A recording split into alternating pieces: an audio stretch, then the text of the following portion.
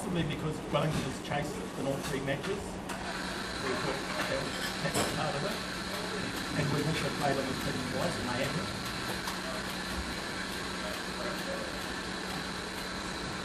You're all set, mate? United. They have commentary? Yeah, mate. Let's hope we don't run out of steam. As in power? Or Interest. Interest, oh shit, yeah. I was a bit bored by the end of the game yesterday. I was like, another overgone. Yeah, it was sort of meandering, wasn't it? It was, yeah. But, that's right, this Should be a good game, I think. yeah. A lot more on the line. Yeah. Yeah, no, indeed. So, yeah, no, it should be good. You've been in fairly good form. Yeah, well, I've had 2 bats. I had got 41 not out in the first game against Canterbury, and then yesterday when the scores were tied, I got a short rank one and smacked it, but smacked it straight to AD at square leg. Unless you're obviously... Stupid. I did it while I've been on the ground or over him, but...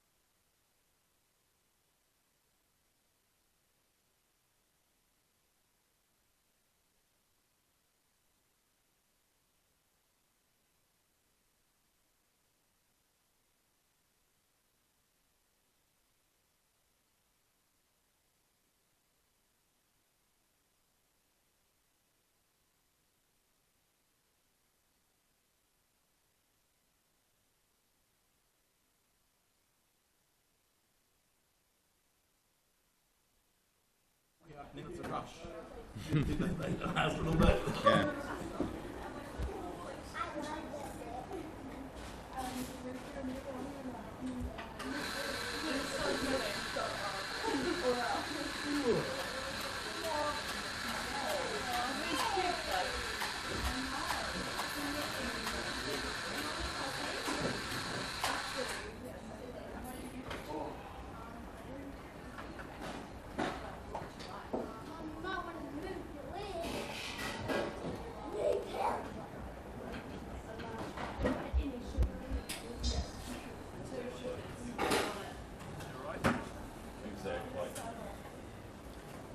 So Andrew was doing the scoring yesterday with Andy. Is that right? Yes. Can I speak with the umpire out there?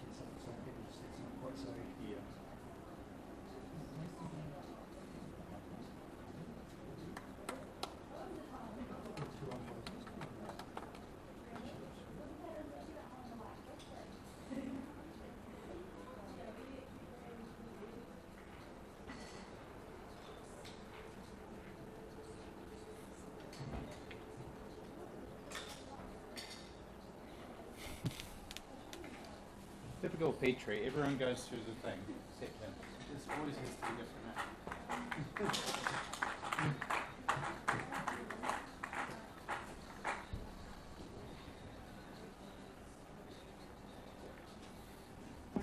We got one umpire too. I'm used to you love umpiring, mate. Hang on, is that Mason umpire? Yeah, Mason, yeah, it's Mason playing Oh, village. First class umpire at one end. He'll do both, member of the team. Yeah, I know, but member of the team.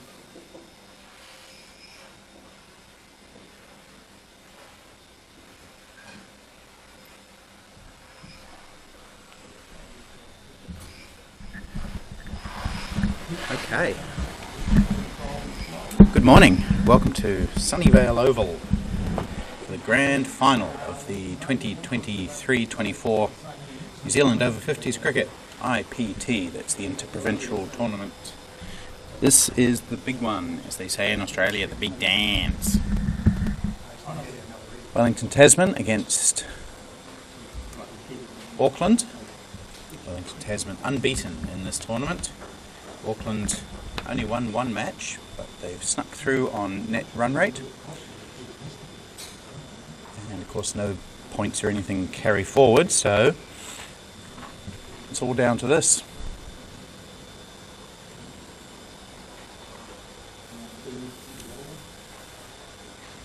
It's another pleasant day here in Dunedin in the deep south of New Zealand. We've had good weather in this tournament right the way through. No play has been lost, or even looked like being lost, and it's pleasant out there. It's not hot yet, it's probably 18, 19 degrees. Bit of high cloud, blue sky, no wind yet, so good conditions for cricket. Opening the batting for Wellington, Tasman, Greg Stretch and Richard Petrie, the latter of whom will take strike to Dean Askew. So, first class bowler, starting up against former international batsman. So good pedigree right from the start.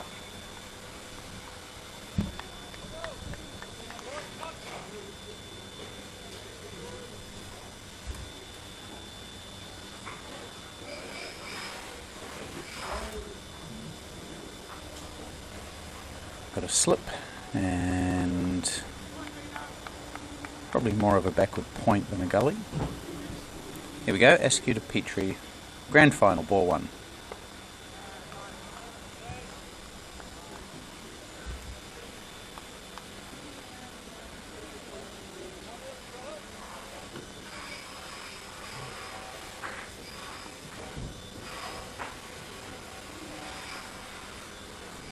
Dean Askew still off the short run he adopted a couple of days ago when we saw him here. Not feeling 100% well, so that's probably the reason. So sacrificing a little bit of pace for the sake of the body. And remember, he is 60 or 61, so he's one of the older players in the tournament.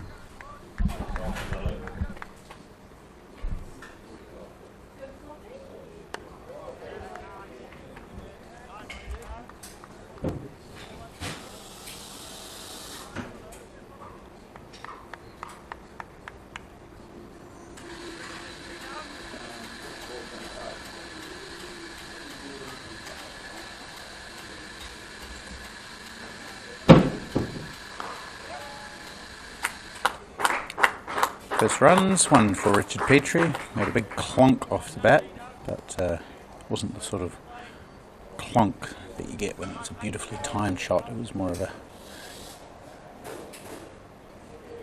I don't know, just a clonk. Anyway, out to the cover sweeper. First runs of the final, one for Richard Petrie.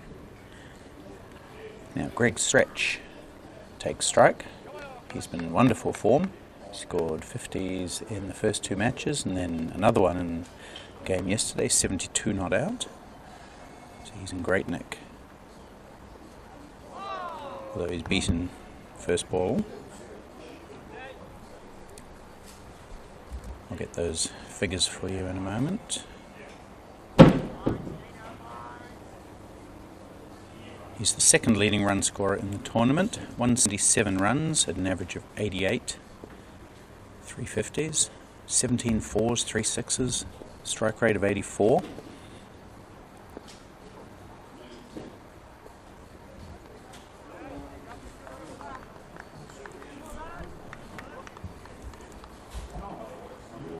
The leading run scorer in the tournament is also playing in this game. That's Wayne McKenzie from Auckland, who started the IPT with 99 not out, scored a 70 following game and then 30 odd yesterday before he was run out. So he's averaging 100. Third on the run scorers list is Richard Petrie, who's got 149 runs at just a shade under 50. So mostly the usual suspects topping that run scoring list. We've got John Gary there, Adil Samani, Bert Horner, Simon Dodds, Robbie Frew. All familiar names to followers of New Zealand over-50s cricket.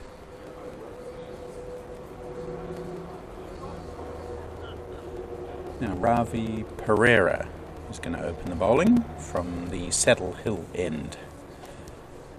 I thought Mike Harrow might have shared the new ball, but Auckland captain Neil Ronaldson going for Ravi Pereira, who has opened in Auckland's previous matches. It's bowling to Petrie, who plays a strapple, the straight pull, down through long on for a comfortable 2.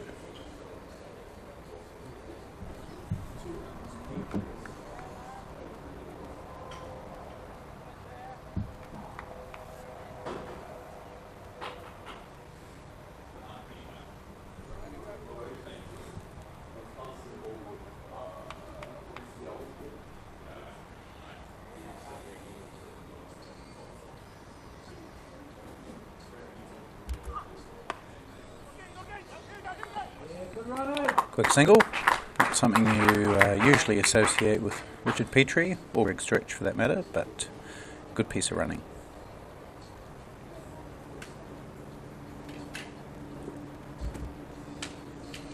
So, with the second and third leading run scorers in the tournament opening the batting for Wellington Tasman,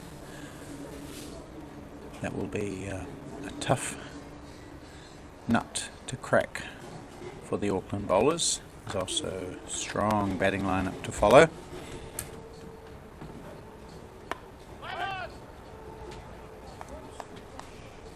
Scott McCarty in the lineup, Mason Robinson, Kelly is an exciting player that we haven't really seen much of because he just hasn't had the opportunities. The top order for Wellington Tasman have dominated.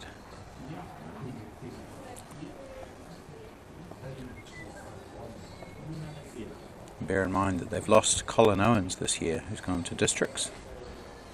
Oh, chance of a catch taken. So the second leading run scorer in the tournament, Greg Stretch, after 3 consecutive 50s, falls very early in the final, out for a duck. As I said early on, it's back to 0 today, so it doesn't matter what you've done in the warm-up or round-robin games. It's all about the final, and Greg Stretch falls, caught. Good catch by Giles Pike with his hands right above his head at backward point. And delight for the Auckland bowlers. Ravi Pereira picks up Greg Stretch for a duck. Auckland fun.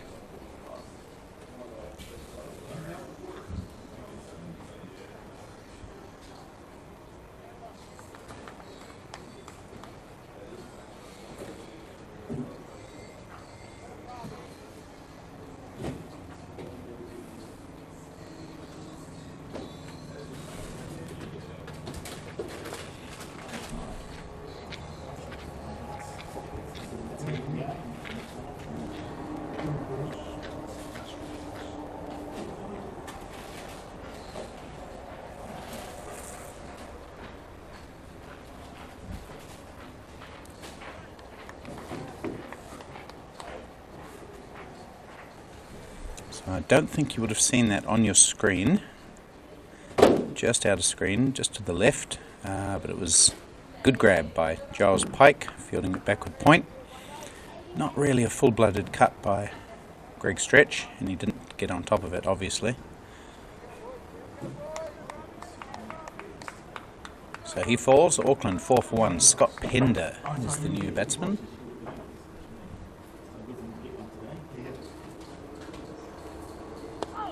And he's off the mark straight away with a nice little clip off his toes. He will run hard and come back for 2.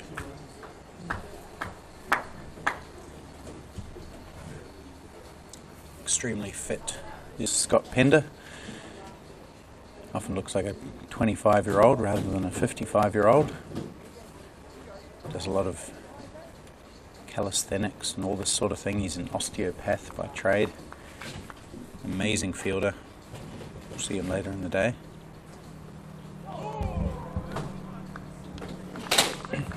Successful over for Ravi Pereira. 1 for 5 he has. And Auckland 6 for 1.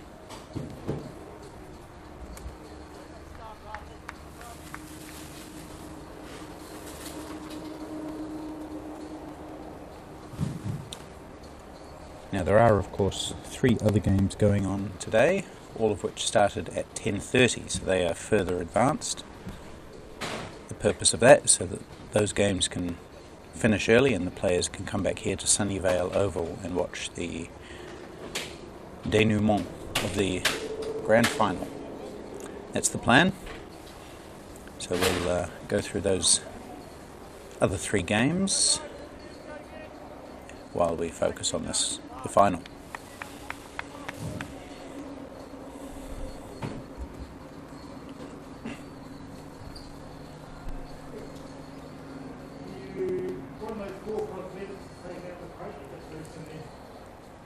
Wellington Tasman have batted second in all 3 of their wins in this tournament. This is their first time batting first. I'm not sure if that had any bearing on Auckland's decision to bowl first.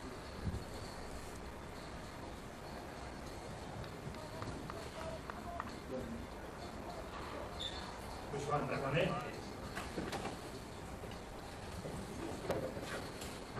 Oh, well, yeah.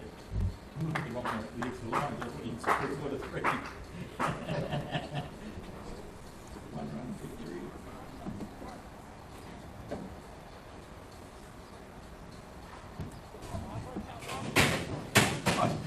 Just blend into the line.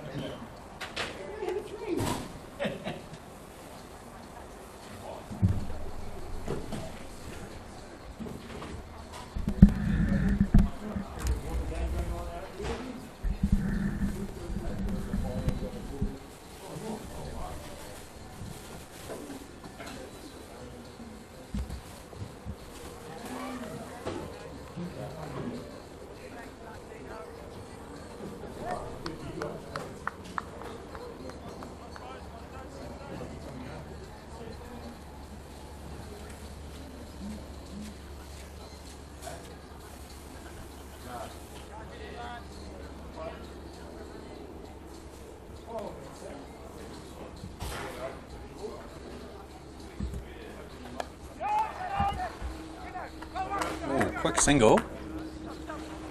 Well played actually, well run. Pender just dropping the ball at his feet. Richard Petrie calling him through. Good pace from the big man, Petrie. And good intention too.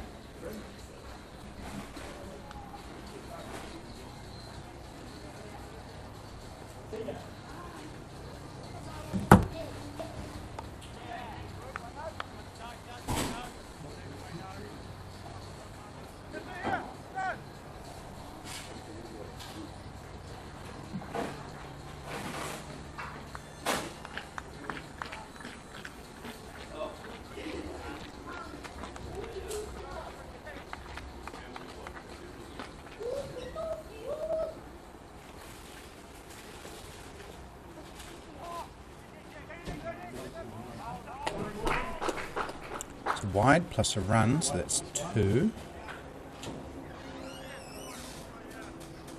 Inescu just straying down the leg side. The pitch here at Sunnyvale Oval has played pretty well throughout the tournament. Another wide. Canterbury Otago scored 280 batting first yesterday in districts. Got to about 230. They probably could have got a little bit closer, but they didn't really bat very aggressively in chasing that target, which was slightly odd. Dean Askew onto a really short run up, only about 6 or 7 paces, if that. Maybe he's injured. And it's just a slowish delivery by Askew standards, which Penn plays comfortably out to extra cover for 2. So we'll have to see how Dean Askew is feeling, whether he can continue.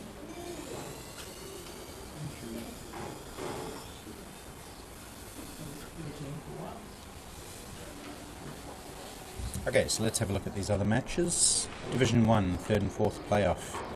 That's between Canterbury Otago and Districts. They're the 2 teams that played yesterday. Canterbury Otago batting first again. They're 2 for 2. The main scorers in their team, Hoare and Gary, both out to Ben Warren. Ben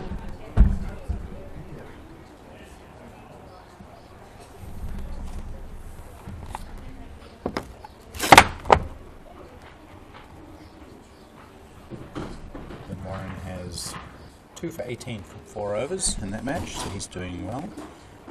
The final of Division 2 sees Wellington Tasman against Canterbury Otago, and the Firehawks batting first, 38 for 2. So a few wickets around the grounds. Martin Pike fell to the very first ball of that game, but Robbins bowled O'Connell for 0. And 3 wickets in the Division 2 3rd and 4th playoff, 27 for 3 districts. So wickets in every game. 8 of them have fallen in the 4 games so far. Now, Ravi Pereira having some health issues as well by the looks of things. He's stretching his calf, or is it Petrie that's holding things up? Dean Askew has left the field. He seems to be limping off. It is quite a long tournament, and remember, these players are all over 50, so on the last day the bodies can start to fall apart. Not sure what the hold up on the field is. Richard Petrie is chatting with Neil Ronaldson, but he seems okay. Okay, so the issue seems to be the sight screen at the far end. There's 3 Wellington Tasman players very leisurely walking over to do it. Now they've broken into a very gentle jog, but not a lot of urgency. Again, maybe a factor of the long tournament and low energy levels.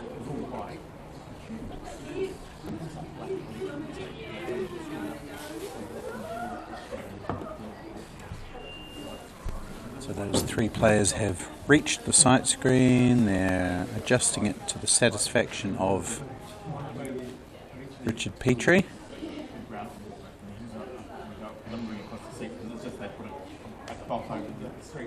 And all seems to be in readiness. Just waiting for the players to move.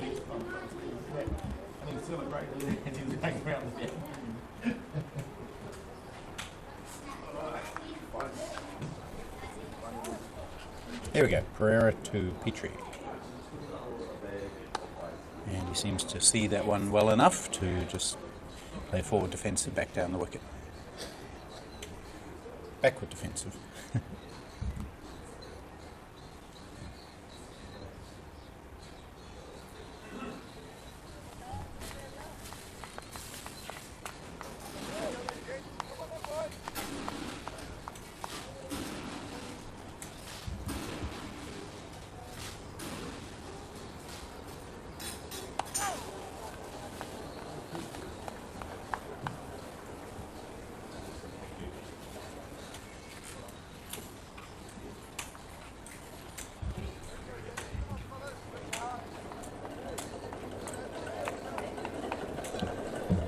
So Richard Petrie has been fairly conservative in this tournament. He does have the ability to score extremely quickly. We've seen that a lot. Overall, his strike rate in this tournament, 77.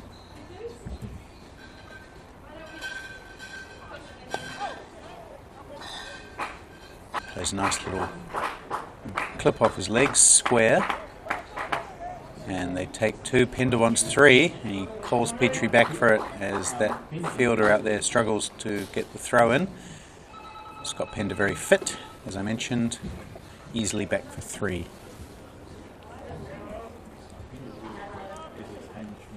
Ofisa Tunu'u standing up to the stumps, to the bowling of Ravi Pereira. Played a lot of cricket recently, Ofisa. He was in Mount Maunganui yesterday for the Black Clash, which is the match between rugby players and cricketers. I still find it a little bit weird, but people seem to like watching it.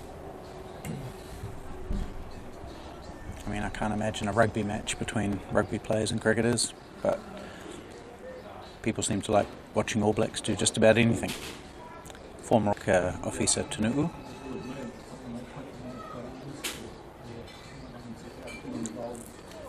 And he gloves that one reasonably well. Wouldn't say he's the most graceful of wicket keepers, Tunu'u, but loves his cricket. As the fact that he flew up to Auckland and then back for this tournament would suggest, just for this game in fact.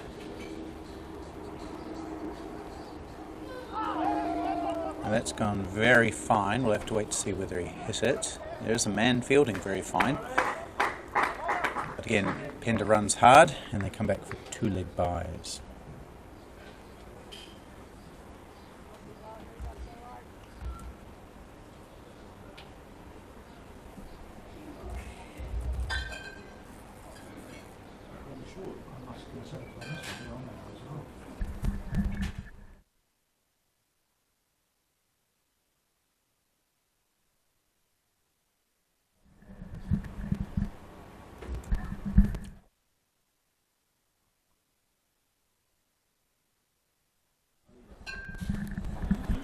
So 5-ball over called by Derek Walker, the first class umpire who's officiating in this final.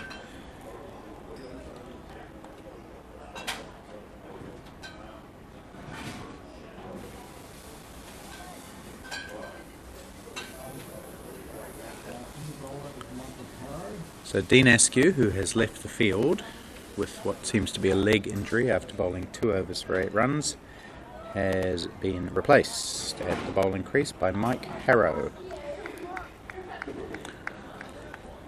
Mike Harrow played for New Zealand at the Over-50s World Cup.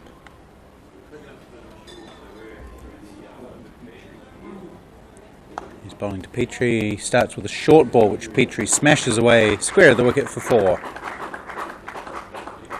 Harrow was a little bit short yesterday as well, and he was hit around by, sorry, not yesterday, Friday, hit around by the likes of Andrew Hoare and John Gary, and he started off with basically a long hop, which Petrie hit hard and square for 4. His first boundary.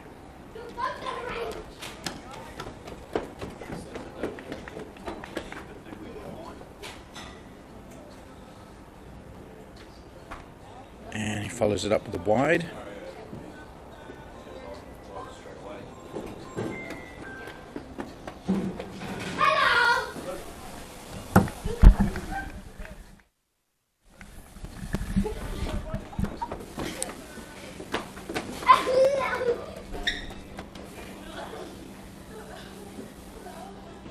Oh, I've got him caught behind, has he? Yes, the finger goes up from the umpire. And Mike Harrow, who started the over with a long hop and a wide, in his third delivery, gets the key wicket of Richard Petrie, caught behind, just nicking it through to Ofisa Tunu'u. He does have the ability to bowl a really good delivery, Mike Harrow. Bowled some great spells at the Over-50s World Cup, and he's Nicked off the other Wellington Tasman opener, the other prolific scorer in this side, Richard Petrie. So Auckland on top here, 23 for 2.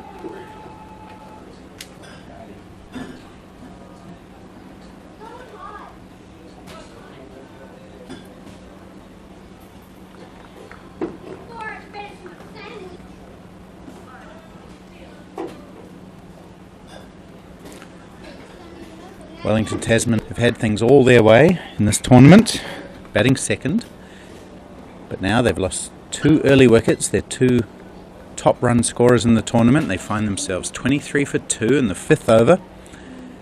Scott McCarty, the Wellington Tasman captain, coming to the crease at number 4. Former first class cricketer, played most for Wellington, I believe. Also a fair bit for Otago. Seems to have connections everywhere. Grew up in Marlborough, top of the South Island. I believe he might have studied here. That's his Otago connection. And he now lives in Wellington. He's facing an Auckland side that definitely has their tails up.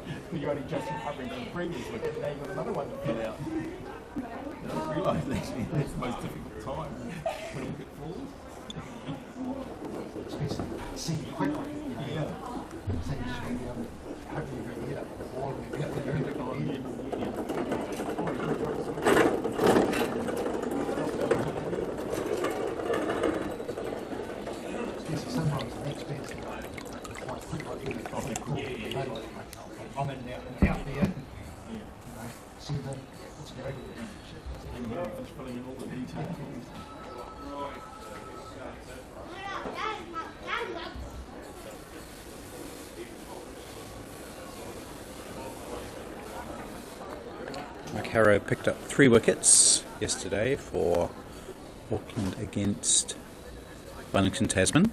They only lost 4 wickets, I think, and he got 3 of them.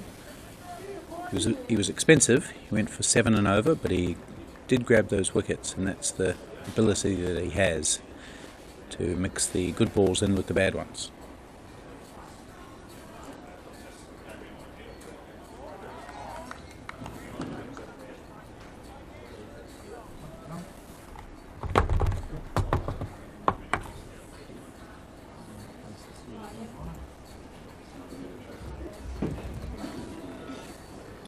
He has 4 wickets in this tournament at 27.5. It's been expensive, going at 6.3 and over, but he has got out some good batters. And finds the edge of McCarty, but all along the ground, down to third man for a single that will end the over and keep McCarty on strike. 24 for 2 after 5.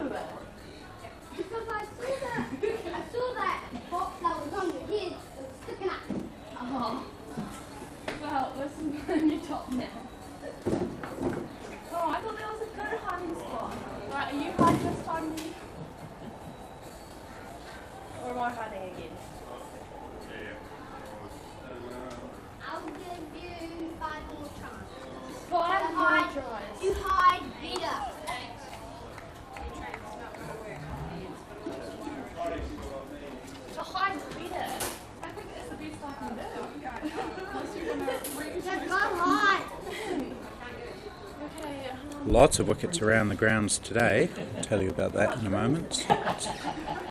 13 of them falling so far, and we're only an hour into play for most of those games. Stop watching me! Turn around! In the Division 2 final, Wellington, Tasman, 49 for 4 already. Tom Lancaster fighting hard, he's on 25. But 3 wickets and a run out.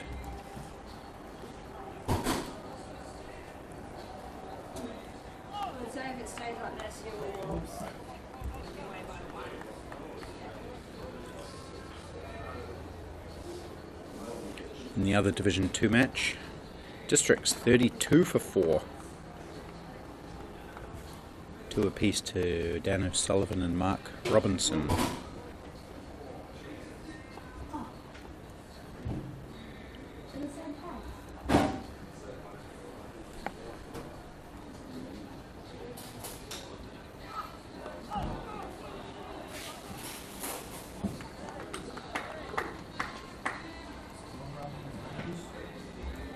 And in the Division 1 third and fourth playoff, Canterbury Otago, they've lost 3 wickets for 70. Hoare, Gary and Scott all out.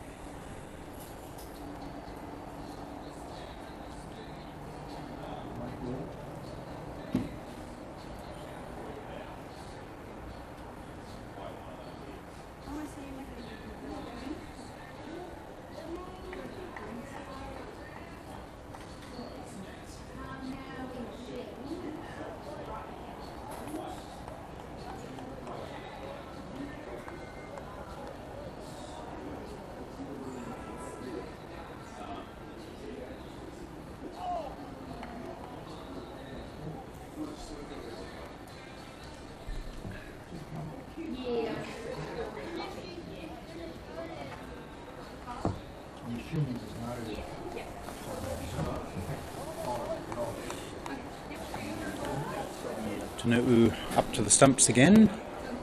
Seems to be spending a few balls back and then a few balls up.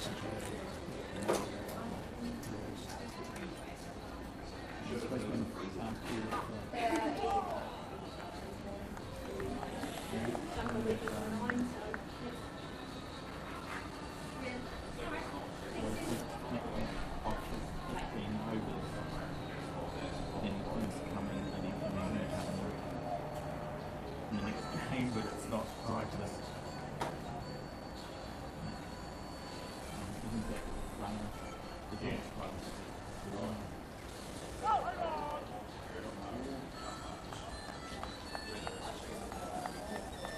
Completed 3 runs off. 27 for 2. 3 off that over. 6 gone, 27 for 2 wickets apiece to Ravi Pereira and Mike Harrow. And 2 Scots at the crease, Pender and McCarty. Quite a few Scots in this tournament. There's McCarty, there's Pender, there's Scott Mason, there's Kelvin Scott, there's Scott McCullum. Sure there's a few others that I've forgotten. Just a common name, I guess, around the early 70s.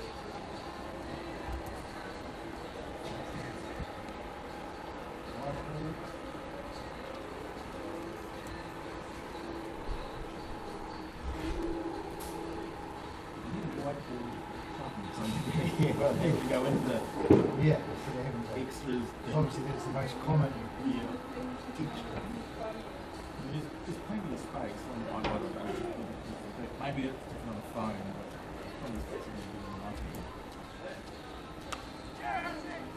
but Nice shot from Scott McCarty. Graceful extra cover drive, extending the arms nicely through that one. And they take 2.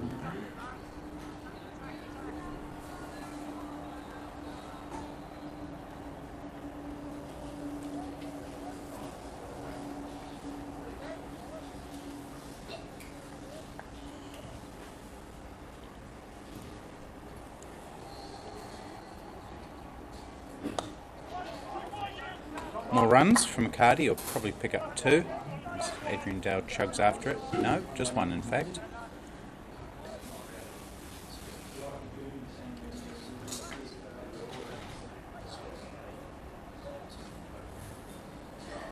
Scott McCarty often takes a little while to move into his work, but he is a professional batsman. He knows how to construct an innings. He's scored a lot of runs over the years, first class and club level. He's played overseas in England. Beats the bat again, Mike Harrow.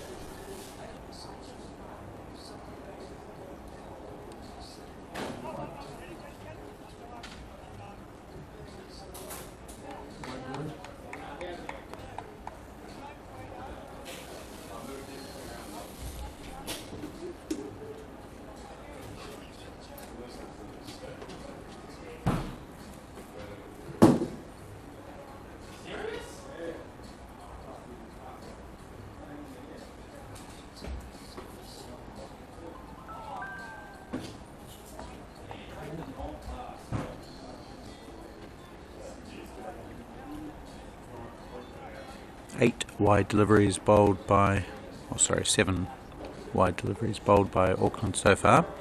Total of 8 wides conceded. But they have picked up those 2 wickets.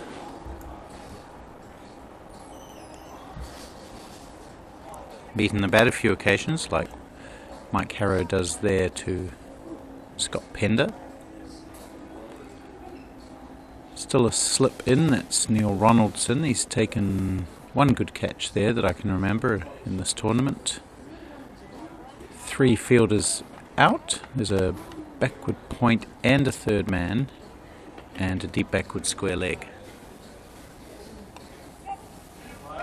And the latter of those 3 comes into play now as Zender tucks it round the corner to him. Takes 2. Interesting that he's got that backward point and third man not too far away from each other, both right on the boundary. Obviously seeing the cut shot, or at least the thick outside edge, as an area that Pender scores a lot of his runs in, which is true. So good captaincy from Neil Ronaldson.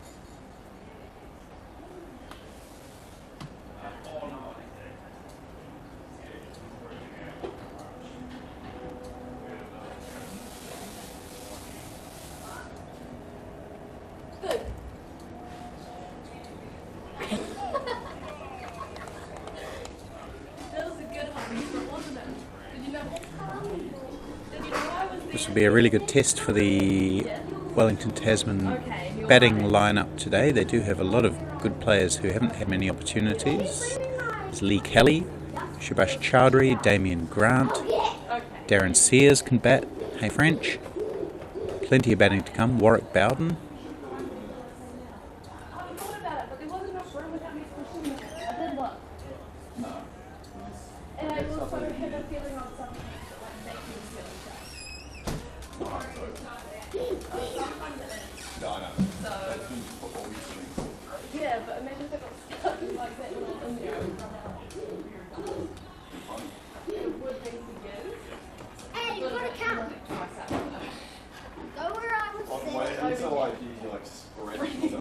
Screaming. Scratch.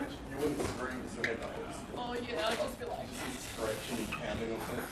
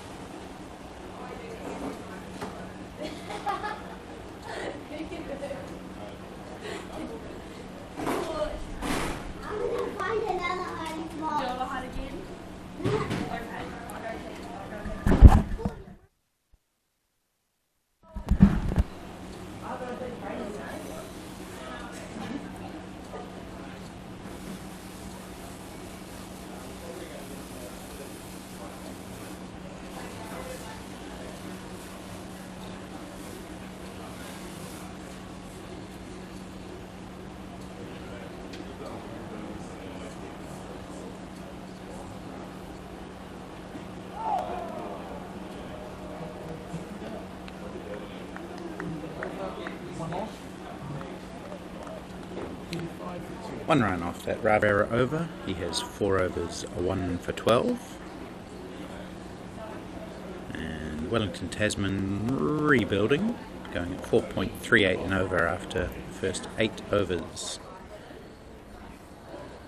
No further wickets around the grounds. Plenty of rebuilding going on. Canterbury Otago are 78 for 3 against Districts. Simon Murphy and Robbie Frew establishing ship there.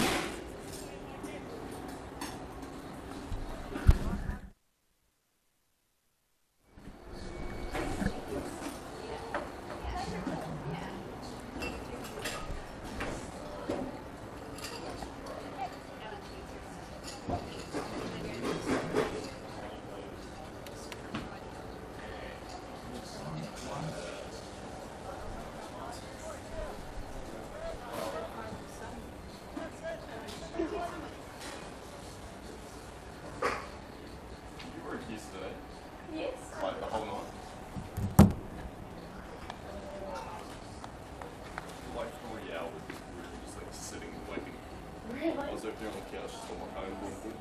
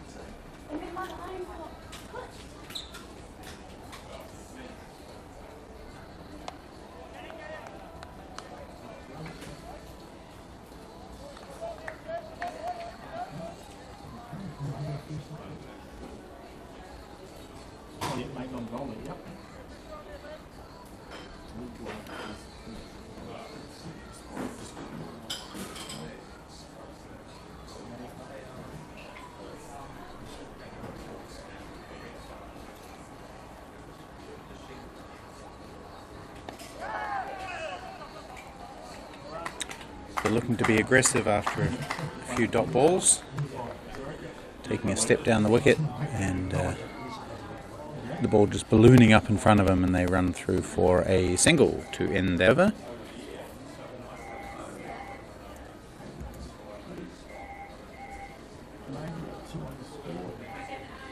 Another wicket down in Division 2 in the 3rd and 4th playoff. Districts struggling, 44 for 5.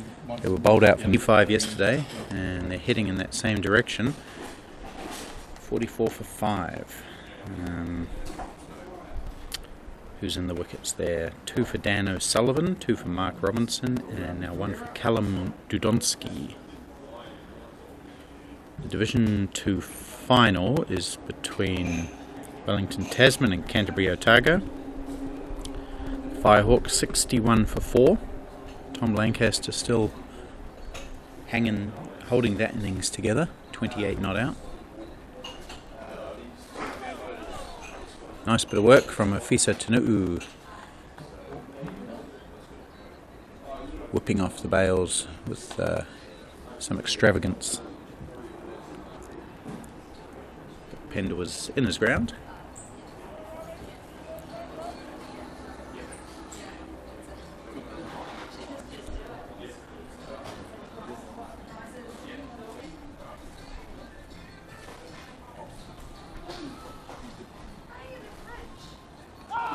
Again, almost an exact replay of the previous ball. Pender trying to drive, missing, and Afisa Tanu'u showing some real flamboyance as he whips off the bails with 1 foot in the air.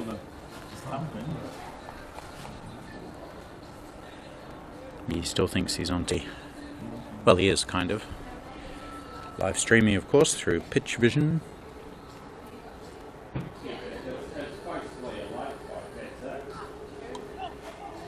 Oh, Scott Pender, bad luck. He has dropped the ball down on the ground. It's bounced up and it's landed on the top of his stumps. He just watched it almost in slow motion, just bounce down and right on top of the bail. That's bad for Scott Pender. I shouldn't be laughing, but slightly humorous. And his innings comes to an unfortunate end, bowled by Ravi Pereira for 8.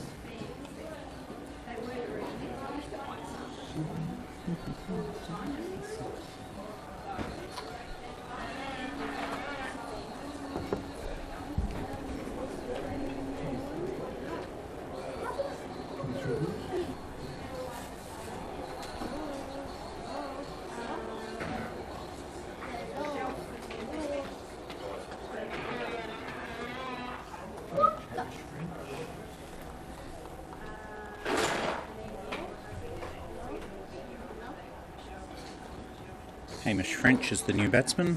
I'll just having a look at that wicket. Yes, he tried to force it on the offside. By the time he realised that it was in danger of ricocheting onto his stumps, it had already done so.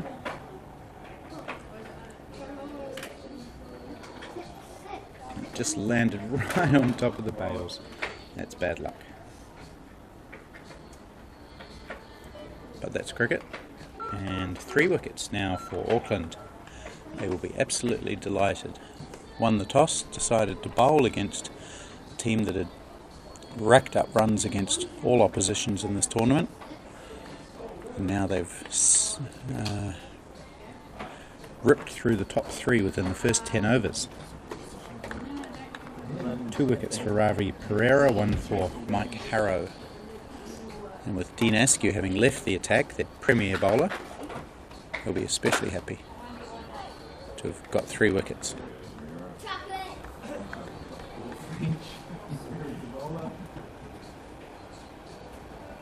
Bowls run the other end of the paper.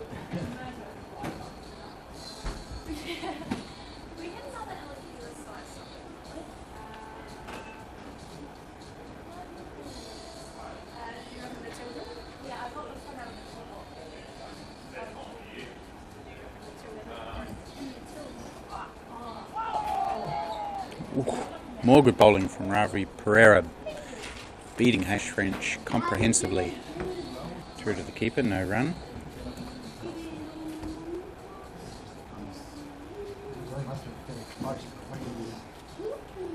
It's hard to see what's happening on this one, unlike yesterday with the nice line here on the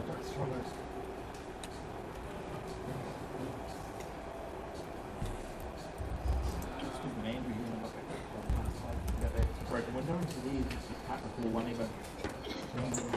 Yeah, I can't remember.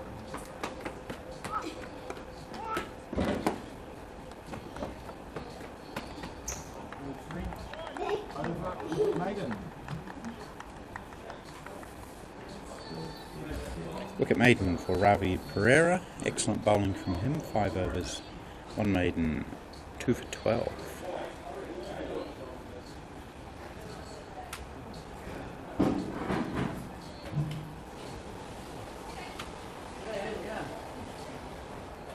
Chase, you got 373. All good? Sweet.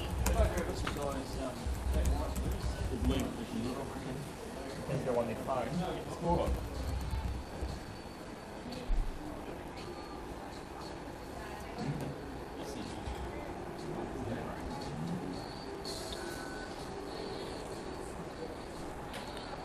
Mike Harrow has 3 overs. He'll bowl his 4th now. Scott McCarty, who's on 6. Jackson behind it, plays it out into short cover, where Andrew Brookland fields. He's the leading wicket taker in this tournament, Andrew Brookland.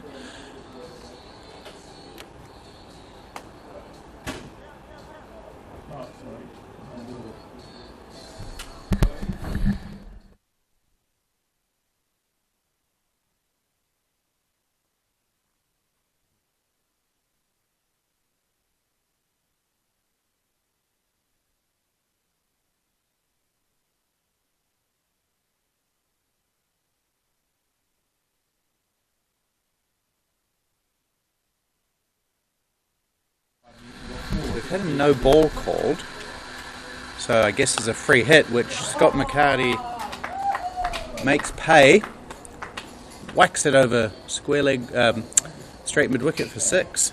So a little bit controversial there. It was called by the square leg umpire, who's actually a fill-in umpire, and it was against Mike Jamieson for not being inside the circle as the ball was bowled. No ball called, and it's been hit for 6.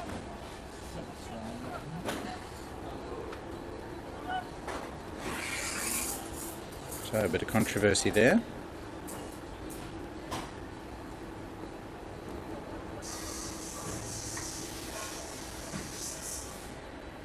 Good shot from Scott McCarty, just playing that short arm jab shot that he plays.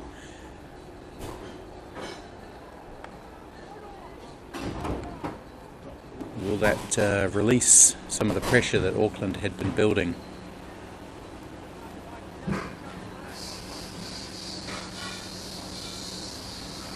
Very big call from the square leg umpire, who, as I said, is a fill-in.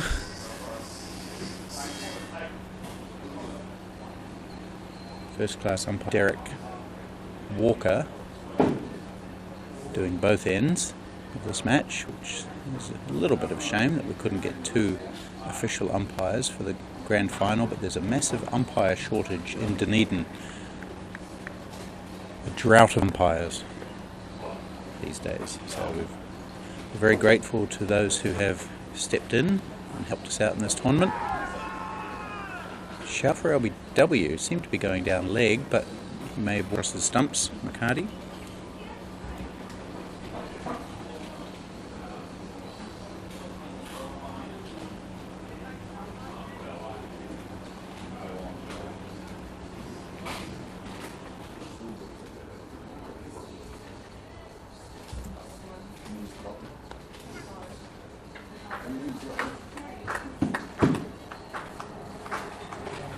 Eight runs coming off that over, which is still going.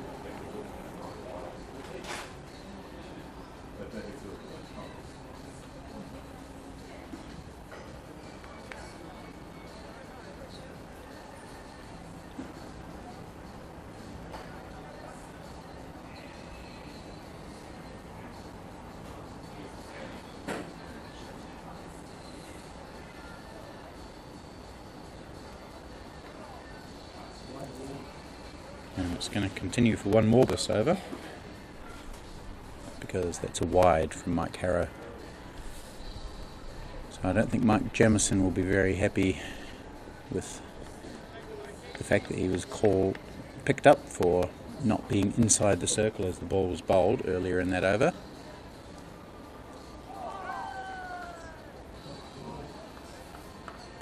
That does end the over. 46 for 3 after 11.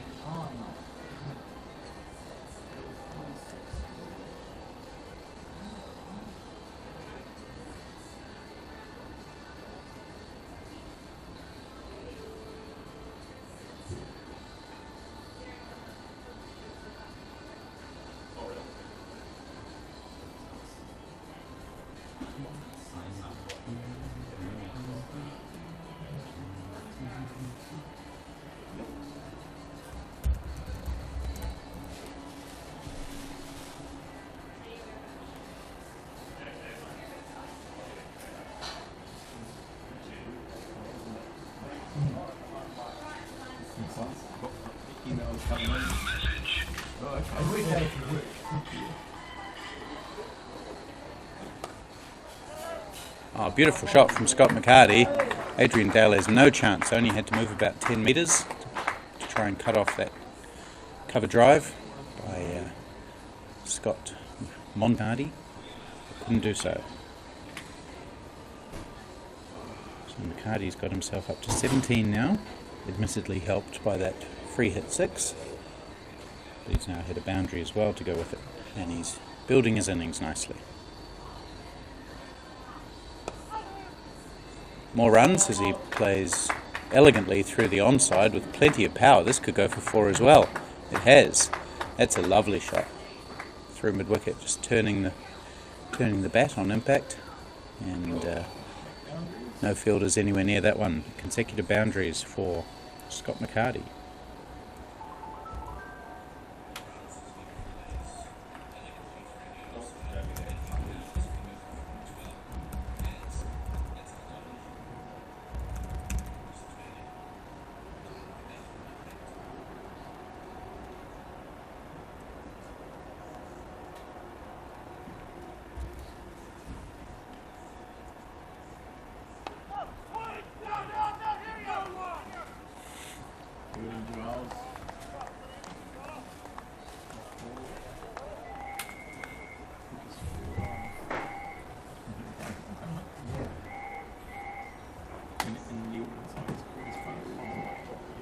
It's quite surprising how the kids.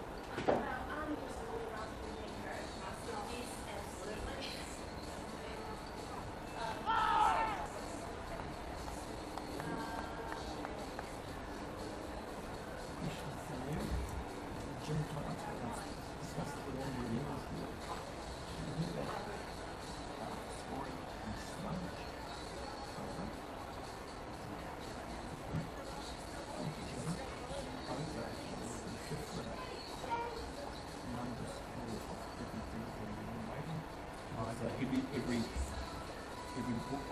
delivery. Yes.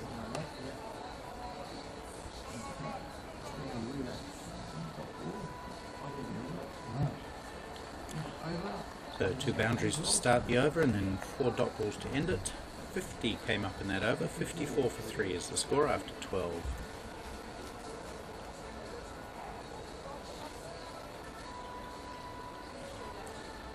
Fair bit of chat going on in the YouTube chat section. Always good to see. Hello to Ronak, Matt and Hamesh. I see some talk about Jason McGeorge there. Yes, he's very disappointed not to be playing. He blew his calf out standing up while batting. Very innocuous it was on Friday. Went out to bat, faced 1 ball, pushed off slightly as he was playing a shot. Blew his calf, tournament over. Change of bowling here. Neil Ronaldson will replace Mike Harrow. Ronaldson, the Auckland captain.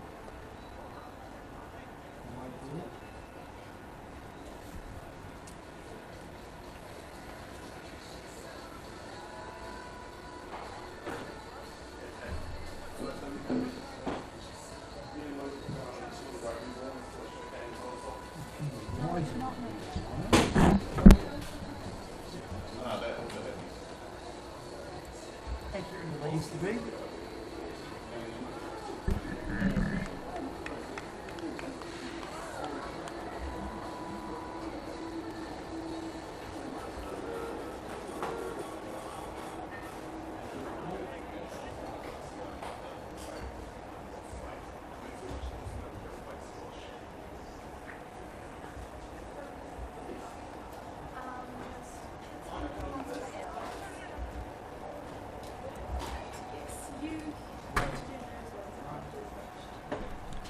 One to Hamish French.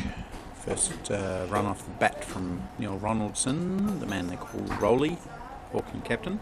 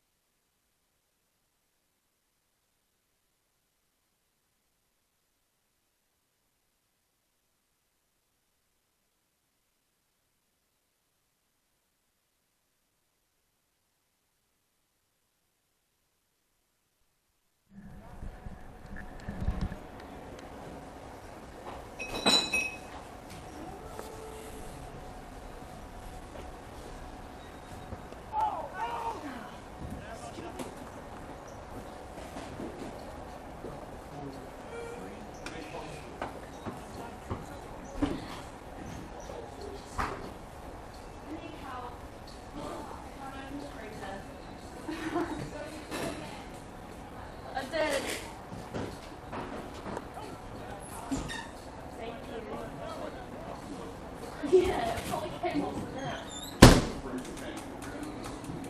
Do I need a glass?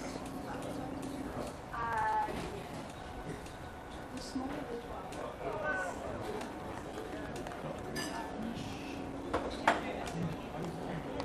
12.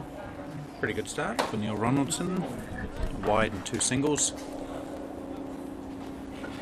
Just coming off a short run these days. He was charging in when we last saw him play for New Zealand, which was the Tri-Series in Australia back in 2022. And he had a wonderful World Cup in South Africa in 2020. He was the joint leading wicket taker, I think, in the tournament when it was abandoned due to COVID. But he doesn't play a huge amount now, Ronaldson, and he's bowling off quite a short run-up. Still quite a nip bowler. Maybe lacking a bit of the aggression and pace that he had 2 or 3 years ago. Another change. Ravi Pereira's 6-over spell has come to an end and he'll be replaced by Paul Rainey.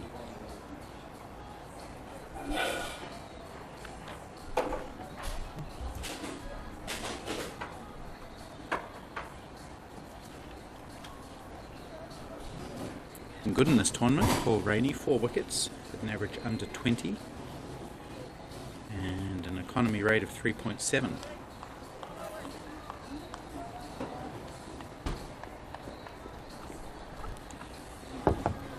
Medium pacer. Comes off about 15-20 metre run up.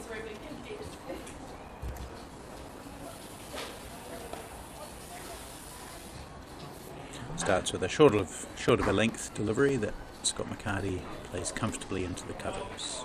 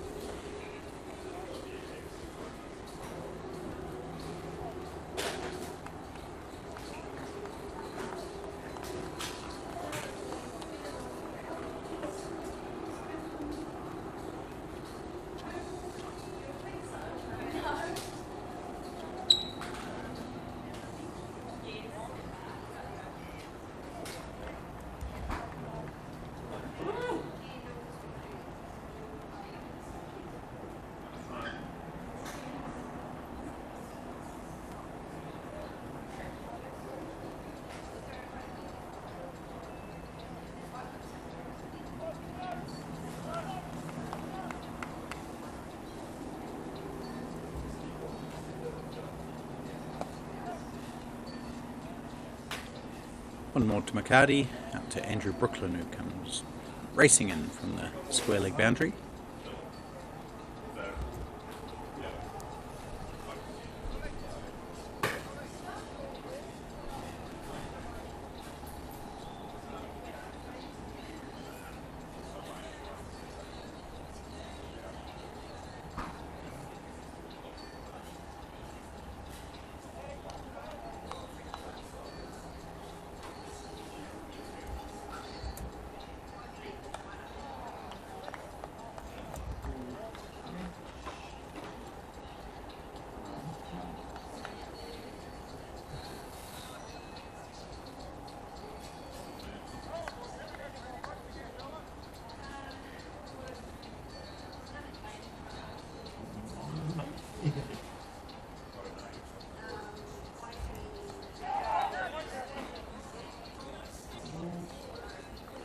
And another good over for Auckland. Good start from Paul Rainey, just one off his first.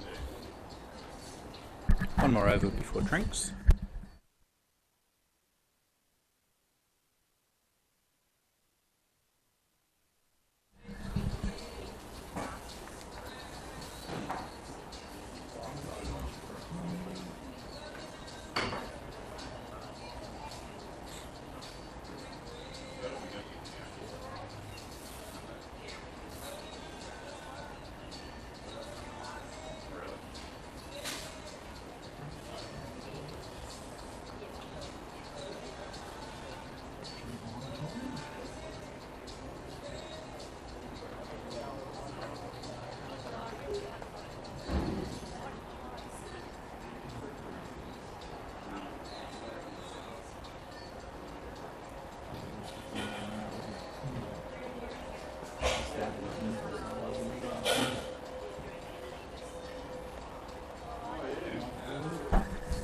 We've had a question come in on the YouTube chat from Hamesh asking, do they pick from the current pool of players to select the New Zealand over-50s team? The answer to that is basically yes. There might be a couple of other players who are not at this tournament who will be considered for selection based on the fact that they have played in the over-40s IPT. So we see another single taken by Hamish French. A couple of players were not available for this tournament but did play in the over-40s IPT. They're almost 50 and are eligible, so they will be but all of the other players who are available for selection are at this tournament, I believe.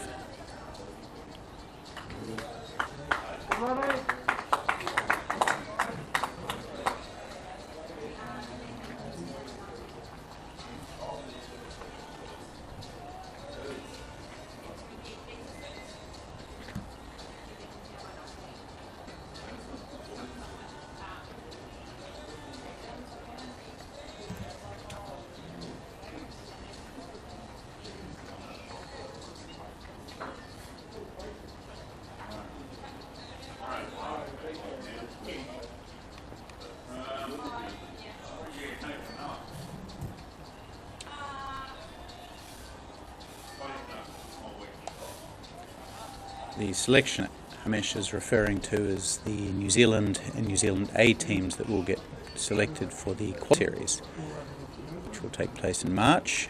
I'll explain a bit more about that after we come back from the first drinks break, which is just about to proceed as the reserve players walk onto the field with some drinks, and we'll take about 3 or 4 minute break and continue with this IPT Division 1 final.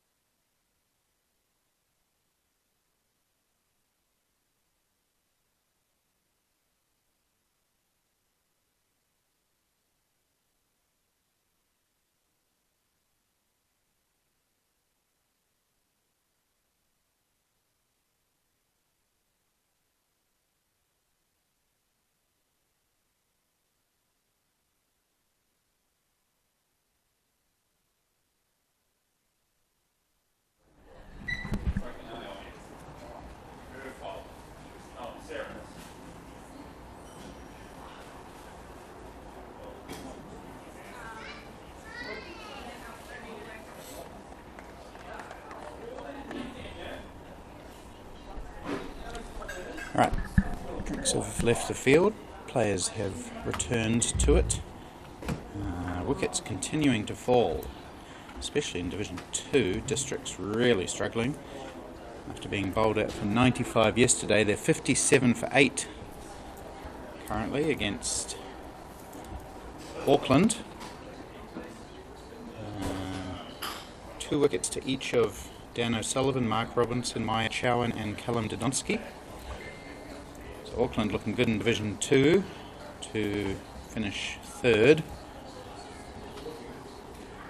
In the other Division 2 match, Wellington Tasman 82 for 6. It's the final of Division 2. Tom Lancaster 38 off 76, he's still in. Wickets shared around. And then in the Division 1, 3rd and 4th playoff, Canterbury Otago 118 for 4. Robbie Frew and Craig Gibb at the wicket there.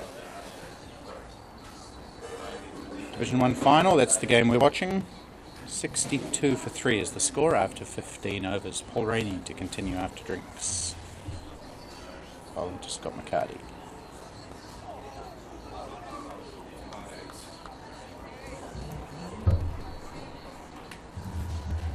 Yes, so the selection that we were discussing earlier, it's for the quad series, the Over-50s quad series that will take place in March the 13th starts. That'll be a great occasion, the highlight of the New Zealand Over-50s season.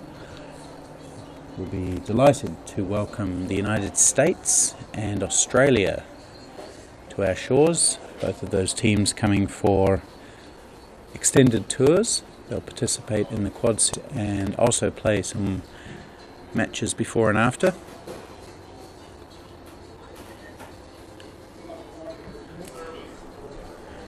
Their tours will start in Christchurch, or Canterbury at least. They're going to play a couple of warm-up games in Rangiora, Main Power Oval. That's a beautiful ground there. Lovely picket-fenced oval out in the countryside.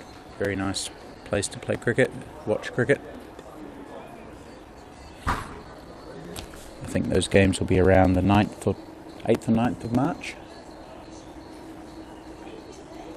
And then those 2 touring teams, Australia and the USA, will make their way up the east coast of the South Island, beautiful part of the world, past Kaikoura, up to Blenheim, one of the sunniest cities in the country.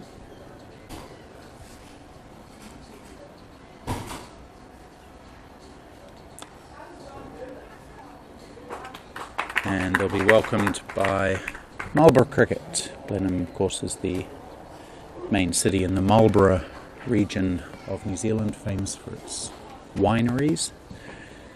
And so Marlborough Cricket doing a wonderful job hosting that tournament. They will host all of the matches at Horton Park, former first-class venue.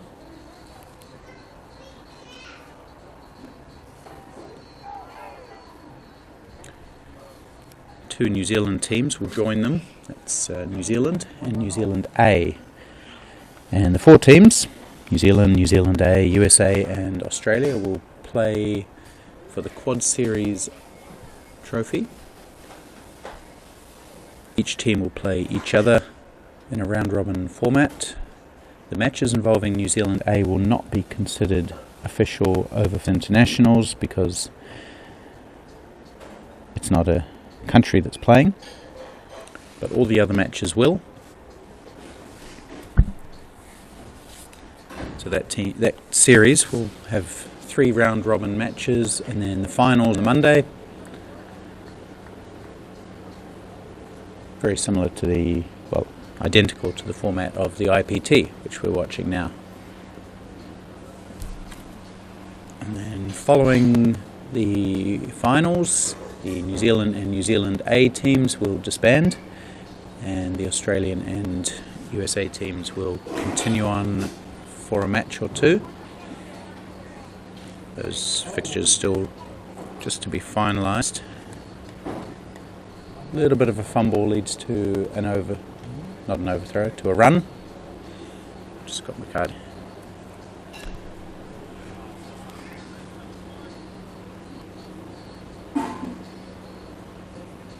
So, the quad series will be a lot of fun to be involved in, great to watch, and excellent standard of cricket we expect.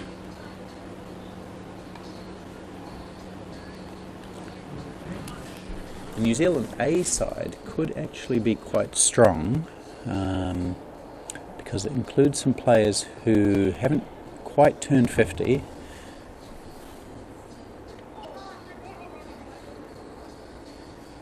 but are eligible because they will be 50 by the time of the Over-50s World Cup, and the visiting teams have agreed to let those players play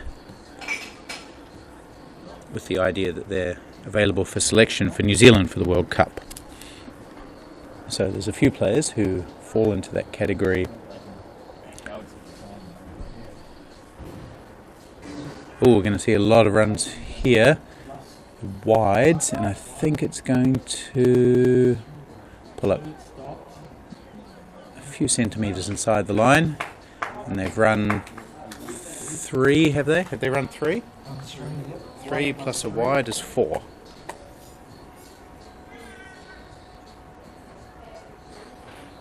So Neil Ronaldson does have a bit of a habit of spraying the ball down the leg side sometimes. He's not unfamiliar to conceding blocks of 5 wides. That's another wide on the offside this time.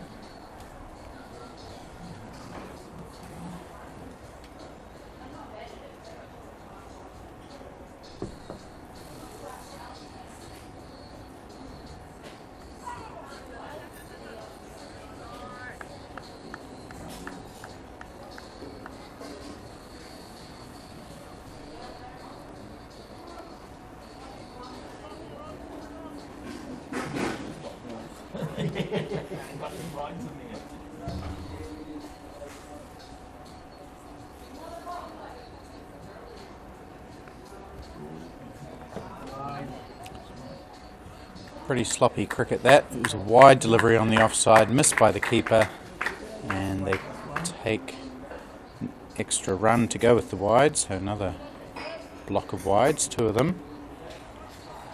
And this is not great bowling from the Auckland captain, I have to say. At a time when his team needs him to really keep the pressure on.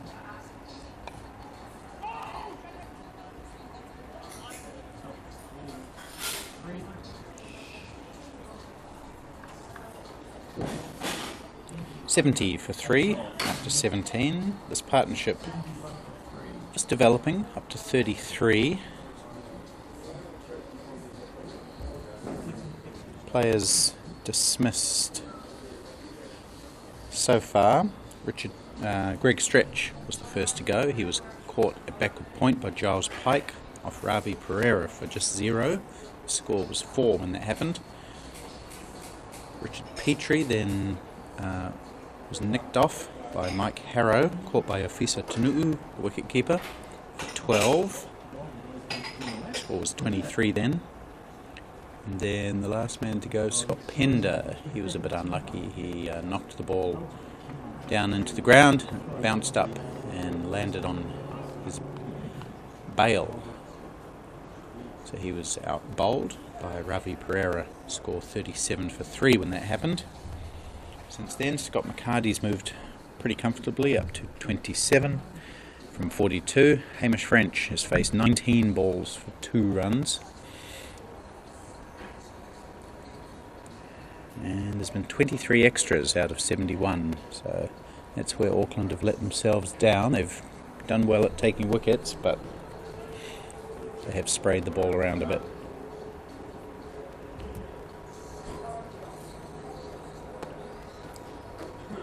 Paul Rainey bowls and Monty McCarty pulls him out to the boundary for 1. Andrew Brookland is fielding there.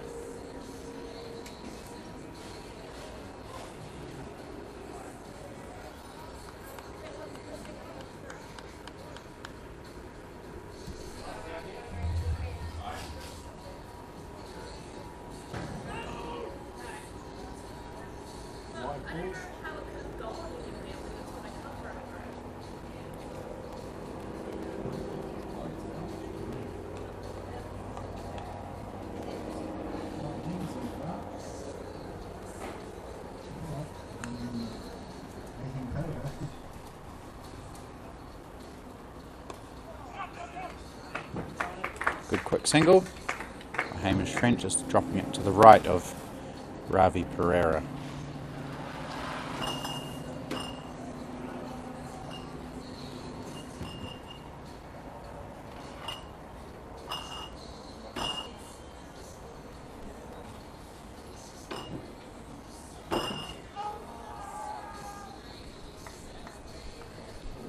Good shout by Paul Rainey, but Derek Walker not interested.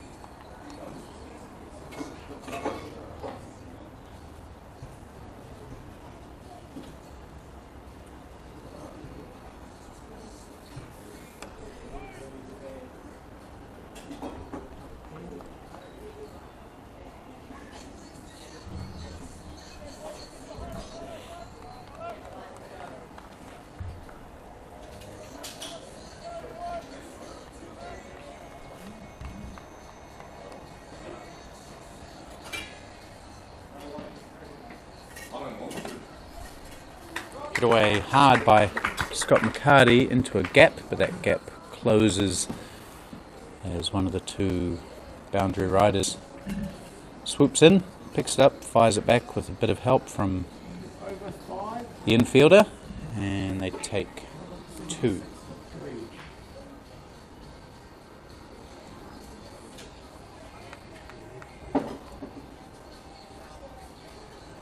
Paul Rainey has bowled well, has none for 7 from 3. As Matt points out on the YouTube chat, he said Paul Rainey is a very handy bowler and has a bowling average of around 11 in club cricket. So that's pretty good.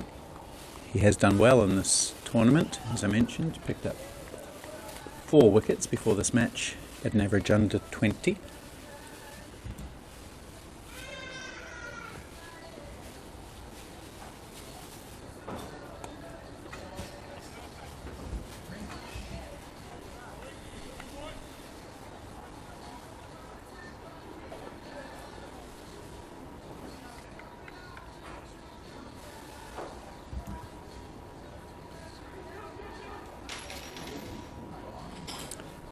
Slightly sloppy work from Afisa Tanu'u, allowing that ball to deflect off his gloves, and they take a bye.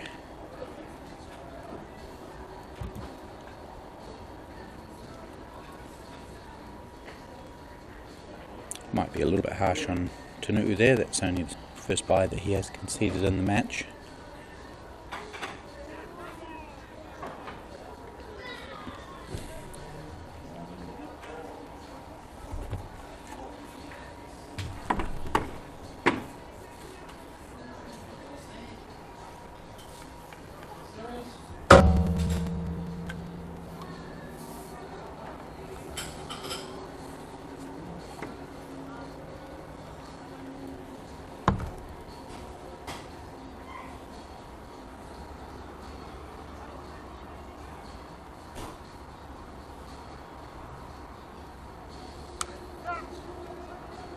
Good hit by McCarty down to long off, but it's well protected and they just pick 1.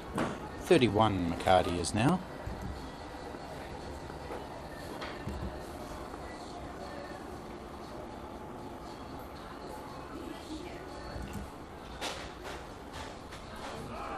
More wides by Neil Ronaldson. This one is just going to make it over the line, so 5 wides. He kicks the air in disgust at himself And as I said, he does have a really bad habit of spraying the ball way down the leg side sometimes. Good bowler, but that's his main weakness.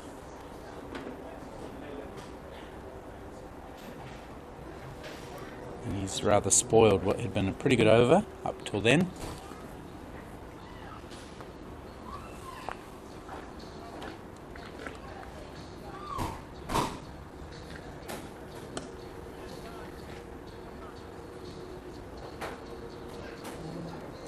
Over comes to an end. 5, 6, 7 runs off it, 5 of which were that one delivery that was down the leg side. Bowler, 7 on the total.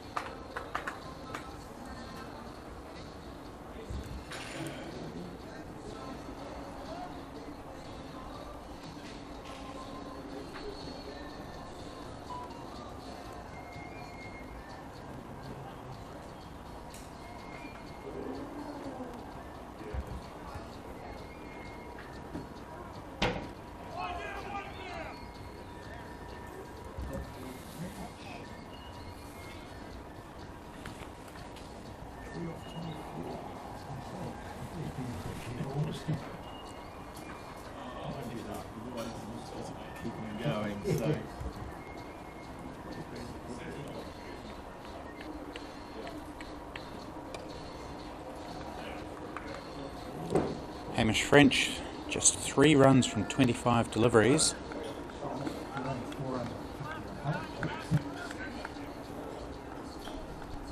He's not a rapid scorer at the best of times, but it's a strike rate of just 12.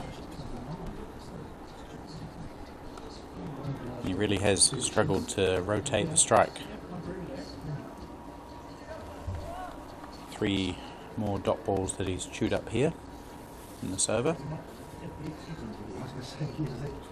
And it does put a bit of pressure on his partner, Scott McCarty, who's going at a strike rate of 60, so no freight train himself.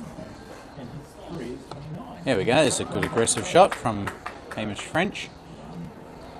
Even that he'll only get 1 for. And he's going to retain the strike. So 84 for 3, 20 overs gone now. I've got it here, 3 dots in between the ones. 2 runs off. 85 for 3. No extras in that over. 4, 7.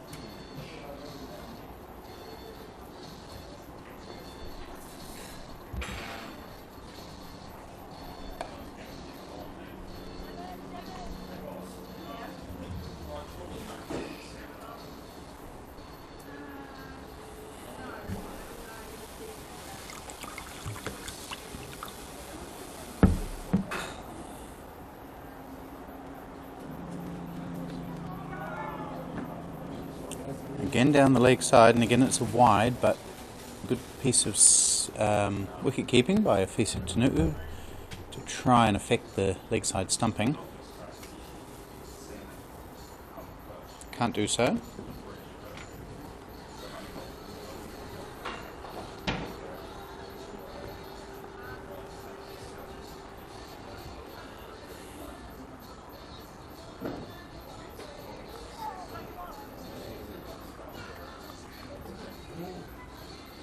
Another stumping chance. French looking a little bit more aggressive now. He may realise that he's just 4 from 30. Run rate's okay, it's 4.15. Another wide from Neil Ronaldson.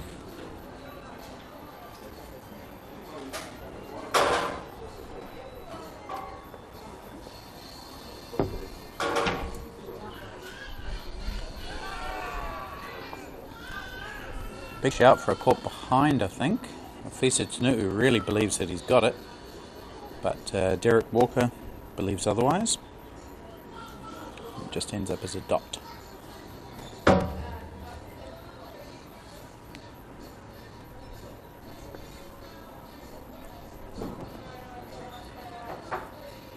Adrian Dale coming out to the mid-wicket boundary with 2 balls left in the over.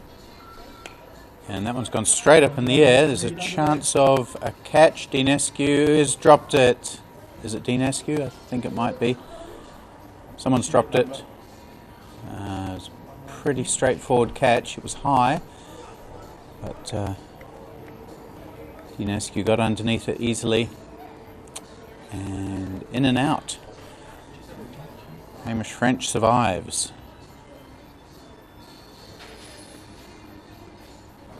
It just went straight up to mid-on and really should have been taken. So the standard of fielding in this tournament hasn't been super high, I have to say. There's been some good stuff, but there's been quite a few catches go down. Yesterday was full because it was very swirly wind, but it's pretty calm today. And now Scott McCarty plays a nice shot off his legs into the straight mid-wicket area for 2.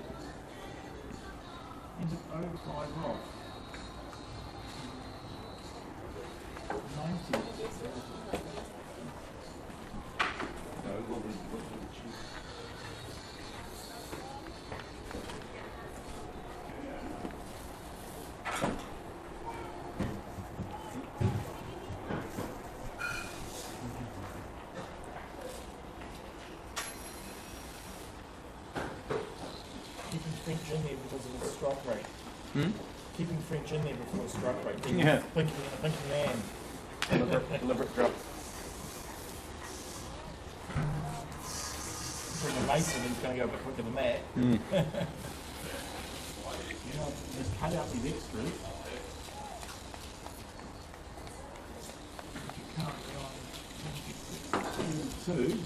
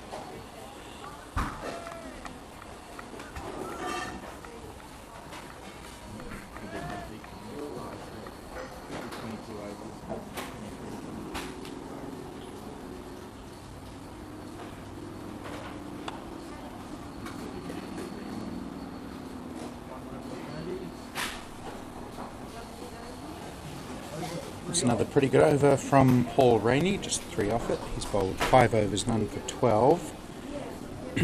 55 is the partnership between these two. Hamish French only contributing 6 to that. Quite a few wides in there as well, considering that Scott McCarty's only on 35.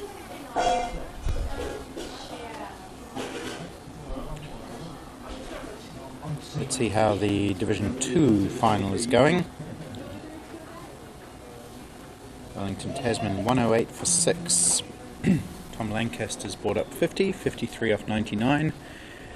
No one else really making a big contribution there. So they're 108 for 6 after 31 overs, so they're going a bit slow, 3.4. Districts 84 for 8 against Auckland in the 3rd and 4th playoff.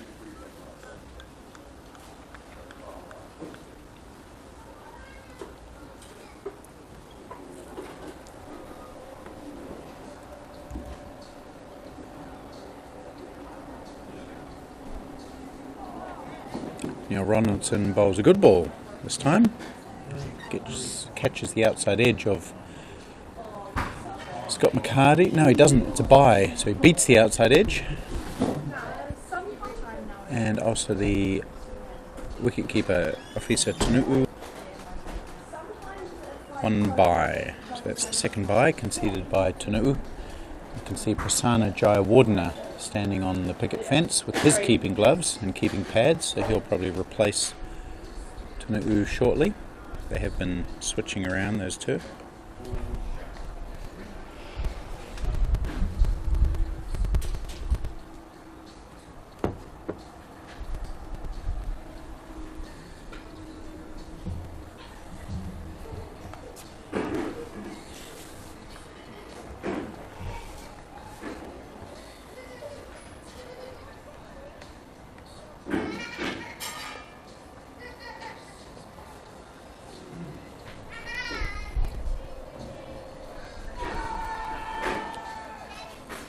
Big shout from the keeper and bowler, not given.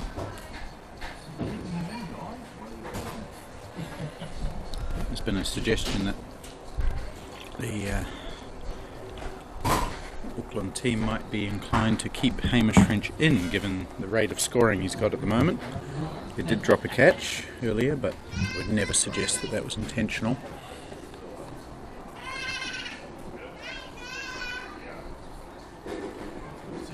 6 off 38 deliveries, Hamish French.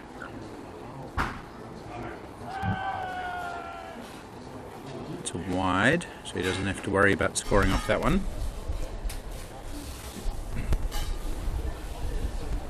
3rd and 4th playoff, Robbie Frew is on 47 as Canterbury Otago have reached 150. They're going okay.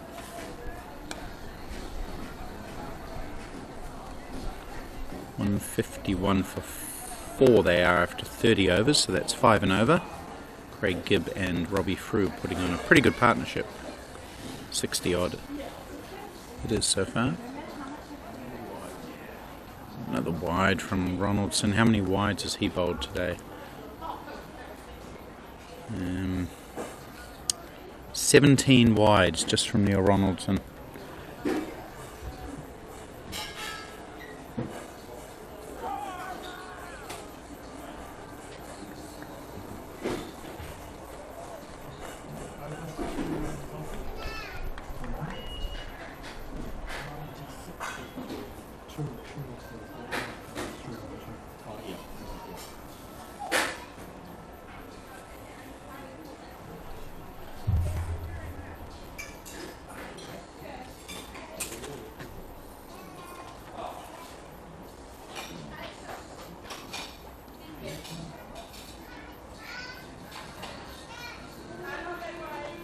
You have to do 2-4.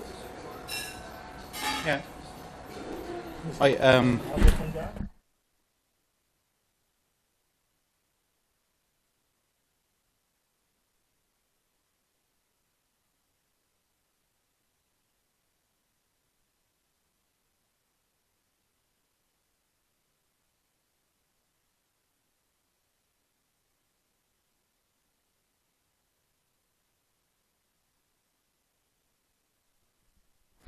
Paul Rainey's been good. 5 overs, none for 12. But he's being replaced now by Andrew Brookland.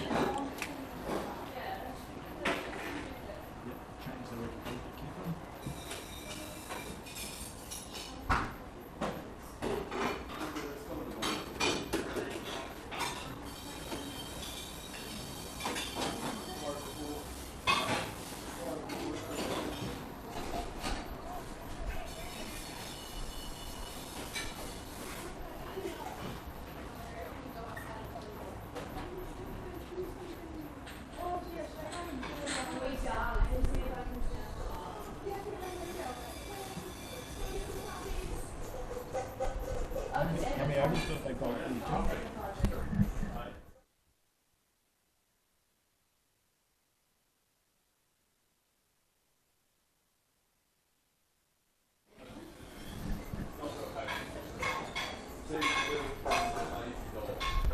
They want to reduce the overs in that game. Why?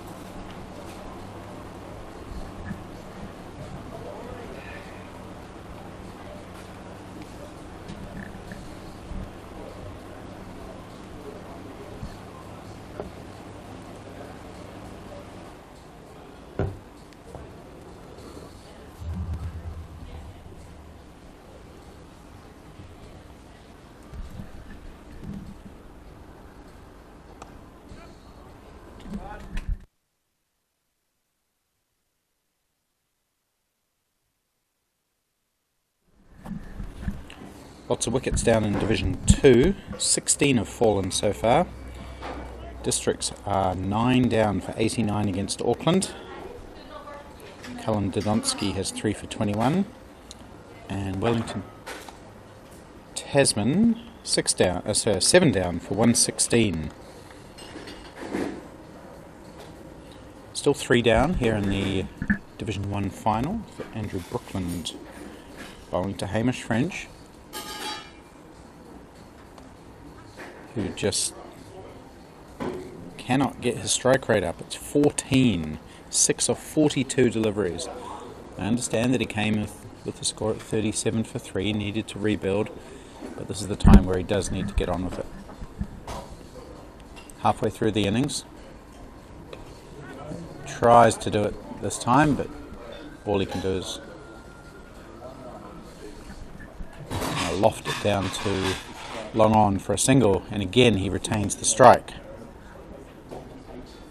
So there's a little bit of intent at least, but not being effective. Run rate just over 4 for Wellington, Tasman, and I suspect they will need to get a move on. Plenty of batting left in the shed. Got Lee Kelly, Mason Robinson, Subhash Chowdhury, lots of good batting. 20 overs left to do it. Warwick Bowden can bat. Darren Sears, he's a good batsman. So I think Hamish French has done the rebuilding job. Now he needs to get on with it or get out.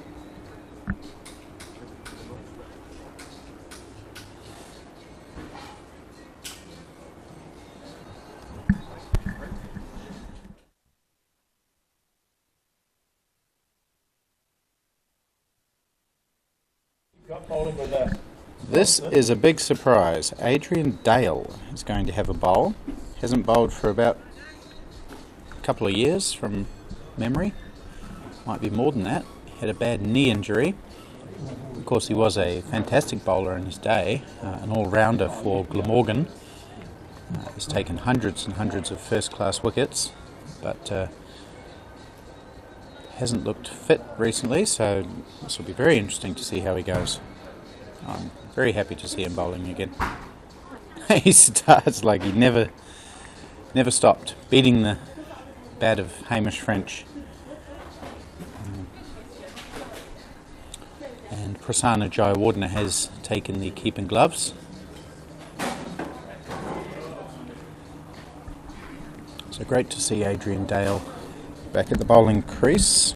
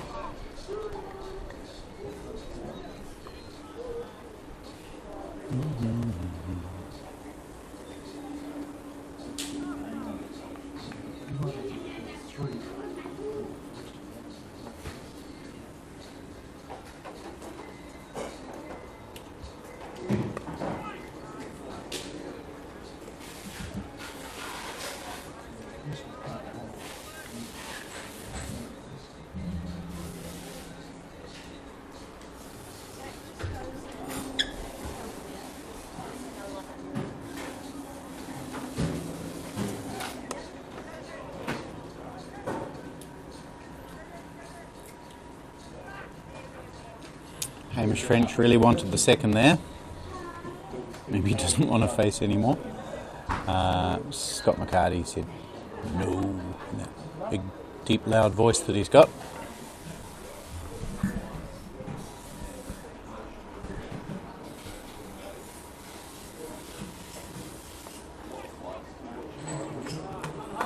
He's found a gap as Hamish French, and looks like Simon Hayden really struggling to chase that one. A big figure of Hayden. Hasn't had much of a series with the bat, but he's got one last chance today, and 2 more to Hamish French to finish that comeback over from Adrian Dale, and for 4.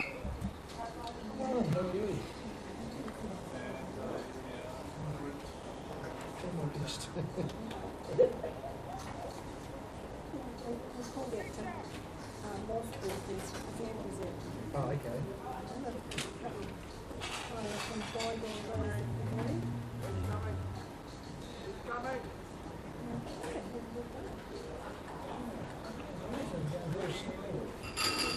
Yep, 9 by a lot of wides.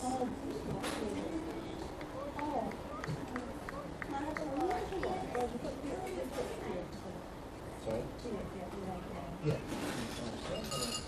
They hit some plus. Listed.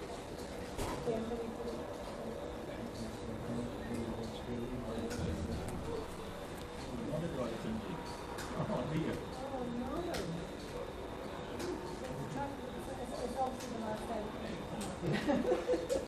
Fourth game of 5 days.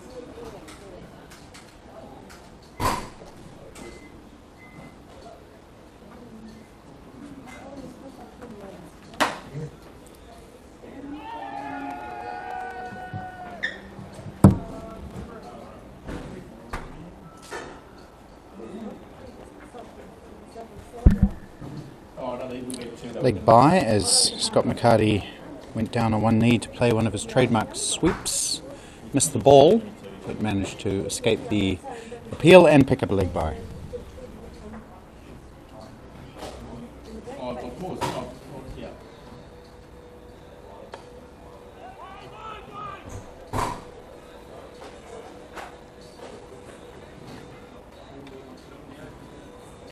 See, they broke a window at time. You point out very, very recent at school, very far in out the hallway. There's no ball free hit. It's just, I've never seen it.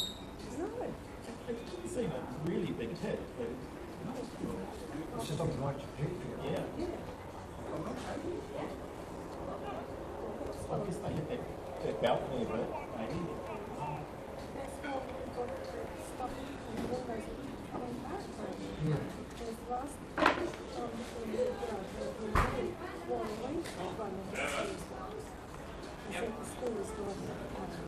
In recent times, I haven't really. The glass really exploded inside.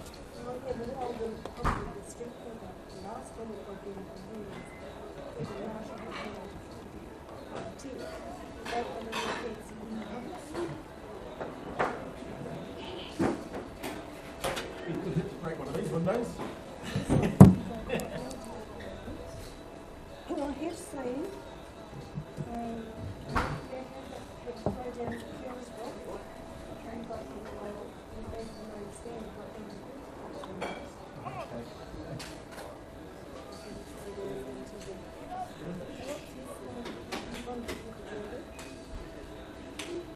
Along.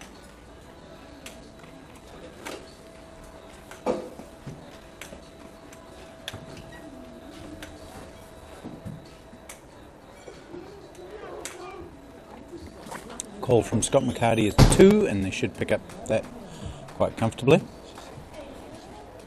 Another mega ice,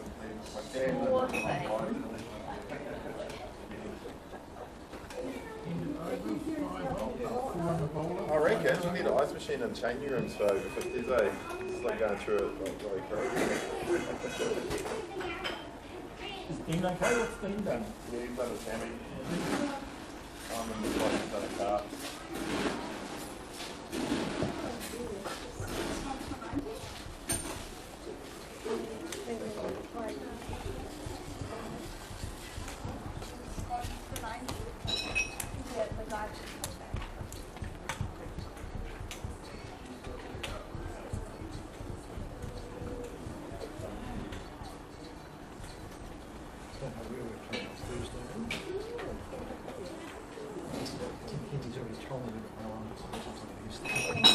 Adrian Dale continuing to Scott McCarty.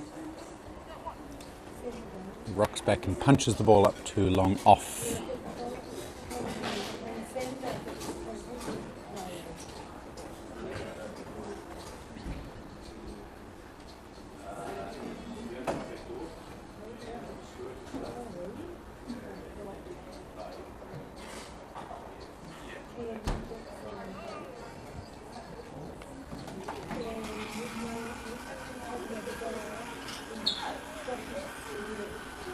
Hamish French has managed to get that strike rate up a little bit. It's up to 25, but still far too low for this stage in the game with the team only 3 wickets down.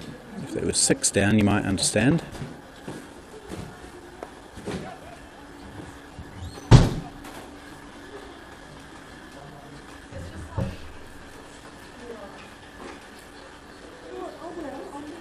Having said all that, Wellington Tasman's run rate is 4, just over 4.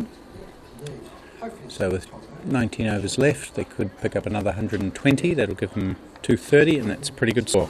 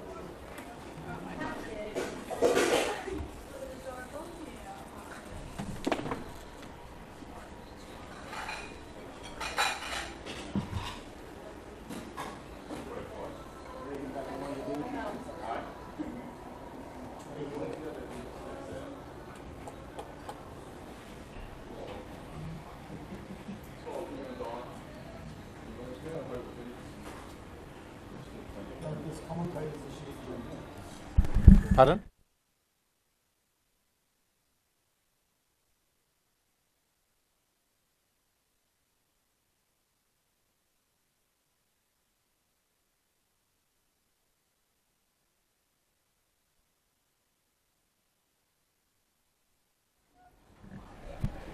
How many more rounds of cards do you think?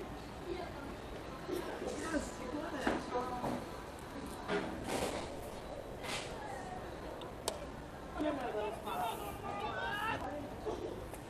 Hamish French wanted one because he liked his shot so much, but it was straight to Afisa Tanu'u at extra cover. So probably wisely, Scott McCarty sent him back.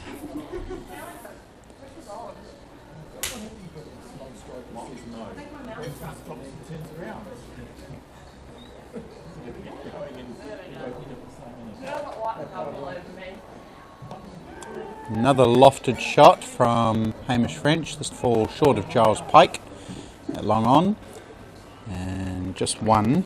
So even the aggressive shots from Hamish French not really proving productive. He hasn't hit a boundary.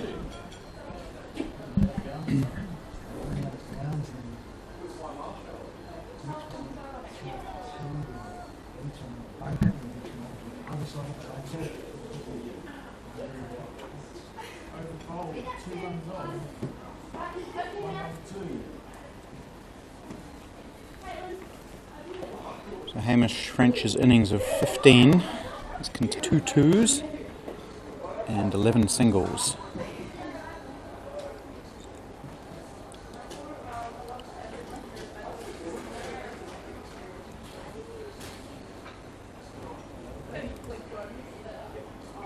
112 is the score. I'm not. I have no relation whatsoever. Or anything. I just arrived. Actually, my previous that's kind of how I got back.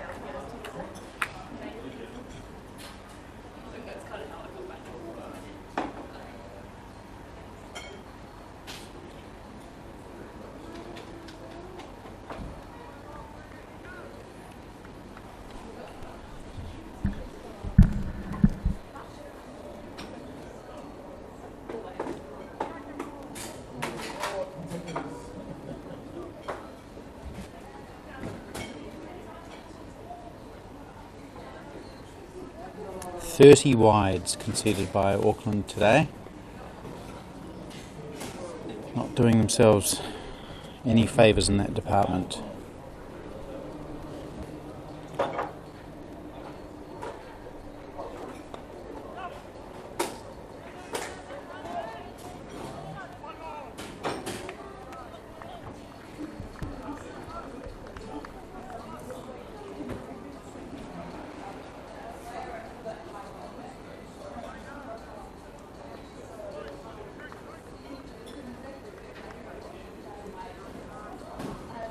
Got an over and a half before the drinks break.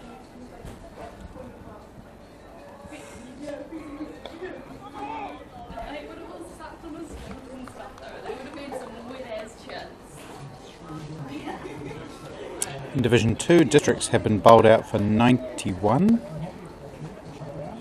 So Auckland will need 92 runs to finish third in Division 2. Hamish French hits it straight up in the air again, easily taken by Prasanna Jayawardene, the wicket-keeper, and finally Hamish French's somewhat torturous innings has come to an end.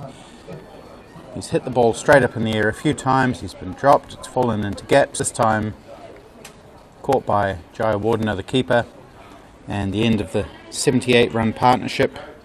Hamish French, 59 balls he faced for just 16 runs. Finally claim their fourth wicket. And Adrian Dale gets a comeback wicket. Good for him.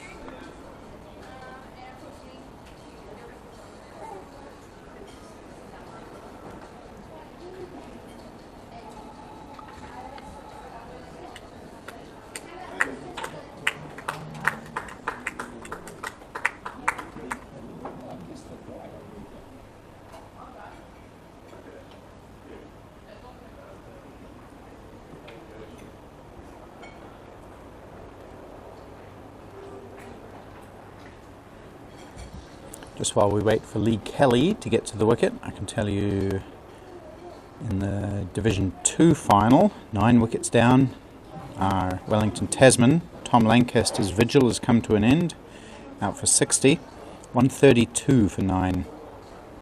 Phil Walker again, the destroyer, he's taken 3 wickets for 14, must be close to being the leading wicket taker in Division 2. He took 4 for yesterday. And Division 1, third and fourth playoff, Canterbury Otago, 170 for 5. Robbie Frew, 59 not out.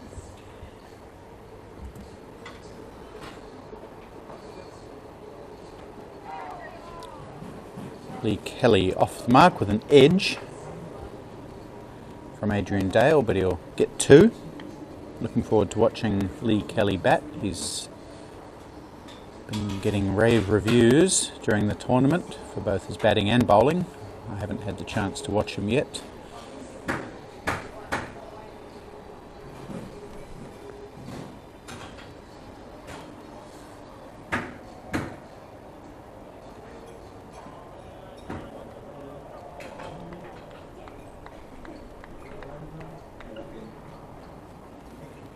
Nine overs gone, 117 is the score for 4 wickets.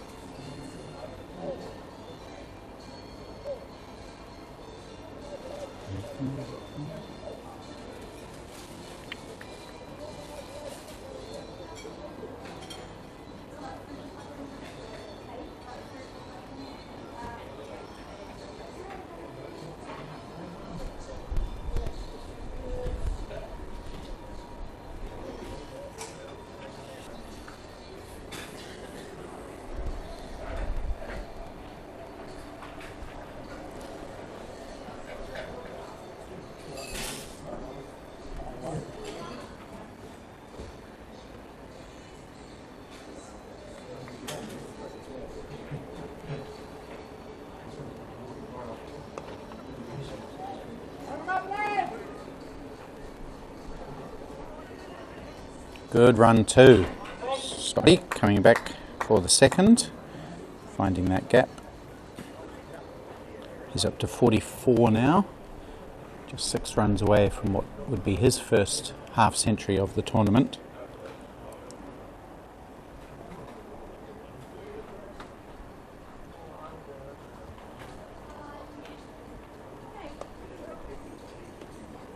He's looking a bit more fluent now, McCarty.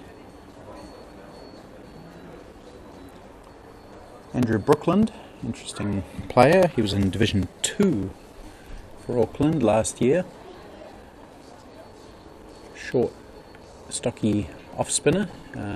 Took a number of wickets in that tournament, been promoted to Division 1 this year, and he's the leading wicket taker in the Division 1. So that's an excellent rise for the man they call Lunchbox. It's a long up for an off-spinner.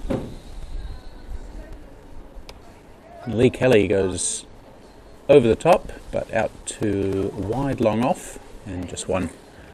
So he looks like an aggressive player, Lee Kelly. Does have a reputation as a big hitter, something of a legend in indoor cricket circles. Played a lot for New Zealand at indoor cricket.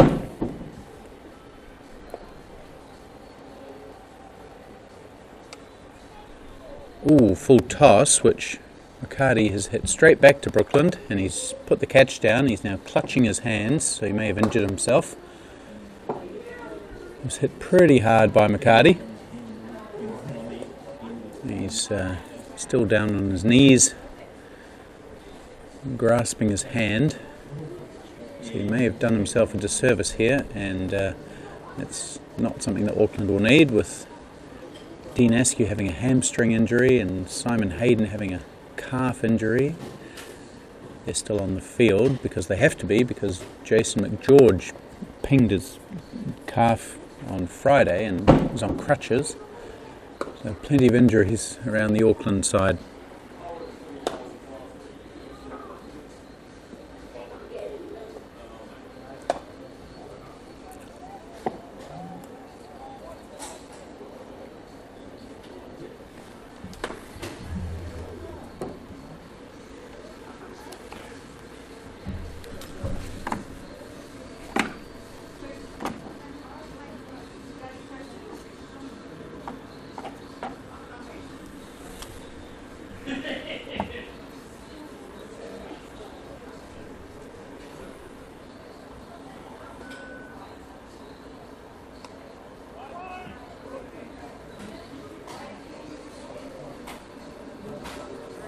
Brookland gets through that over. His fourth, none for 13 he has. Down below us I can see Mason Robinson getting some throwdowns. Loves throwdowns more than anyone I've ever met. Mason Robinson. He could be coming in next, the wicket-keeper batsman.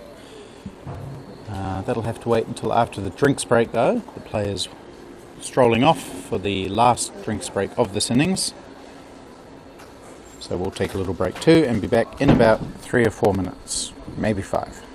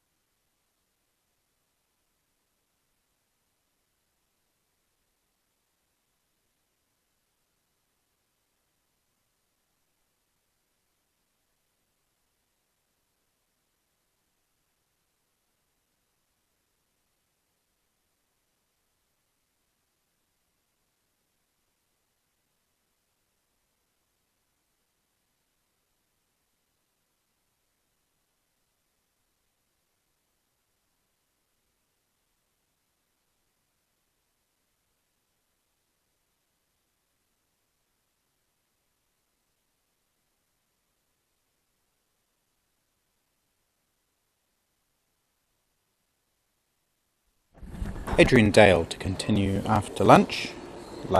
After drinks. What am I talking about? Starts with a wide. It's a beautiful day outside now. Less cloud than there was last time I reported on it. Plenty blue sky. Bright and sunny. Looks warm. I'll have to check it out during the lunch break. Maybe I had lunch on my mind.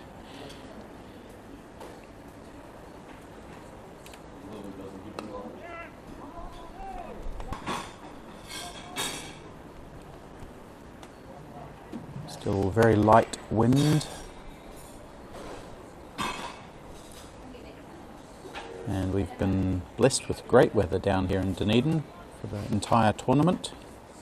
Hasn't been a drop of rain during play.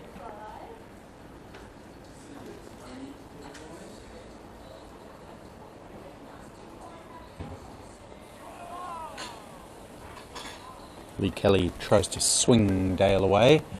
Makes no contact. Plays for the Petone Riverside Cricket Club in Wellington. Lee Kelly has played a lot for Hutt Valley, and I think he played 1 or 2 first-class matches.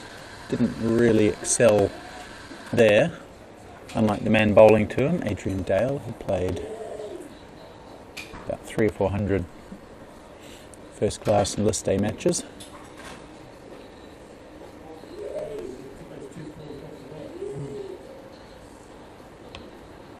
Oh, nicely hit, good strength, but just out to the loping figure of Dean Askew out on the cover boundary, and they take 2. He's a long way away from me, Dean Askew. As I've mentioned before, the field doesn't start for about 40 metres from the pavilion that we're in, so the far end of it is very far away.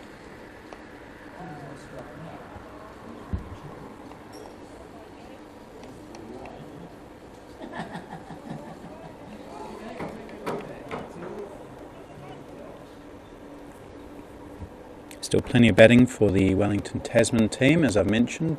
Damien Grant and Robinson, Sebastian Chowdhury, Darren Sears, Warwick Bowden. But right now it's Lee Kelly thumping the ball down to a long off. A little bit in the air, but safe, and that ends the 31st over.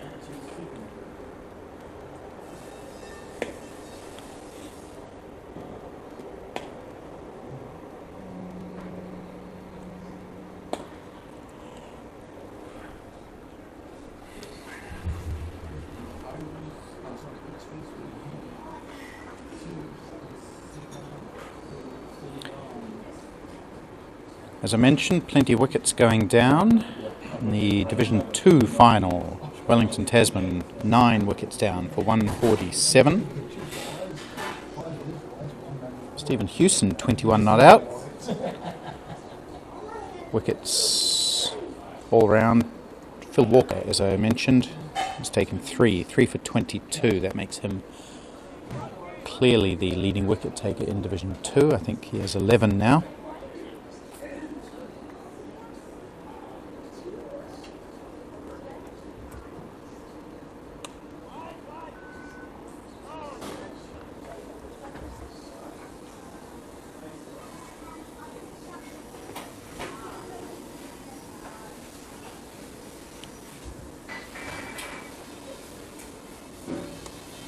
Big hit from Lee Kelly. He's hit that for 4 over extra cover. It nearly went for 6. That was a very powerful and elegant shot from the Wellington Tasman number 6, Lee Kelly, showing that he can play aggressively, as his reputation would suggest. He's backing that up. Great shot. Maybe the shot of the day.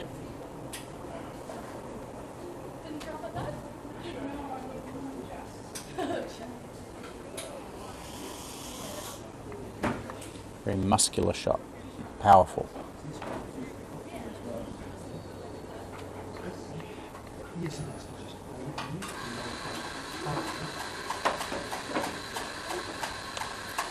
Full toss, hit down too long off this time for 1.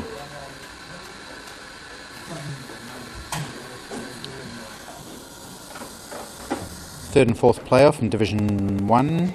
Canterbury Otago 183 for 7. 4.5 overs to go there. Robbie Frew just out for 64.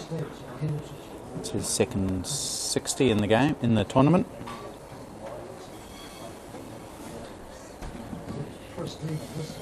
No one else passing 30 in that innings.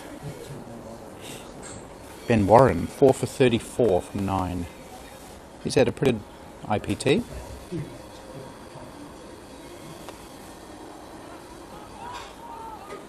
Now, there's a call of 2 here. I think they'll get it as it goes straight, and the long on and long off have to converge to get it. So 2 for Scott McCarty, takes him to 49. 1 away from his first 50 in the tournament. He did score a 3 at the IPT in Tauranga last year. And he'll pick up that 50.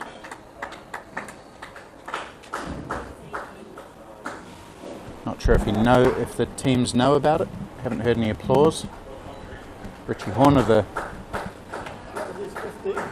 scorer, let them know, and the word gets out. Monty McCarty raises his bat, 50 not out.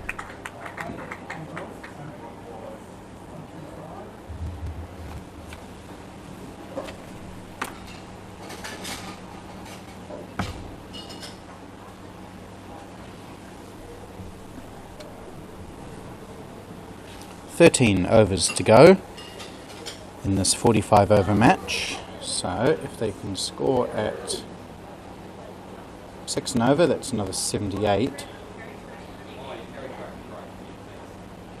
That will take them to about 213. Probably a little bit lower than they would have hoped for, batting first. Maybe if they can somehow get up to 230, I think that's much better, much more of a winning score.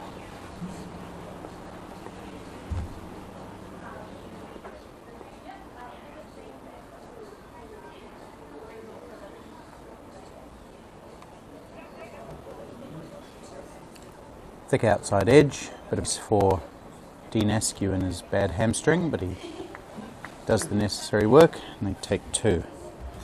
We had Mike Jamison it was.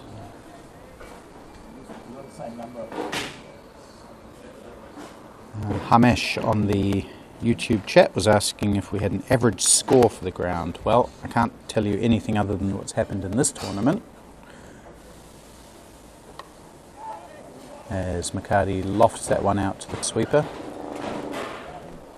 But I have been watching all of the games here, and they've all been 200 plus batting first. 280 yesterday was a winning score by about 50 runs. On day 1, I think 210, and day 3 might have been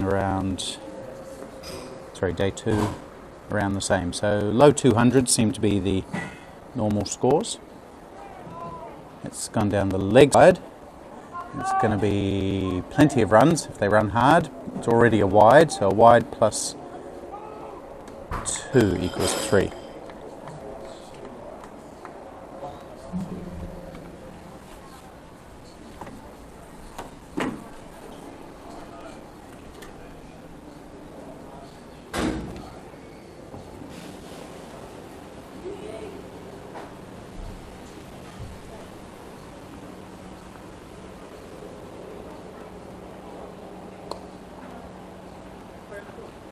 Muscled down the ground to long on by Lee Kelly for his 12th run.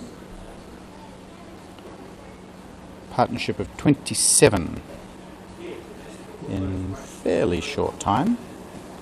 When did they come together, these two? At the 28.4 overs, it's now 32.4, so that's 4 overs, going at 6 and a bit and over.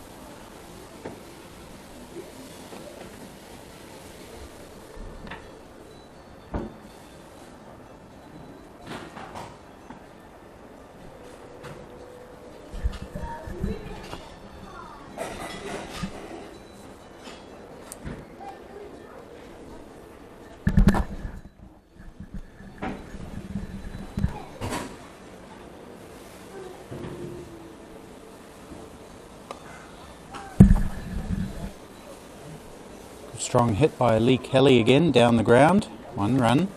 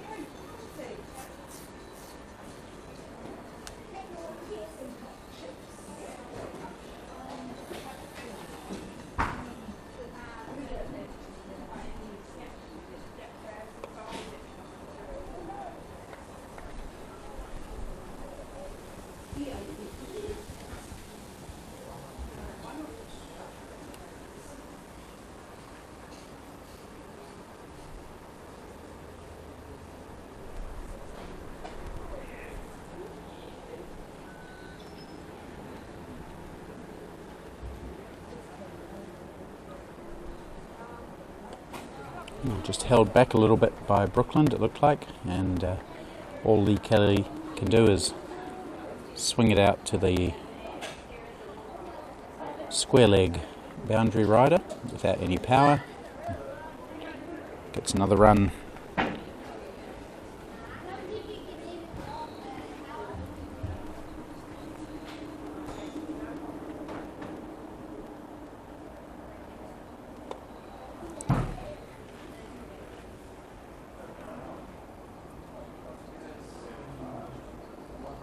So the overall run rate for Wellington Tasman up to 4.35 now.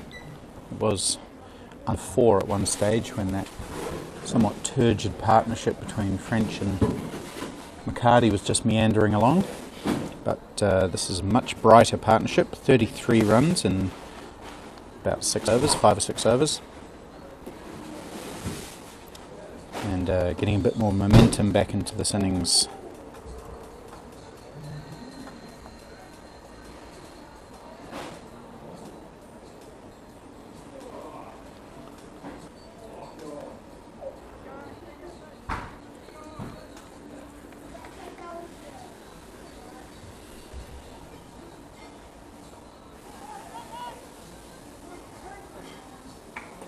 Good running by Lee Kelly, charging down to the danger end. Brings himself on strike to face Adrian Dale, who, as I mentioned, is having his first bowl in over-50s cricket for, I think it's since the 2020 World Cup. Could be wrong there, but he certainly hasn't bowled a lot in the last 2 years, or if at all. It's hoisted up in the air by Kelly. It'll fall safe, and they'll take 1. She's certainly trying to hit it hard, Kelly.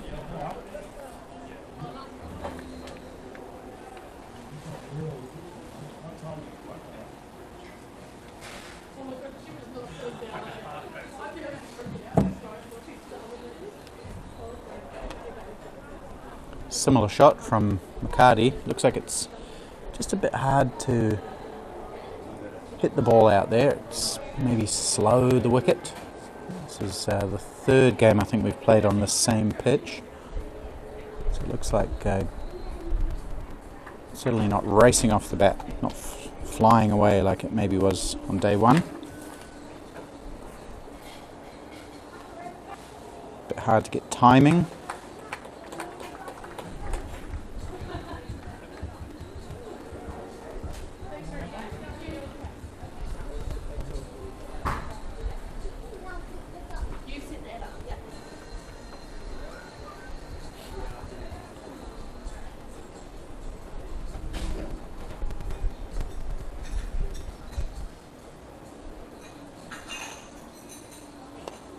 Nice shot by Scott McCarty. No, he's hit it beautifully over the head of Afisa Tanu'u at square leg on the boundary, over the boundary for 6. Lovely flick off his toes by the former first class player Scott McCarty, showing some class there. It's his second 6 to go with 2 4s.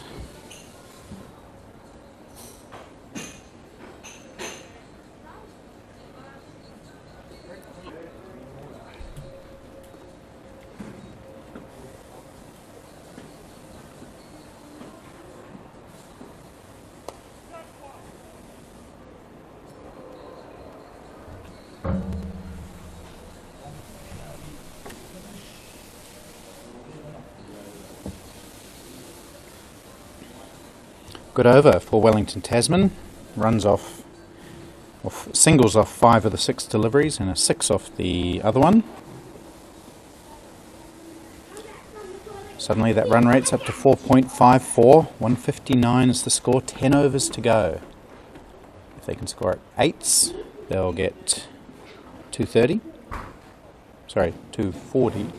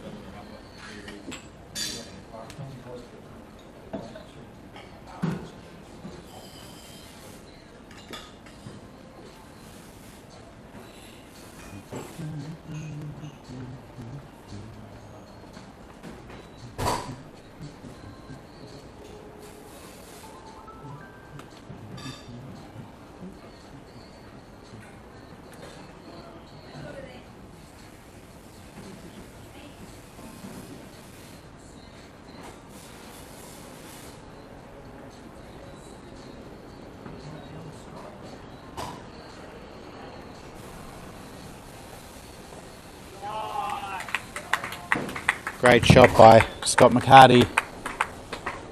Playing that, how would you describe that shot? He doesn't completely follow through with the bat. He plays the shot and then sort of holds the pose before he finishes it. There's not a big follow through, but certainly hits it well. Up to 70 he is now.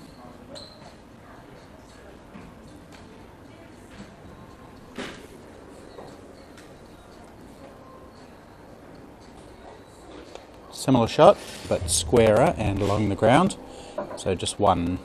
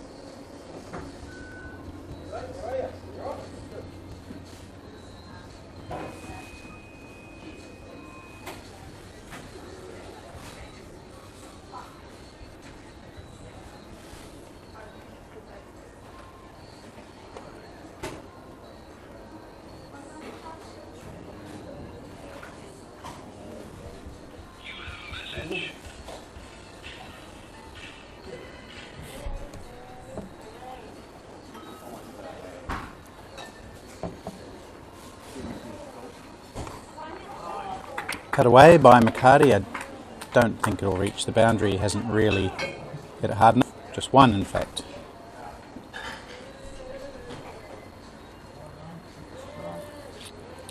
Another good over for Wellington Tasman. 7 coming off it.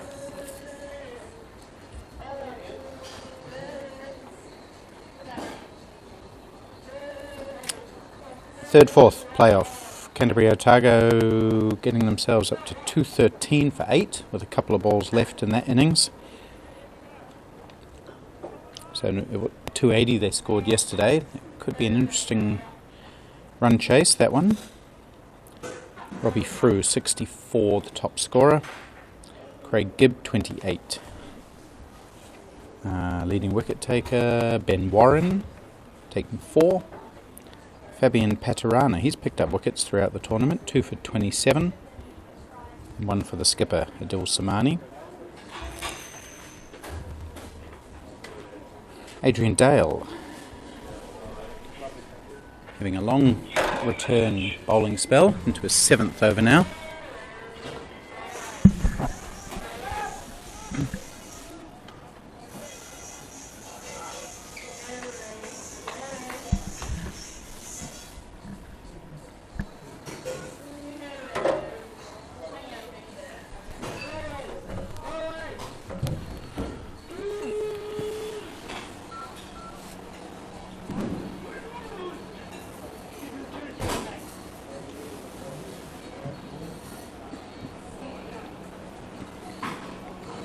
Not sure Dale would have bowled if Dean Askew had been able to, but Askew only bowled the 2 overs at the start before hurting his hamstring. Big blow for Auckland. Hope he's okay. He's off to the Over-50s World Cup next month.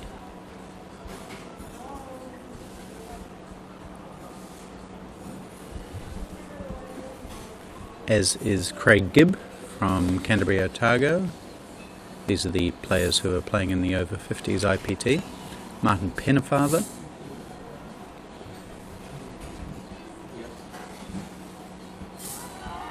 Big shout for LBW, and the umpire Derek Walker raises his finger. Lee Kelly falls to Adrian Dale, who takes his 2nd wicket in his comeback spell. Lee Kelly had done a good job, 17 off 19 before trying to swing that one away and being struck in front.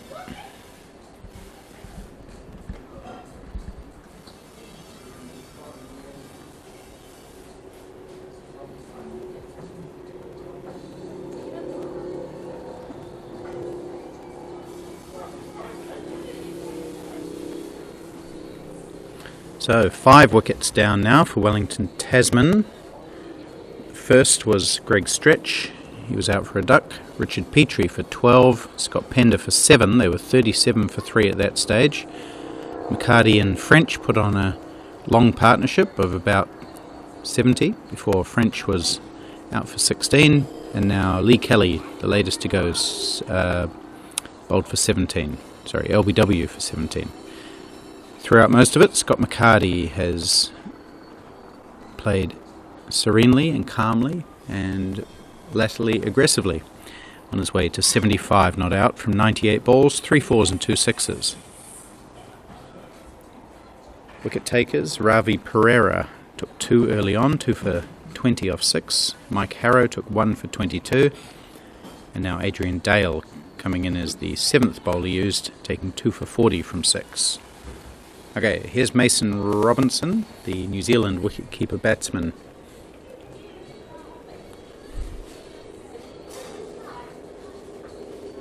This is a good situation for him to come in. He'll maybe take a few balls just to punch the ball down the ground, and then we might see him open up.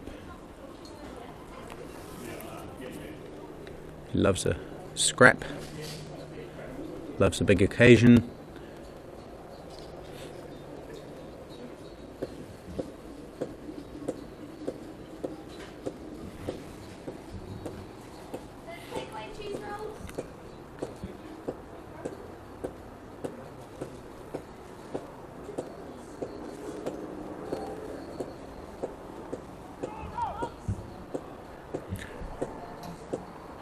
He is the leading wicket-keeper for New Zealand at international level in terms of dismissals. Played in the very first match that New Zealand played, as did Adrian Dale. That was in February of 2018, so nearly 6 years ago that these 2 players first met each other, and they played with each other on that occasion. Mason Robinson scored 59 as New Zealand almost beat Australia. That was in Nelson. Nice extra cover drive to get off the mark with 2.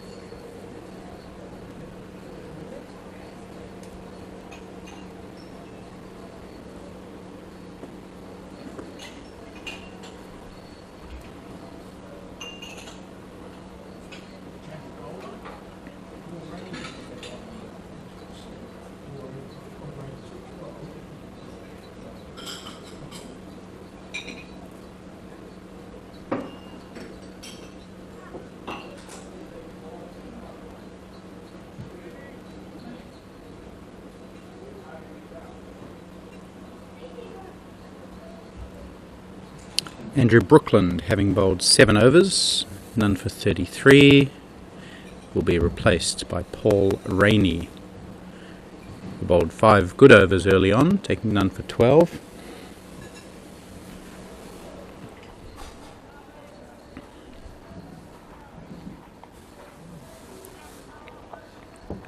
So if he's good enough, he'll get to bowl his remaining 4 here, and that would close out the innings from the Saddle Hill end. Adrian Dale's got 2 left, so someone else will have to bowl at that end as well.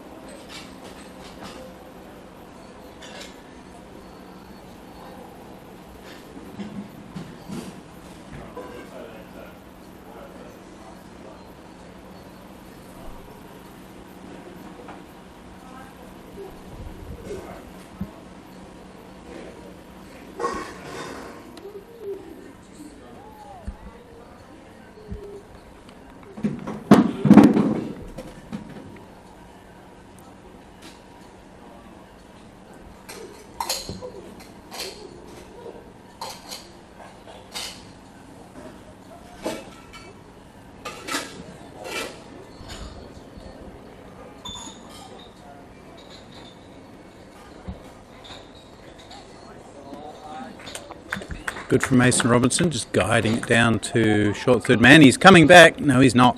He wanted to. But Scott McCarty was not interested, and McCarty has the louder voice, so he usually gets what he wants.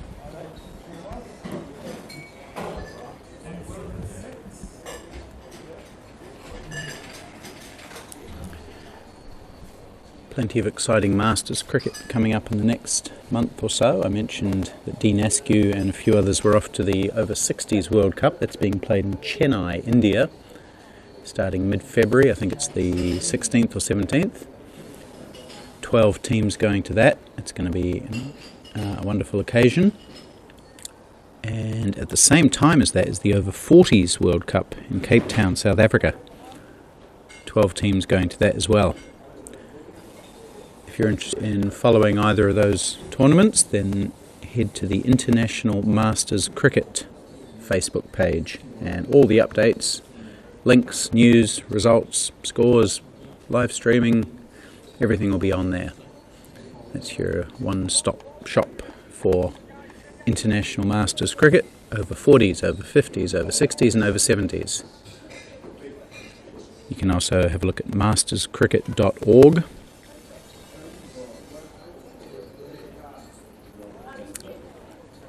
That's where you find links to all the games that have been played internationally and links to follow the tournament, etc. Andrew Brookland has been swung around, so he will probably bowl out from the Green Island end. Another good spell from Brookland, 7.1 overs now, none for 33. Hasn't taken a wicket, but he's bowled well.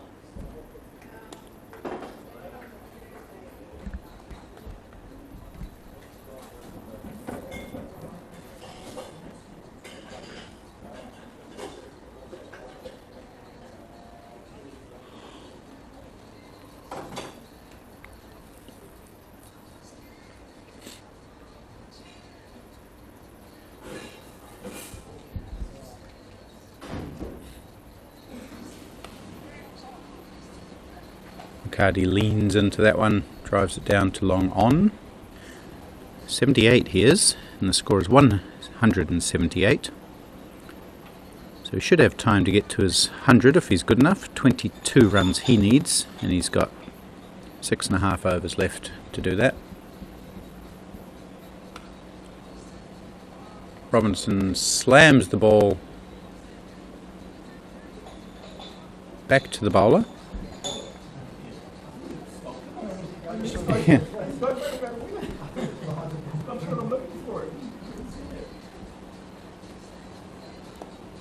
Robinson goes square on the sweep. It's not a shot you see often from him. Takes one.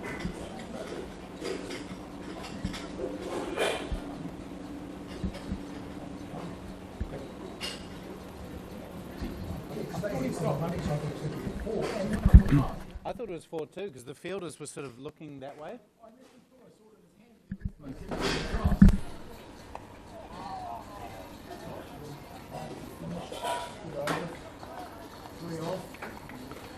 Another good over from Andrew Brookland, 3 off it, and there are 6 overs to go now.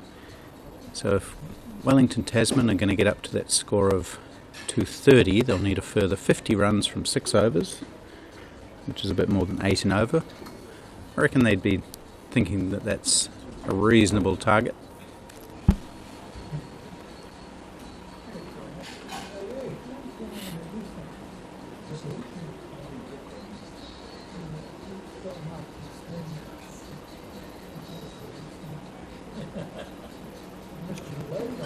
The Division 2 third and fourth playoff is heading rapidly towards a conclusion as we finish the first innings of this match, or get close to it, with districts of course having been bowled up for just 91. Auckland are 41 for 2 after 8 overs, so they could be finished in about 45 minutes perhaps.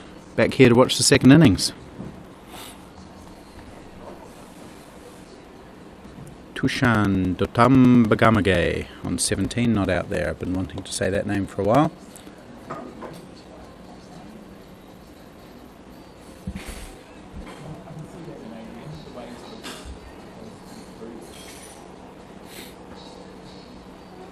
And it's lunch in the Division 2 final, with Wellington Tasman having scored 159, just in the innings break there.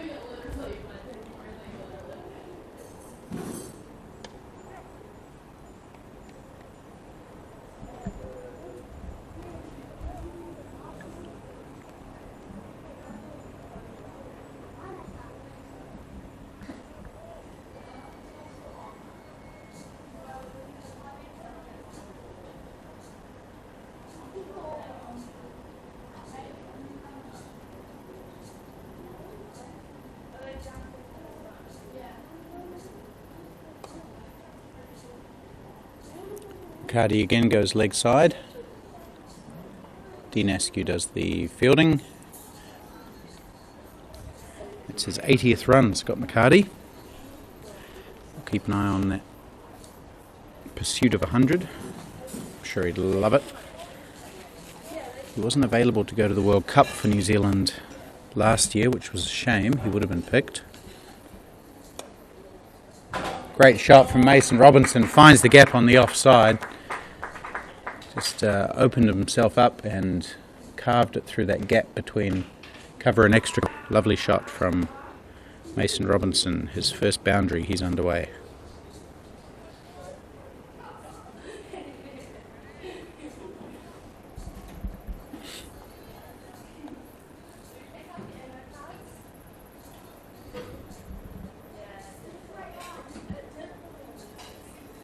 It's tossed up very slow and very wide too.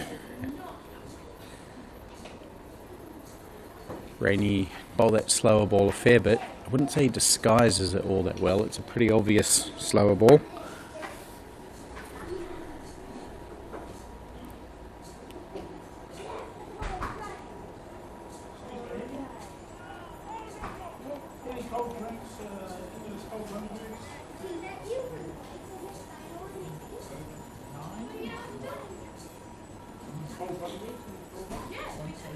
Rainey's been excellent today. Again, none for 25 from Severs.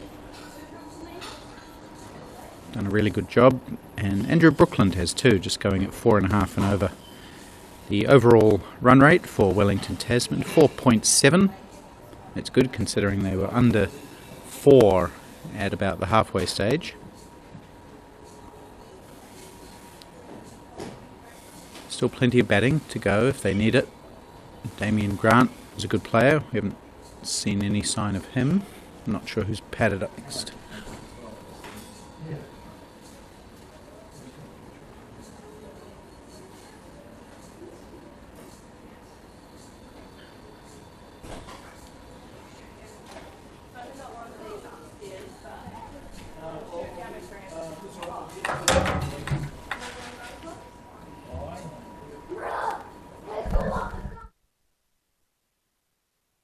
All right.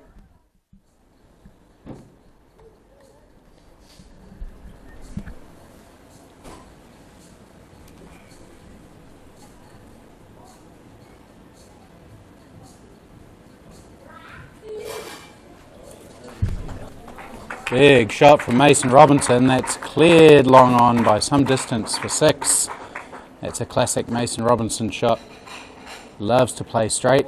He loves to hit the spinners hard. And he's done that, launching Andrew Brookland out of the ground.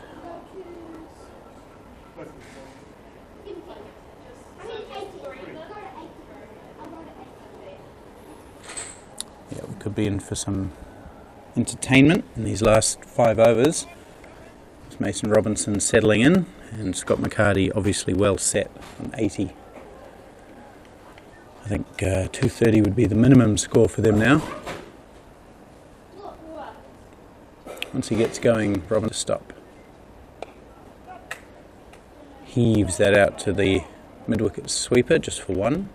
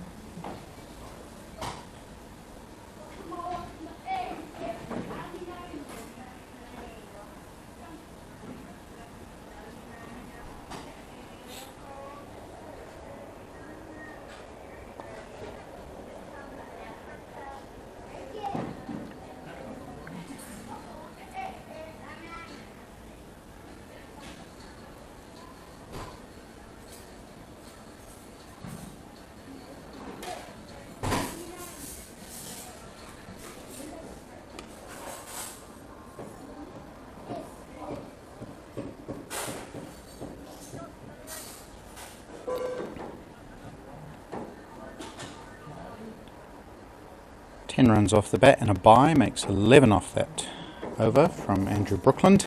He finishes his spell Ends up slightly expensive. None for 46. Still a good spell. And Wellington Tasman doing well as well. 199 they are with 4 overs to go.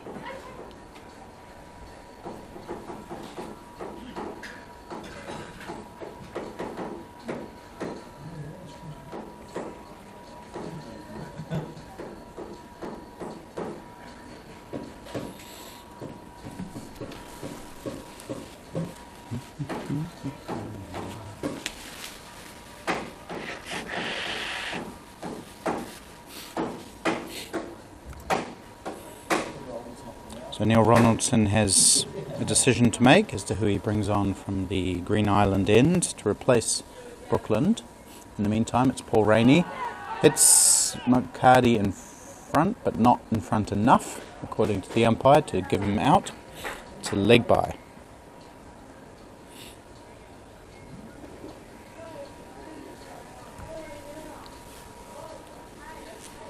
Mike Harrow has 5 overs left. Neil Ronaldson himself has 3. Adrian Dale has 2. Ravi Pereira has 3. We won't see Dean Askew again, he's injured.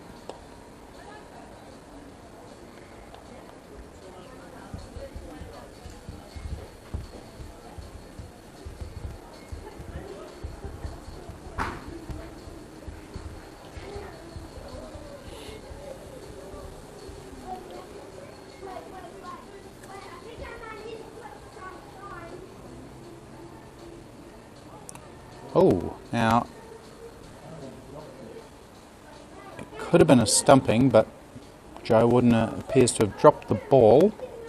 Robinson was out of his crease. He went dancing down to try and slog that into the river. Missed it, and looks like Wooden missed it as well, so there was no real appeal for a stumping.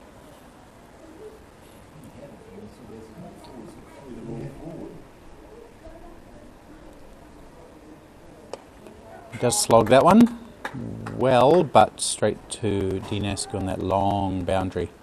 They take one on Askew's arm. So that's 2 to Robinson. He's given some good impetus to this innings, as he usually does. 22 off 20.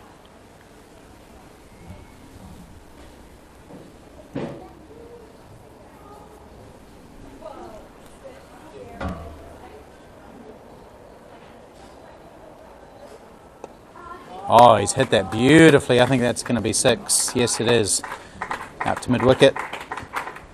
Over the boundary for 6. His second maximum of this innings. He does hit the ball hard, Mason Robinson.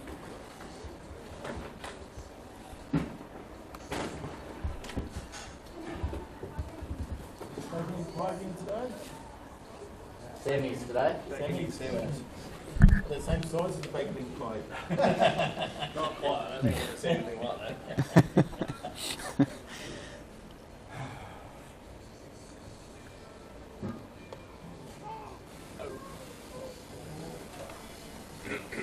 End of that rainy over. 9 runs off it. 208. We've got 3 overs left, so to get to 230 they'll need to go at 7 and over from the last 3, and I expect they'll go at well more than that, so perhaps 240 should be the target.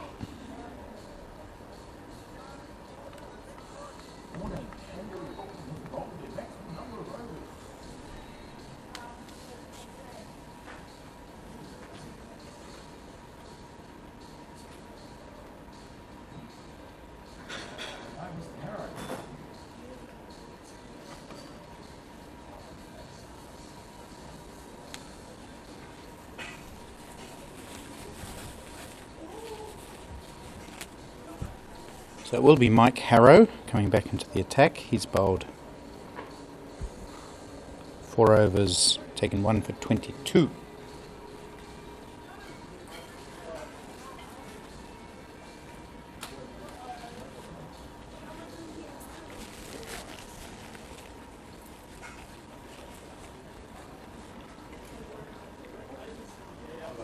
Rolls again.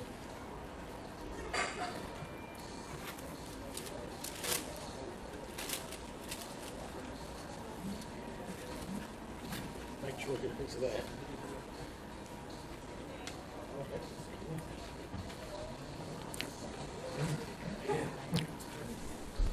Scott McCarty calling for a helmet in deference to Mike Harrow, who's a bit quicker than the other bowlers.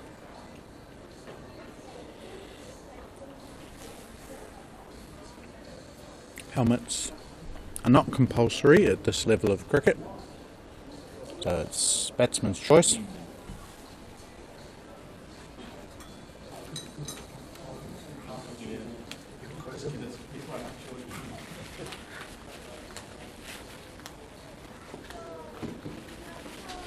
Other box.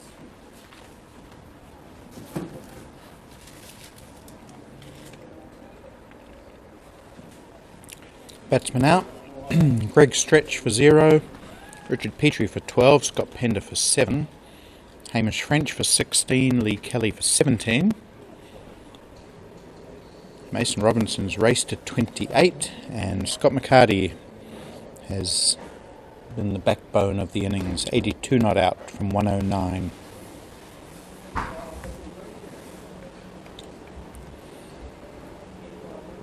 Ravi Pereira and Adrian Dale have both taken 2 wickets. Mike Harrow's taken 1, and he'll come in now. He's cut down to third man for 1.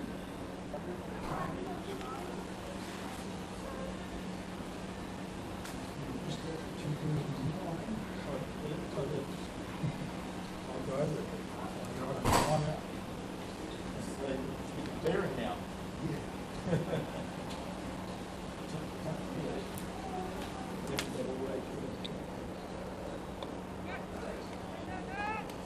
Call is 2, but I don't think they'll make 2. That's the long on coming in, that's Paul Rainey.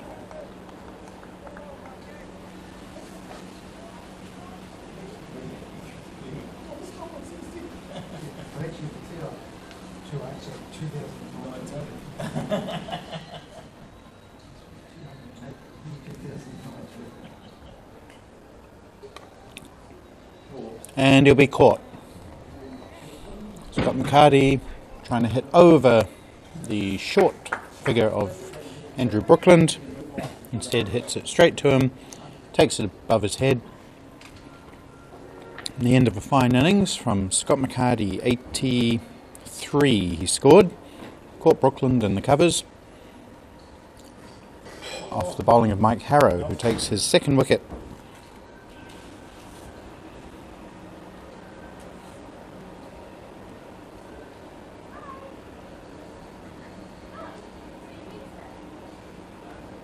Thursday, Friday.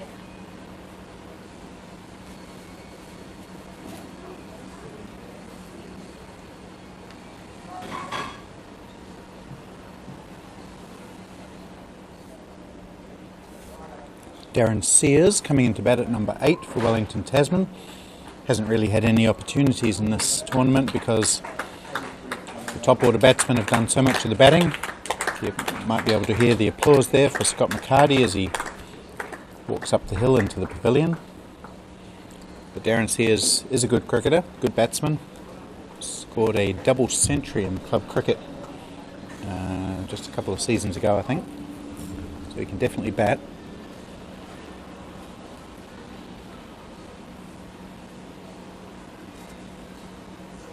Of course, he's in the side more for his left arm orthodox spin bowling.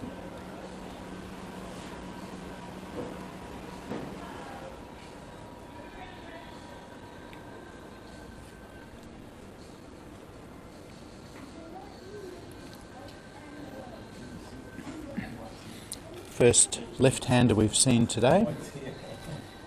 Not many lefties in this tournament.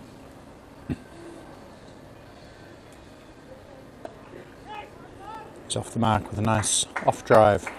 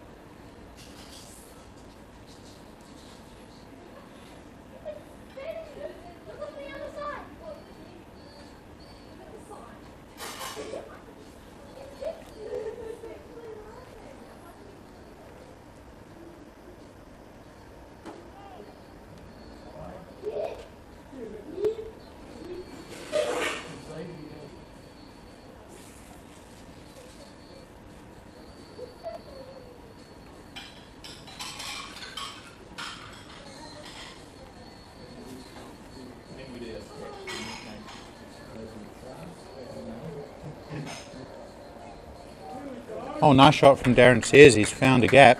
There's no one there down on the leg side. To that leg glance. Goes over the boundary for 4. Well played field setting. But he took advantage of it for his first boundary.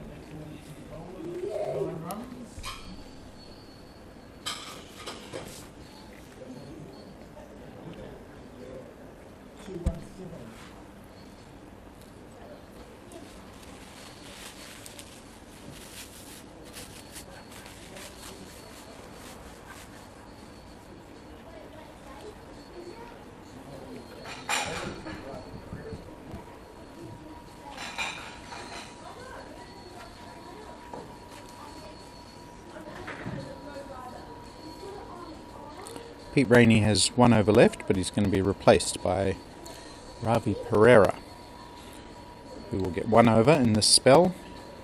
It'll be his 7th. He bowled well early on, 2 for 20 off 6.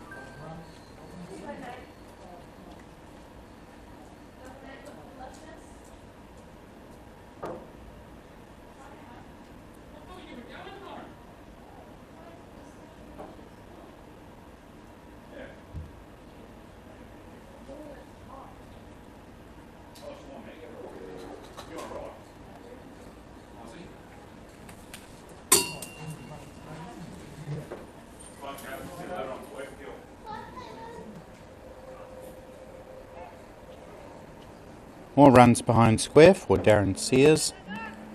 Just 1 of them.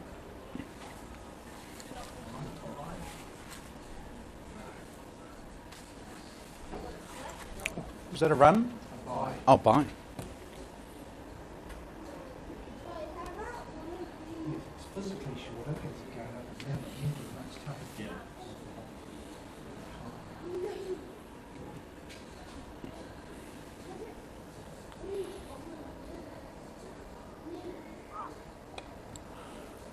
Robinson down the track, doesn't time it, and it goes out to the man on the boundary there for just 1. So pretty good over this from Ravi Pereira.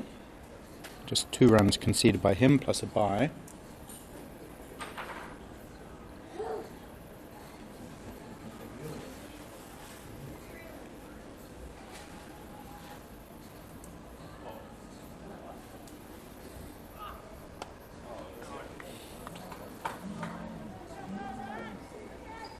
It's going to come back for 2, Mason Robinson. Chugs back to the bowler's end.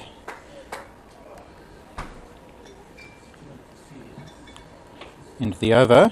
222 for 6 from 44. 0.05 the run rate, and we've got 1 over left.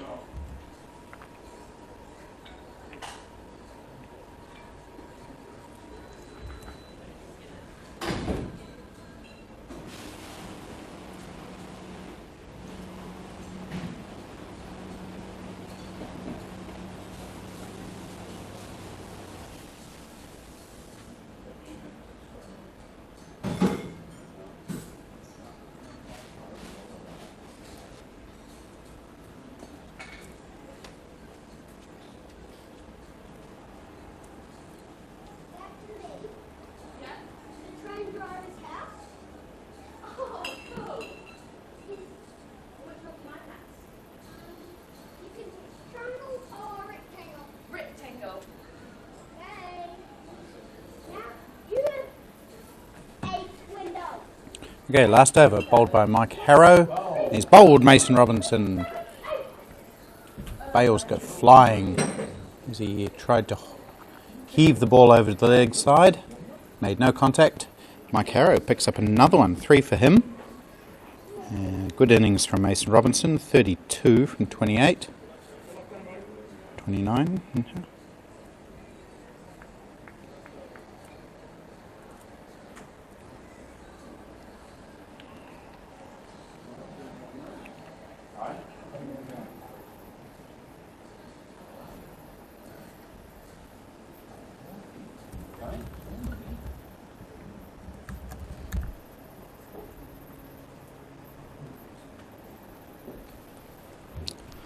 Damien Grant will get a maximum of 5 balls to show what he can do with the bat.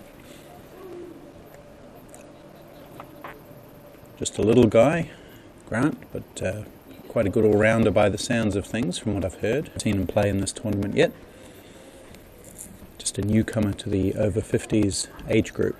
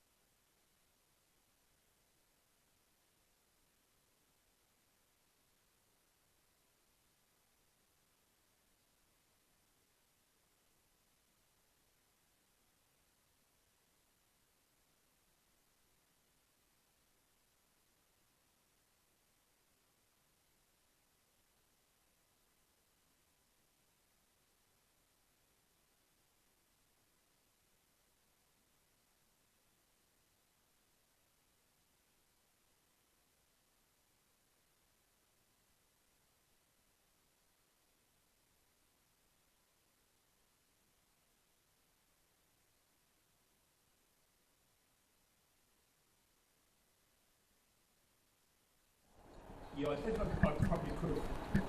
I think the rule was, I think if I had a ball bowl and then realised the mistake, I probably could have edit the ball and change the batsman man. Yeah. But I couldn't change the batsman without. There's nothing to edit.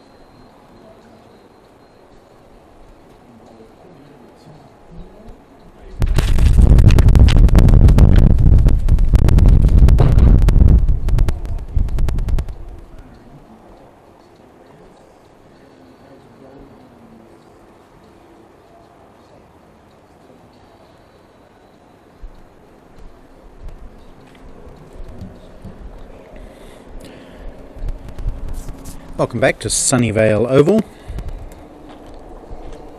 for this chase by Auckland of 232 runs to beat Wellington Tasman in the final of the New Zealand Over-50s cricket interprovincial tournament.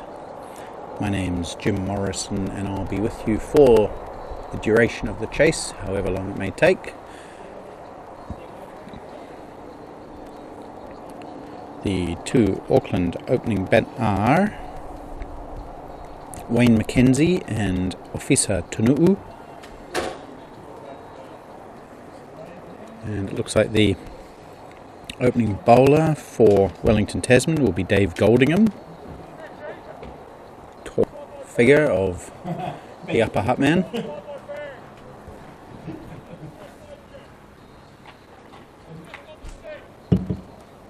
Waiting for the match ball. Play some shadow cricket. Oh, smash that.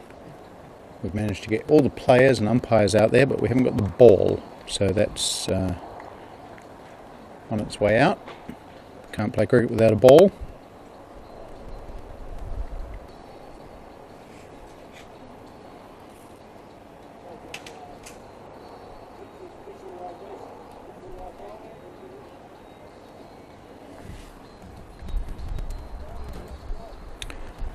Dave Goldingham's been pretty good so far in this tournament. Before this match, 5 wickets at an average of 22, best of 3 for 36.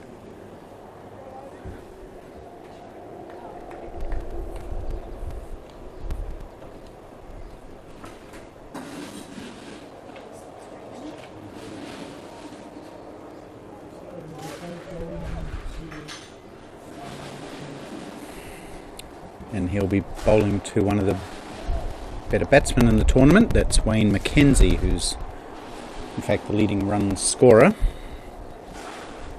Here we go. Starts with a shout for LBW. Ooh, that would have been interesting. We saw Greg Stretch fall for a duck in Wellington Tasman's first innings. And a golden duck would have really set Auckland's chase on the back foot right from ball 1.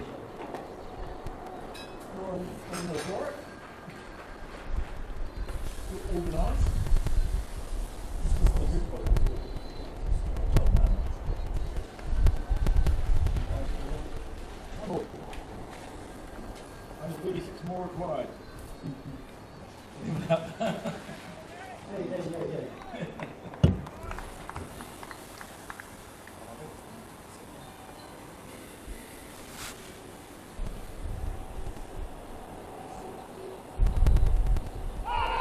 Another shout for LBW, this time he's been given.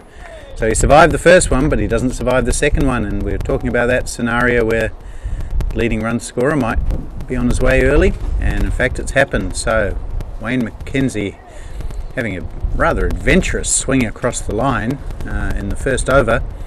He is an aggressive player, but his aggression not paying dividends this time. Certainly does for Wellington Tasman. They've knocked over one of the key wickets, and the score is 1 for none.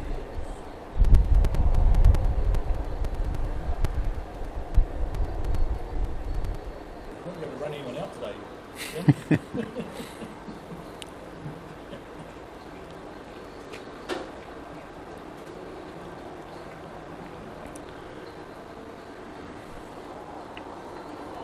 Disappointing end to the tournament for Wayne Mackenzie. He batted throughout the Auckland innings on day 1 for 99 not out. Backed it up with 70 the next day, 33 on day 3, and a third ball duck today. So I'm sure there's some sort of arithmetic progression there, or geometric progression. It's been a while since I did maths, but definitely a downward trend.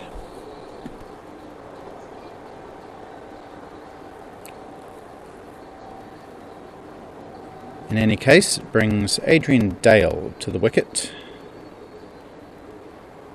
who has been batting at 4 in some of the matches. He hasn't really got going. He got run out in one match, and he's scored a couple of 20s, I think. But he's still a fine player, and he had a good bowling spell, so maybe that'll turn things around for him. He takes a lot of pride in his performance, Adrian Dale, and he'll be really keen to finish this tournament with a big innings for his team. Loves a challenge.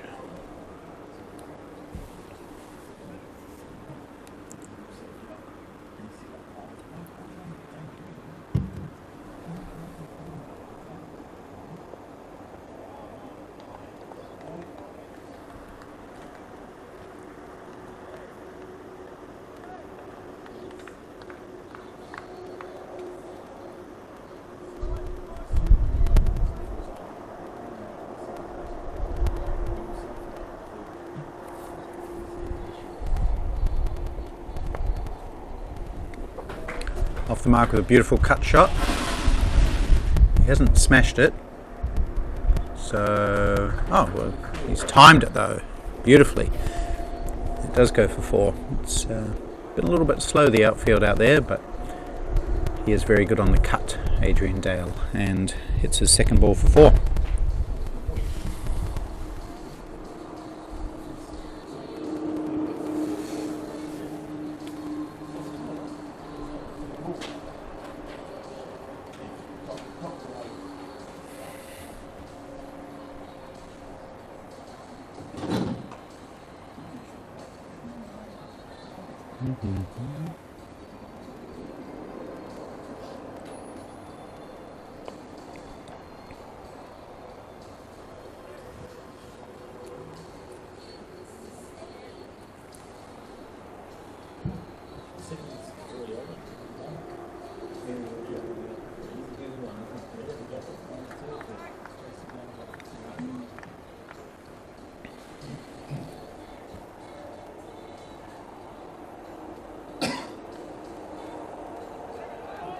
Chance of a run out here.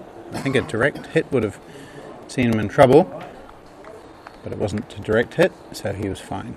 And was that a leg bite? Yeah. Leg bite scored.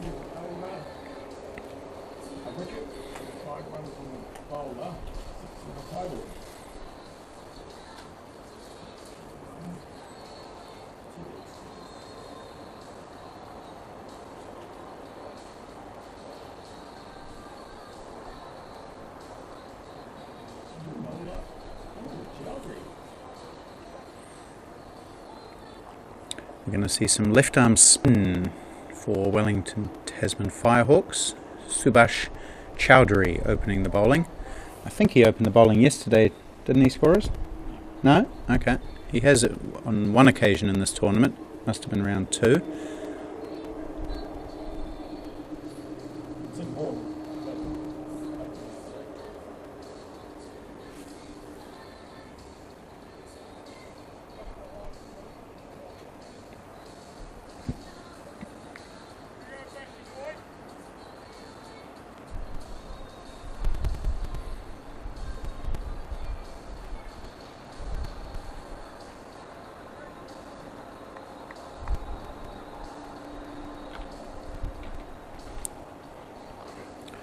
So Subhash Chowdhury plays for the Collegians Club in Wellington.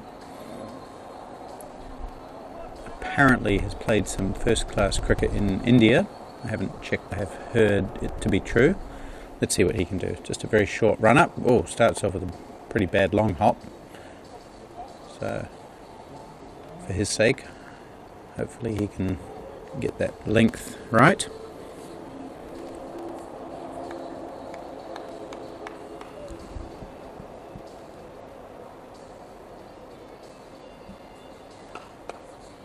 Cut away, short again, and this time Dale finds the gap. Goes right through the picket's walkway, fielded by a young child wearing some orange Crocs. And 4 runs to Adrian Dale. Both of his boundaries coming off very pleasing cut shots.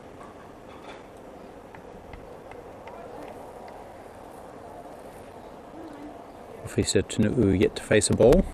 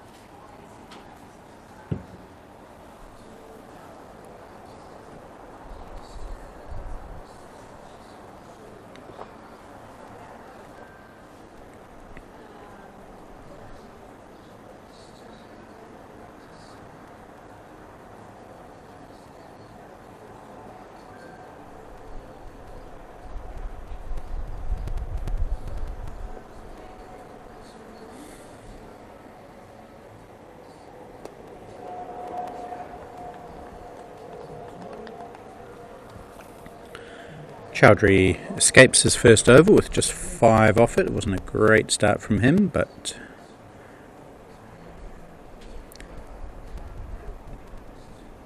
he does get away with it. 11 for 1 after 2 overs.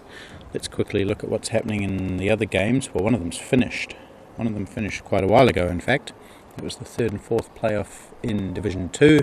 Districts rolled for just 91 in 29 overs, and Auckland only took 17 overs to chase that down, so that entire match lasting just more than 1 full innings, 46 overs.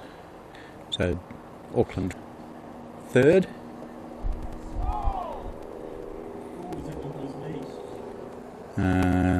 Stuart Jensen scoring 40 there, and Tushan Dodam Pagamage scoring 36 not out.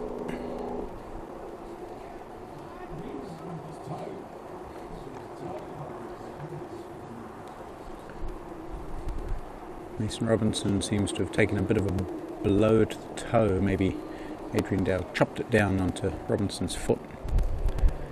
Anyway, Goldingham continuing. Robinson standing up. And that hits Goldingham on the foot. So, plenty of foot action. Okay, final in Division 2. That's Canterbury Otago batting first. They got 219. And District 75 without loss. Sorry, that's the Division 2 final. That's the Division 1, 3rd and 4th.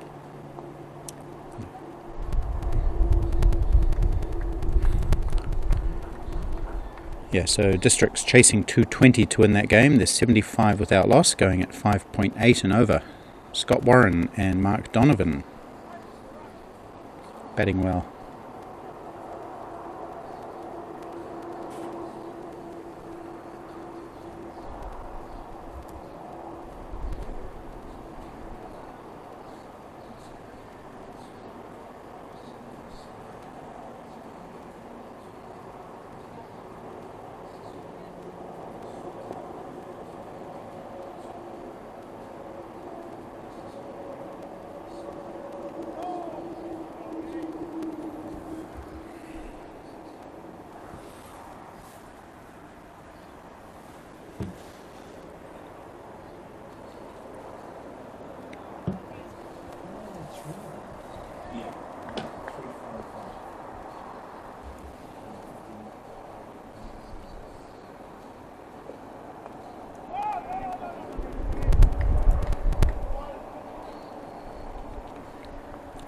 that Division 2 final I was trying to refer to.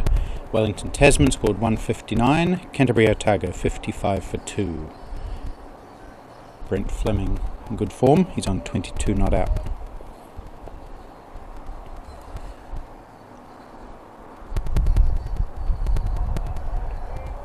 Big swing from Ofisa Tunu'u. No contact, just one off that over.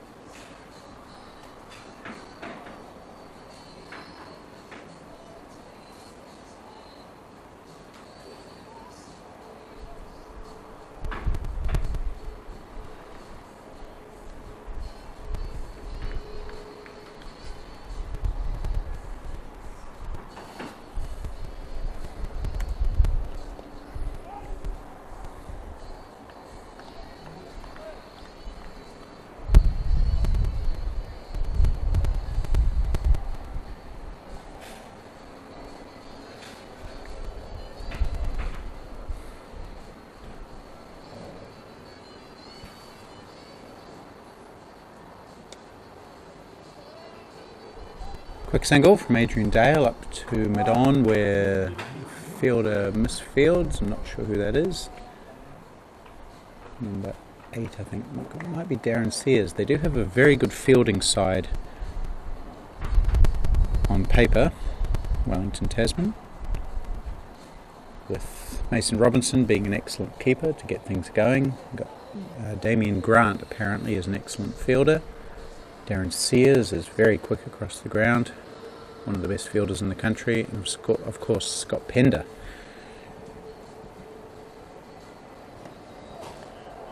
Hamish French as well, another good one. So inside the ring they should be one of the stronger sides.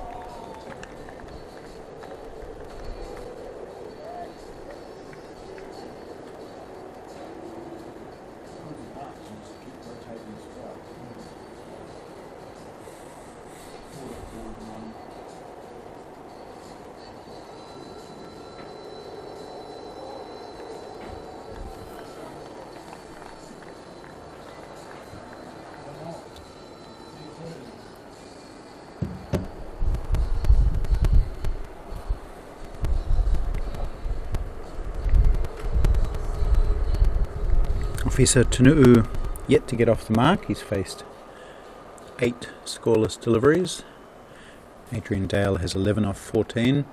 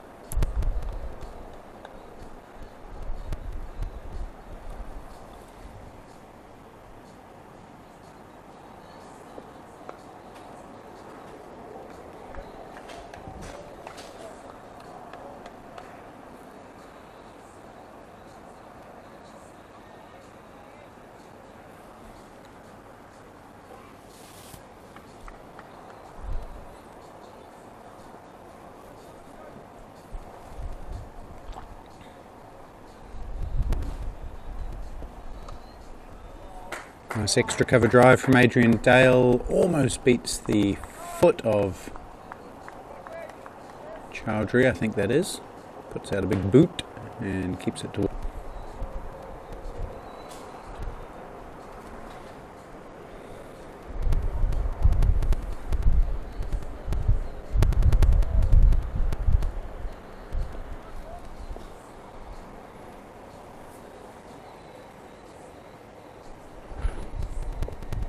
Short and swung away by Afisa Tanu'u, but Damien Grant down there at backward square leg gets in the way, and it's 1 run.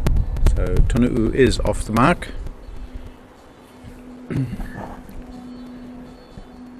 Did he score?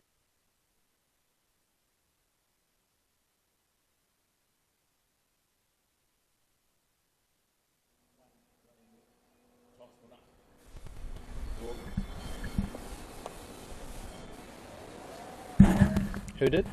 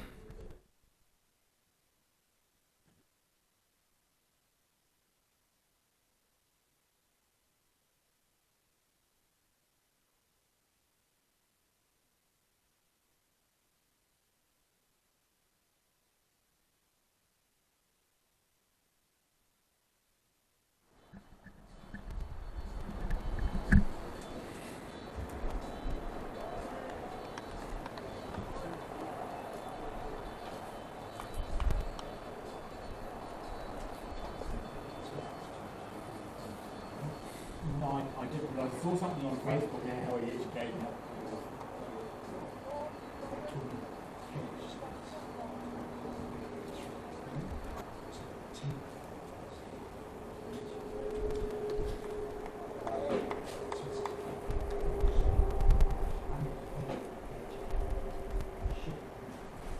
It's not as a kid, oh, nice.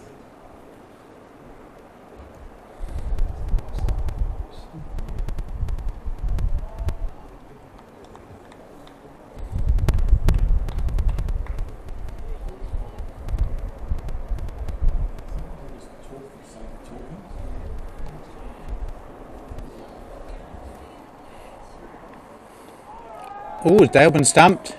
He has. Good sharp work by Mason Robinson. Subhash Chowdhury luring the Auckland star batsman down the crease, or out of his crease, and he didn't have time to get back. So Adrian Dale's miserable tournament comes to a miserable end. Stumped for 12 by Mason Robinson off the bowling of Subhash Chowdhury.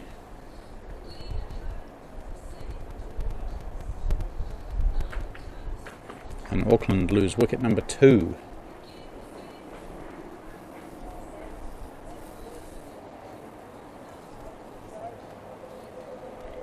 And I hate to say it at such an early stage, but the 2 wickets that they've lost are by far their best batsmen, Wayne Mackenzie, Dale. So it'll be tough work from here.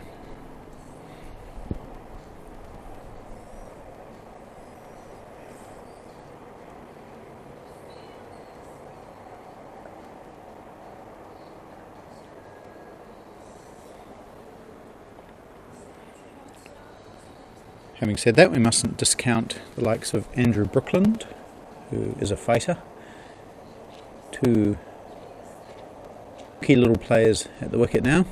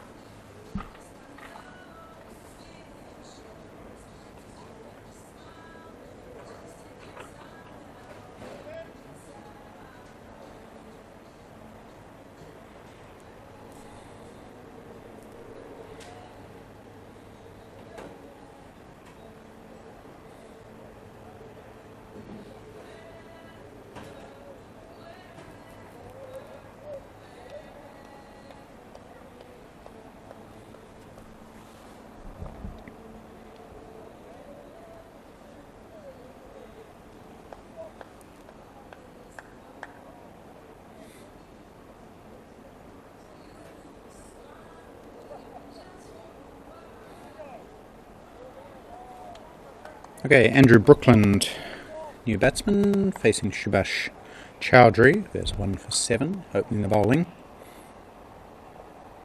Just 1 or 2 paces, not a long run up at all.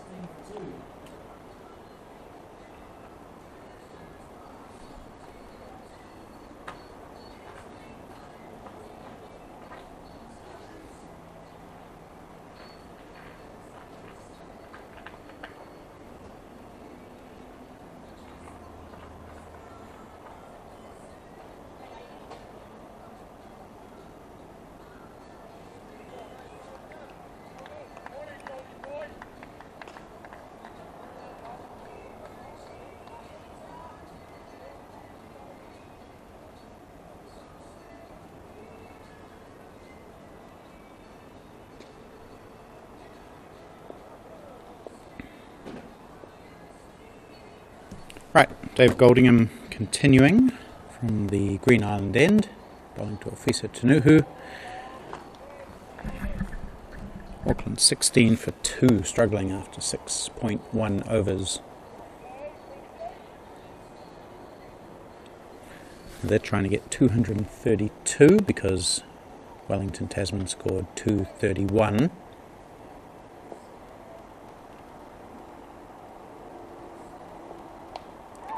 Tanuhu goes high up in the air, he's going to get caught. No, he has taken the catch, Pender. He did his very best to drop that. It was an absolute sitter. I'm pretty sure it's Pender. He dropped it and then caught it again. I think it's got Pender. Because Hamish French is... Anyway, the bottom line is that he's effected the catch and Tanu'u's gone. Caught Pender, bowled Goldingham for just 2 off 12 deliveries. And further trouble for Auckland.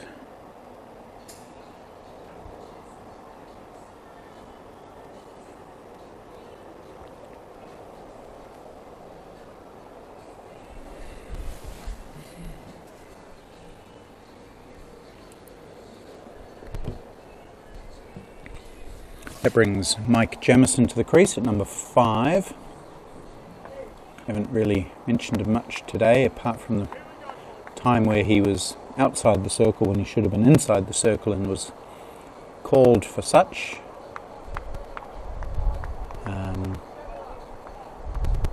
The stand-in umpire at the time who called him for that transgression was Dave Goldingham, who he'll now face. So it may be time for some revenge.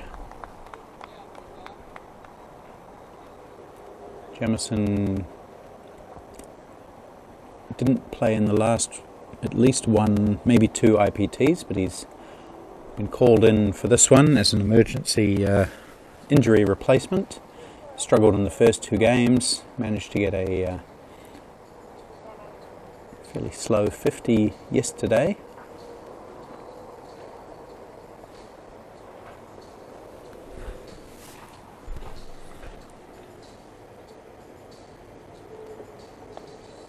And he's off the mark with a nice cut shot, which Scott Pender races after. Look at the speed on that. I'm not sure if you can see on your screen there, but for a 54-year-old man, Scott Pender is amazingly fit.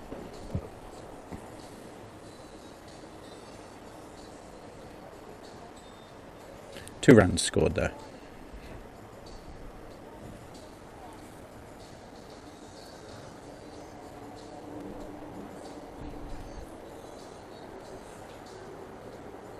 Cuts again, same position. This time Pender leaps across to his right. Amazing fielding. He's such a star there. Scott Pender, almost worth selection purely on his fielding. And I'm sure fielding does play a big part in the reason why he gets picked.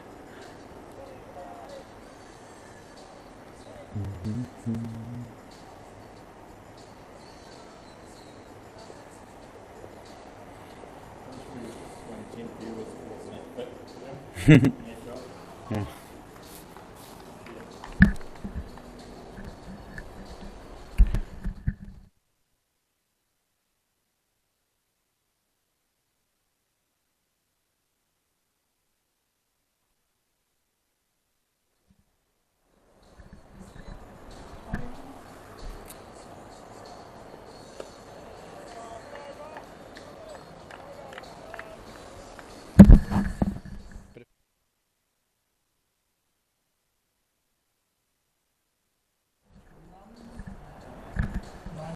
Dave Goldingham has 2 for 11 now.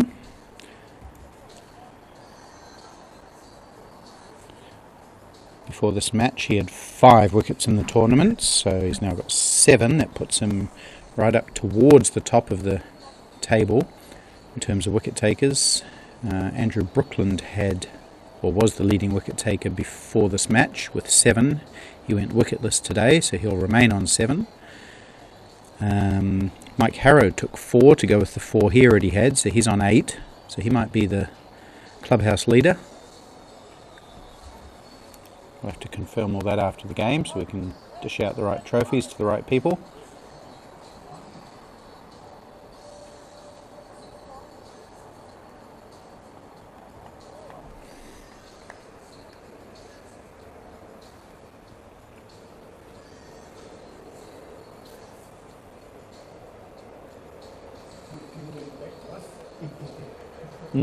White plus 1 was a few more to be back.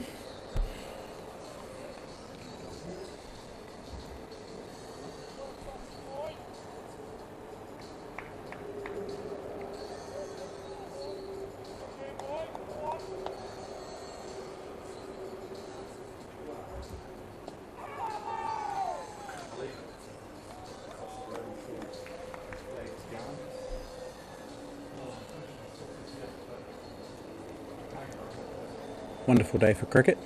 Hot and sunny, no wind, blue sky, bit of cloud, lovely conditions.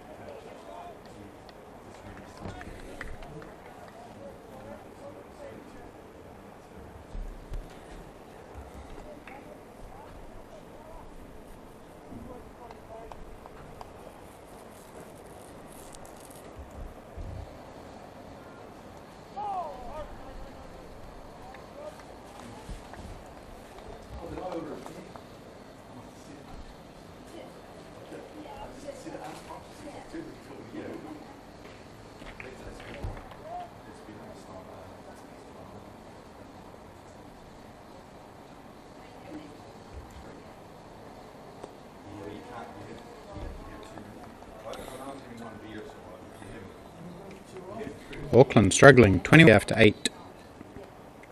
They already need 5.7 and over, only 7 wickets in hand.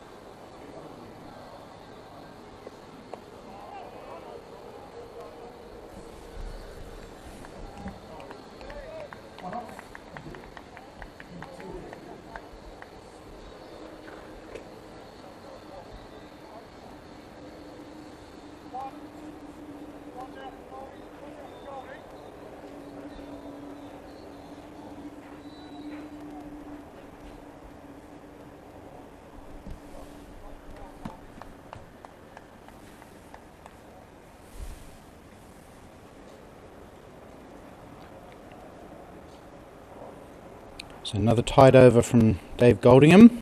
He's got 2 for 12 off 5. Very economical.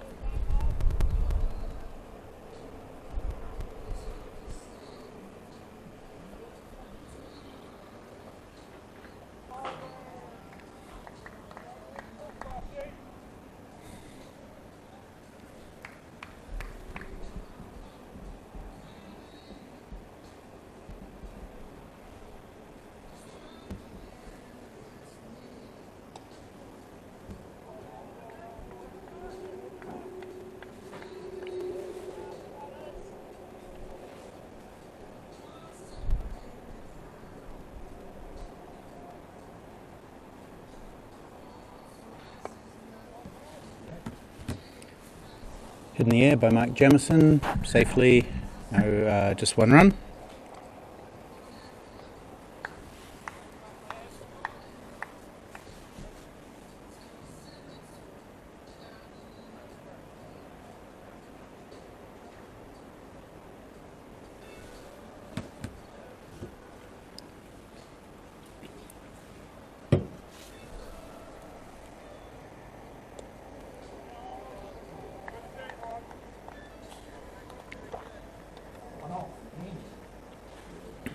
Another quiet over, just 1 off that one.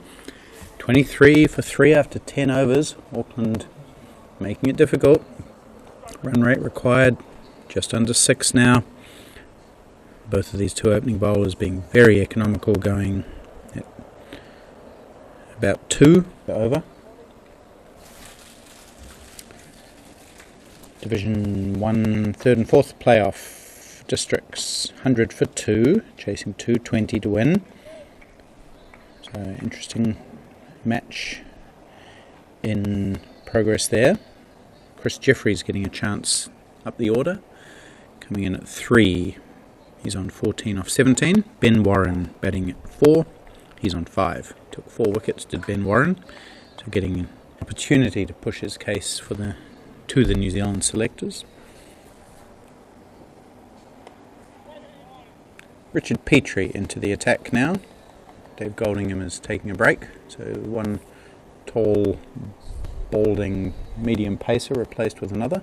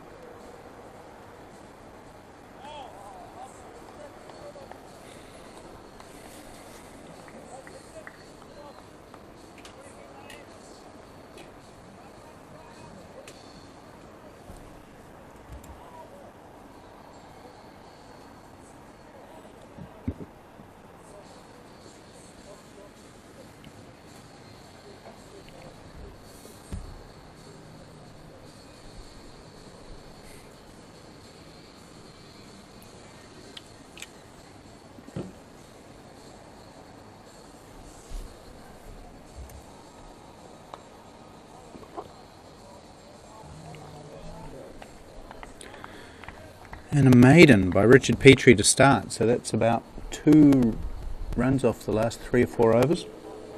Very quiet going by Auckland. They do have to rebuild, but at the same time they still need to be at least ticking over the score. Otherwise it's going to be a bit of a repeat of yesterday's match where Districts just let the run rate required get too big. And over 50s cricket is not like international cricket where teams can fairly easily score at 8 or 9 and over. You have to stay up with that run rate.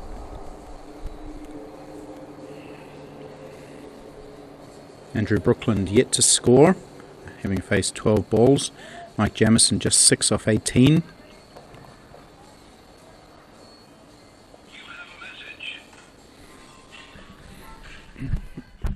I bet that never gets tired. Your wife must love it. Oh yeah. MC Hammer fan?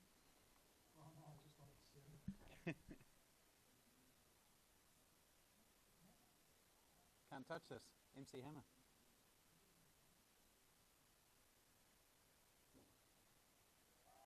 Hold him. Andrew Brookland. Something had to break there.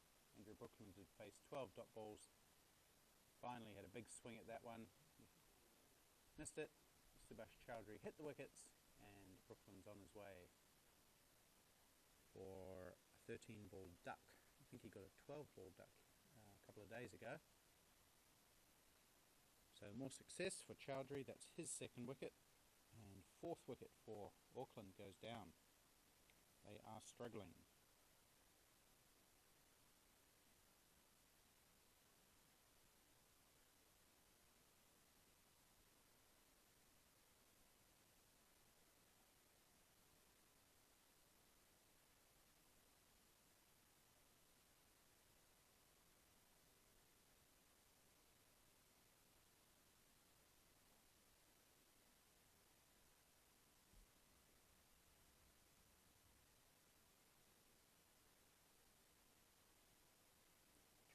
Pike will get a bat now, coming in at 6 for Auckland.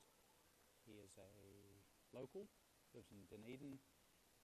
He is playing for Auckland because they had a late withdrawal and it was too late to get somebody who could make the trip down from Auckland, so they called in local man Giles Pike.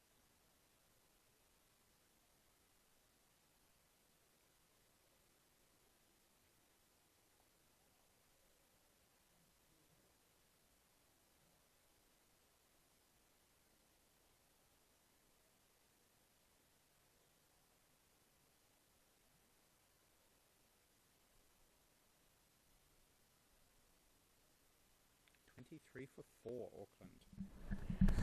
23 for 4 Auckland.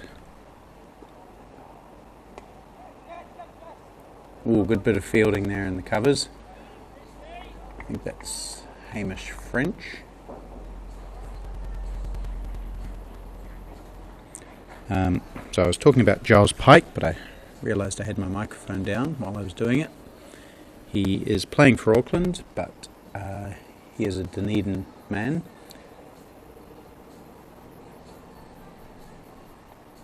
He's playing for Auckland because they had a late withdrawal and it was too late to get somebody to fly down from Auckland, so being Giles put his hand up to play for the Aucklanders, so that's nice.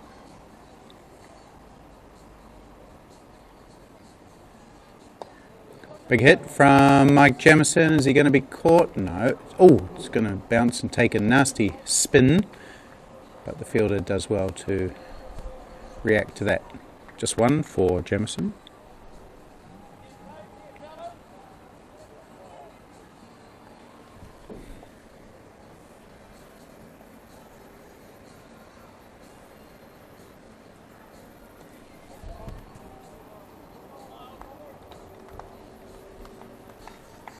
Another successful over, 2 runs and a wicket off it for Subhash Chowdhury. He is 2 for 12 from 6.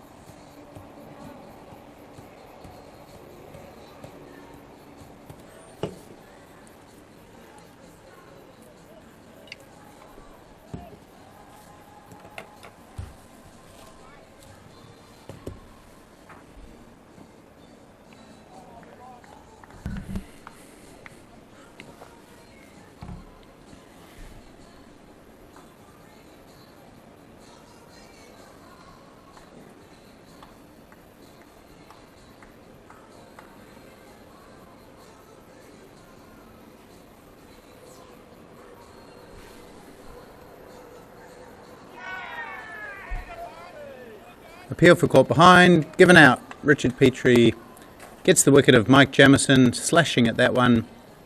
Gets a faint nick through to keeper Mason Robinson.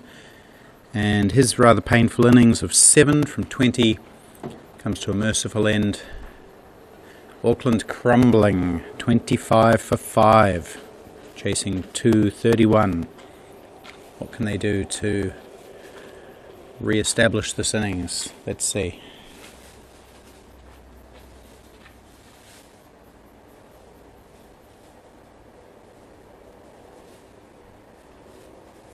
Neil Ronaldson, the captain. He's going to see what he can do. He's batted pretty well in this tournament. Scored a 50 earlier on.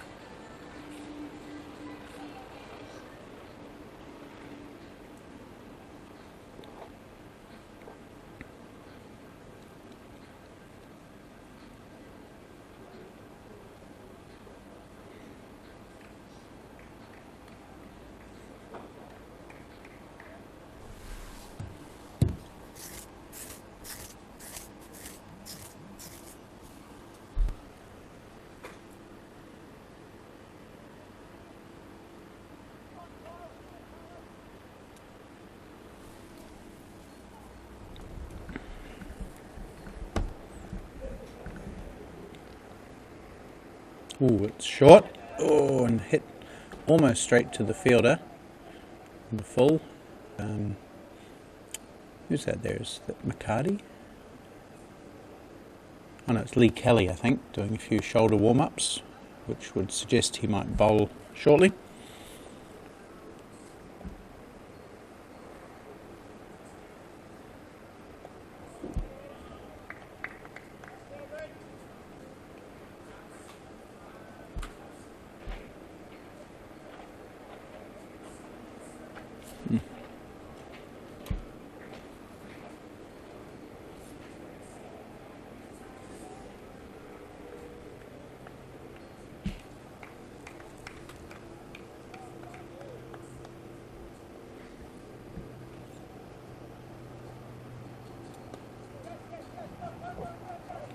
Good fielding again in the covers. That's Hamish French.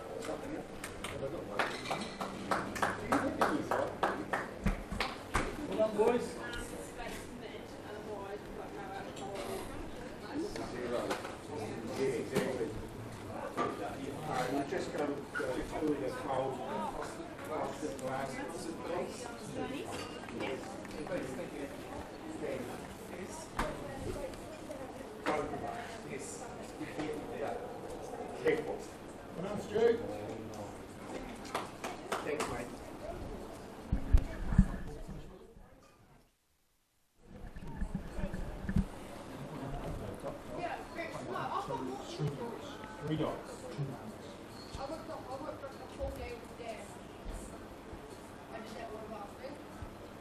Three dots.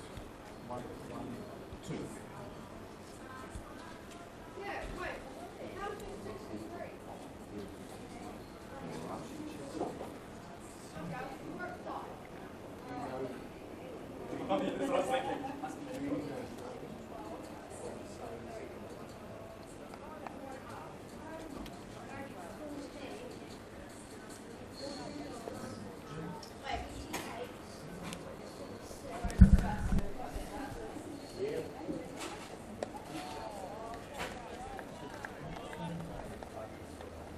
Yet to concede a run, Richard Petrie into his third over now.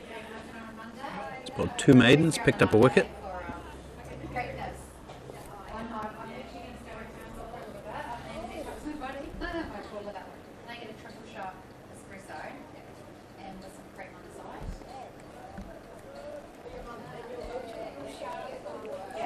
Auckland going at just 2 and over. And from here on they need 6.6. They've only got 5 wickets left. So very, very for Auckland from here.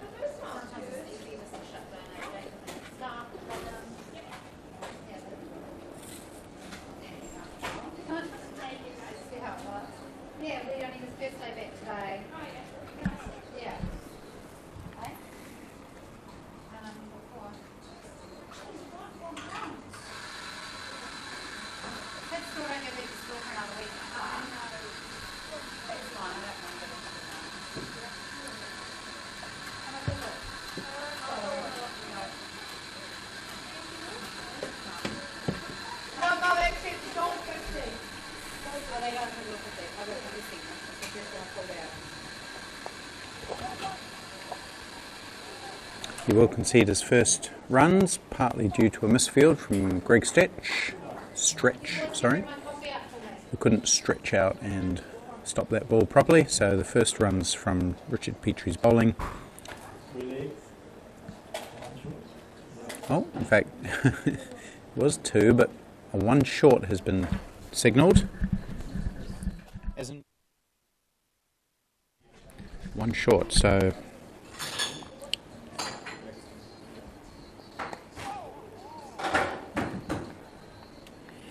not exactly what you want.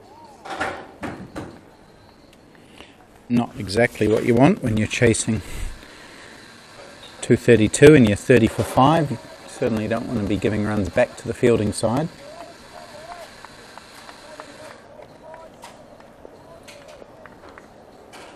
Good spot from the part-time umpire, fielding at square leg.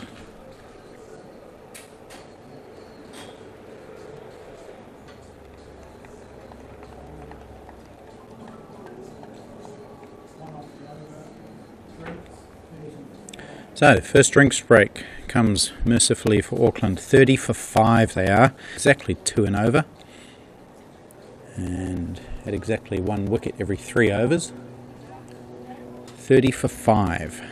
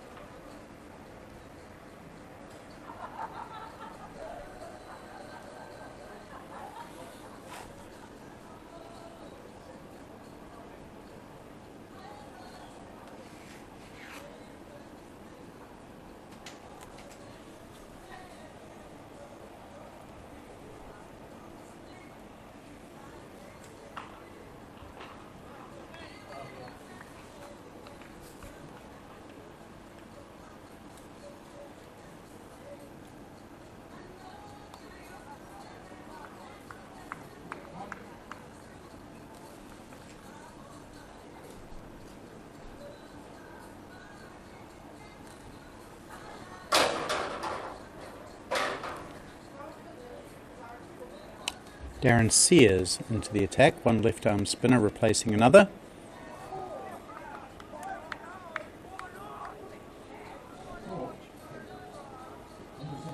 Oh, he's caught him. Oh, what a great catch. I thought he had hit it on the ground, but he's pulled up an amazing catch, really. Much to the delight of the players. There's a bit of discussion here.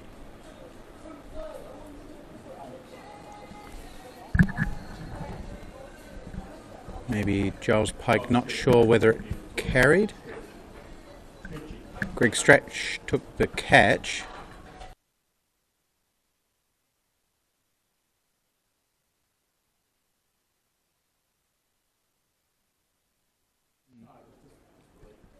Anyway, great catch by Greg Stretch, diving away to pull off wicket number 6 for Wellington Tasman, and to give Darren Sears a wicket straight away, pretty much.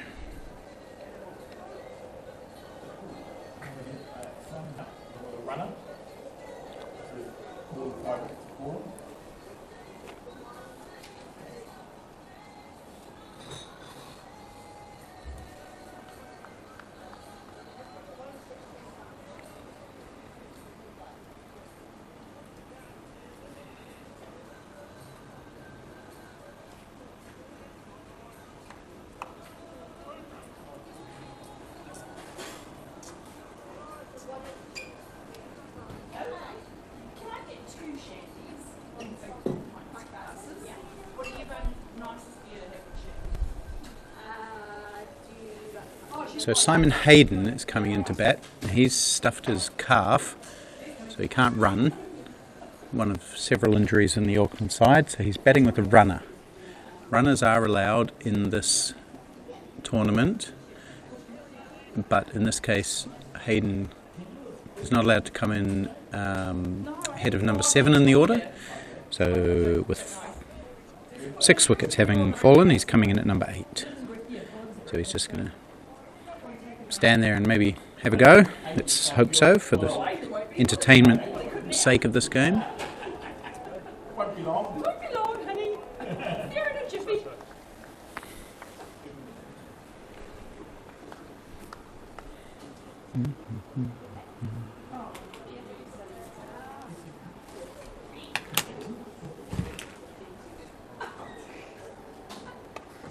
He does have a go, whacks it away through mid-wicket.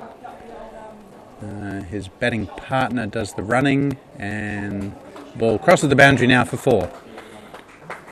So we might, hopefully we'll see a bit of what Simon Hayden can do. He is a good batsman. He's played a couple of first-class games for Auckland, or List A games they might have been, but he hasn't got going at all in this tournament.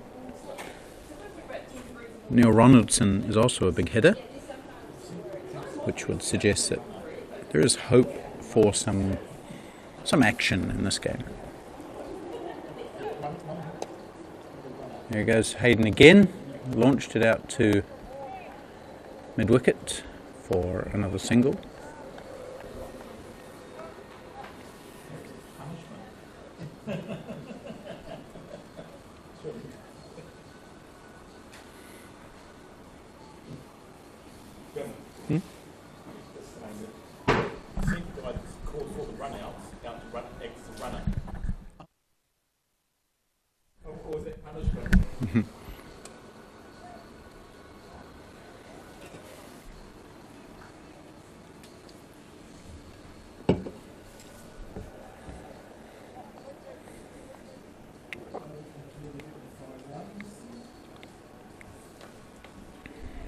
So some pretty good bowling figures in the Wellington Tasman lineup. Dave Goldingham had 2 for 12 from 5, Subhash Chowdhury 2 for 16 from 7, Richard Petrie 1 for 1 from 3, and Darren Sears 1 for 5 from his first over.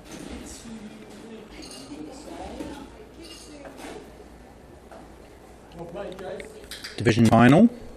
Looks like it's going to go Canterbury Otago's way. They're just 30 runs from victory, and they have 17 overs and 7 wickets in hand. Chris O'Connell, 63 not out for them. The 3rd-4th playoff is already finished. Auckland won that handsomely.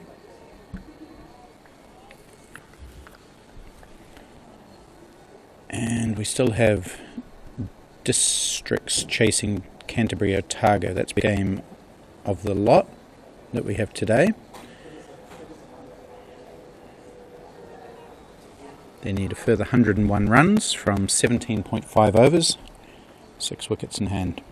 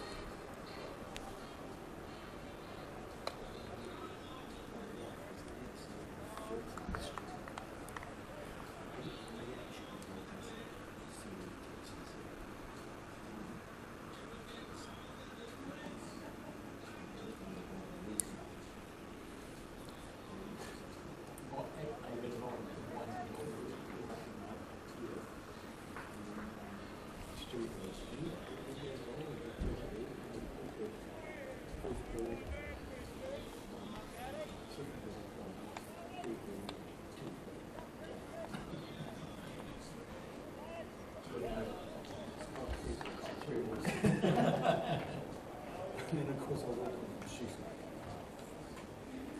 I'm going to see Stu. No, I just said Stu chasing out failure from the body.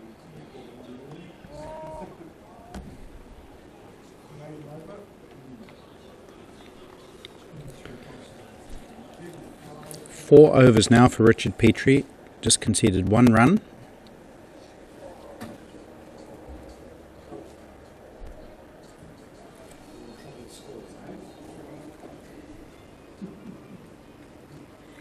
Auckland were pretty excited when they had Wellington Tasman 37 for 3 earlier today. But then some excellent batting from Scott McCarty in particular, getting them up to 231, and that's just proved way too much for Auckland. It's not over yet, but I can't see them getting anywhere close to that target.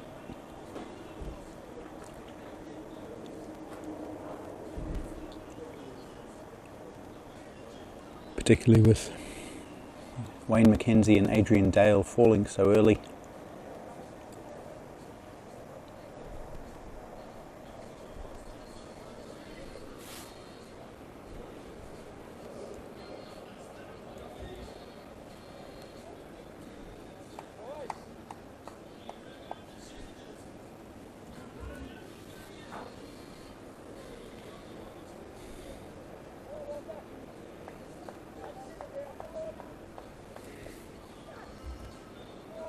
Good delivery from Darren Sears, left arm spinner, balls with good pace.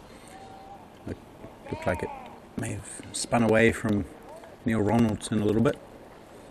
Darren Sears played in the Tri-Series for New Zealand against Australia and Sri Lanka back in 2022. Took 4 wickets on debut up in Brisbane. That was against Australia. Took another couple against Sri Lanka, I think. Had a good series. Oh, it's a good shot. Is it going to go over the head of the man? There it is. 6 runs.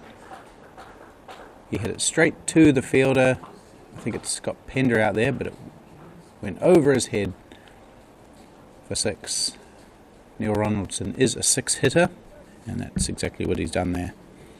I think he's better off trying that rather than block out. Might as well go down swinging.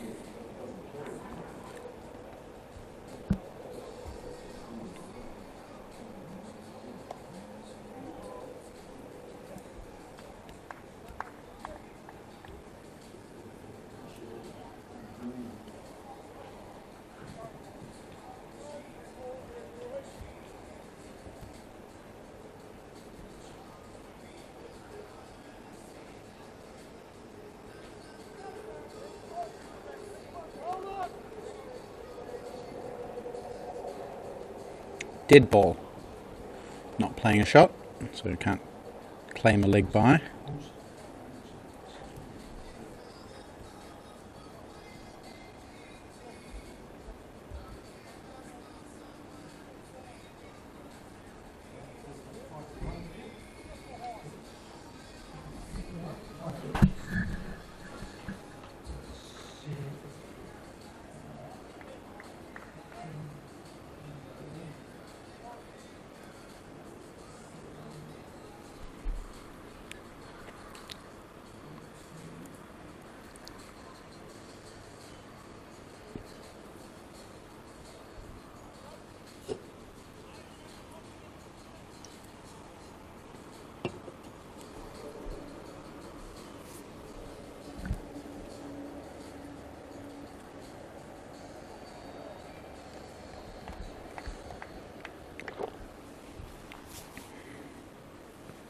.25 deliveries that Richard Petrie's bowled now. Only one of them has been a scoring shot.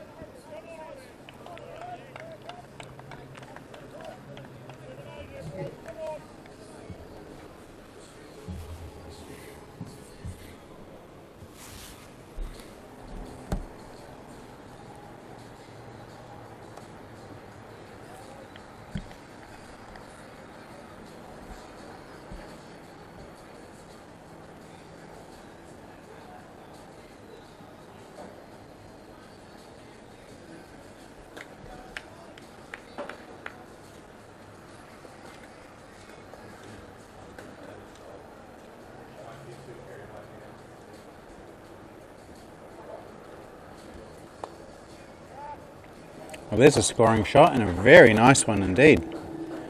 Nice flick of the wrist with that off drive from Simon Hayden. And into the long off boundary for 4.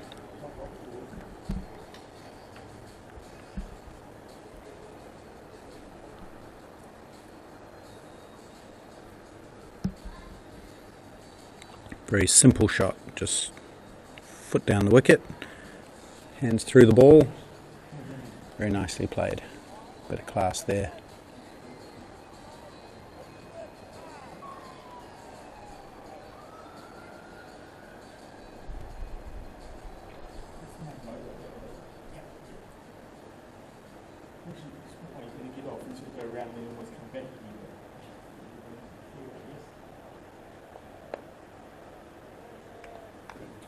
And he's holed out straight to point. That one's shorter.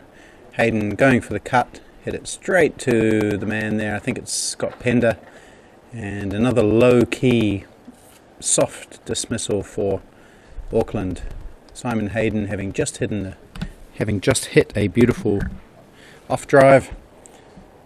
Should probably have expected that it was going to be a shorter delivery, and it was. And he clipped it to point, where in fact it was Darren Sears who took the catch. So Hayden comes and goes and finishes a pretty miserable tournament for him. I don't think he reached double figures.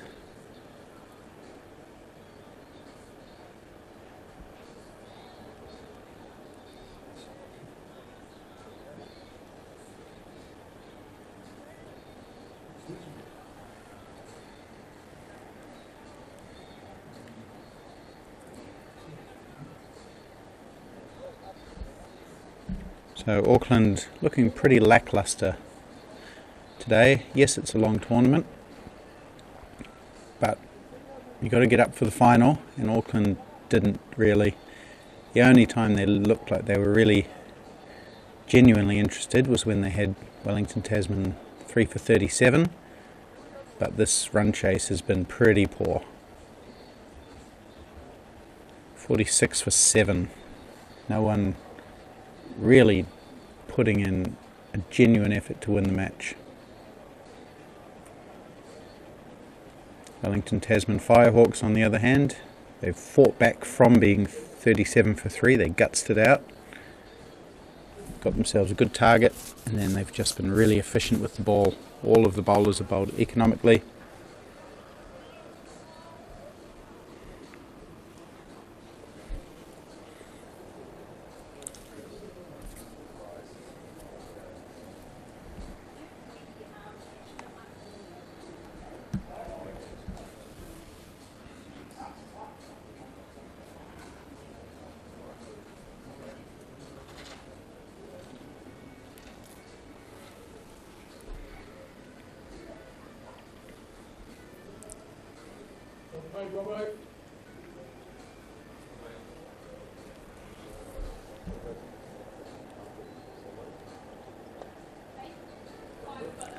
Dianascu off the mark with, I think, a boundary. Yes, down to third man. Took a big swing at it. Got a thick outside edge. No one there. 4 runs. So 2 boundaries off the previously extremely economical Richard Petrie, but he did pick up a wicket in that over, so he'll be fine with that. 2 for 9 he has from 5 overs. And Auckland have brought up their 50.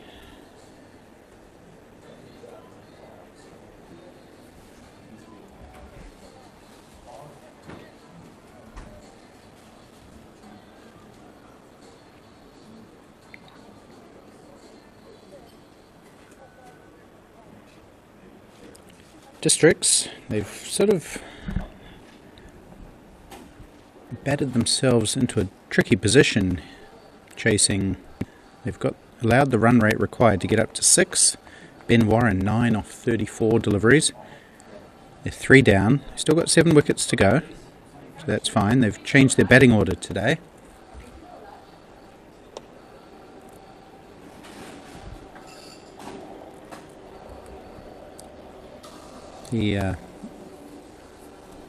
mainstay of their batting order has been Dodds, Samani and Horner, and none of those players have batted yet, although Simon Dodds has just come to the wicket now. He's on 0.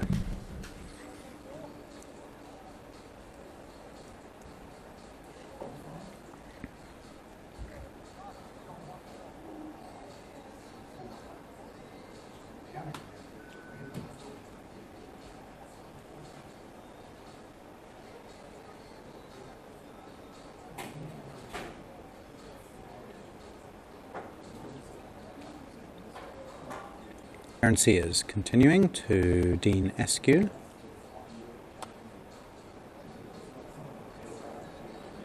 Hits it down to mid-off and lopes through for a single.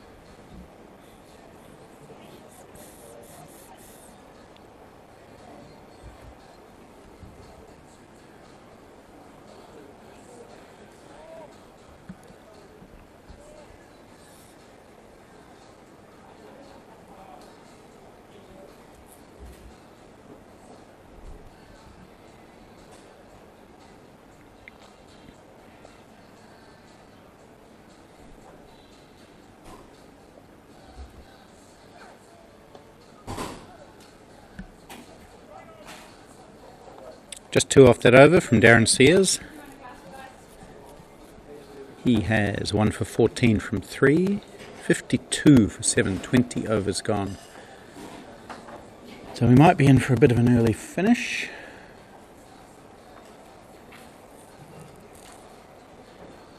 Which is the worst thing in the world. No point really dragging it out unless Auckland are going to get close.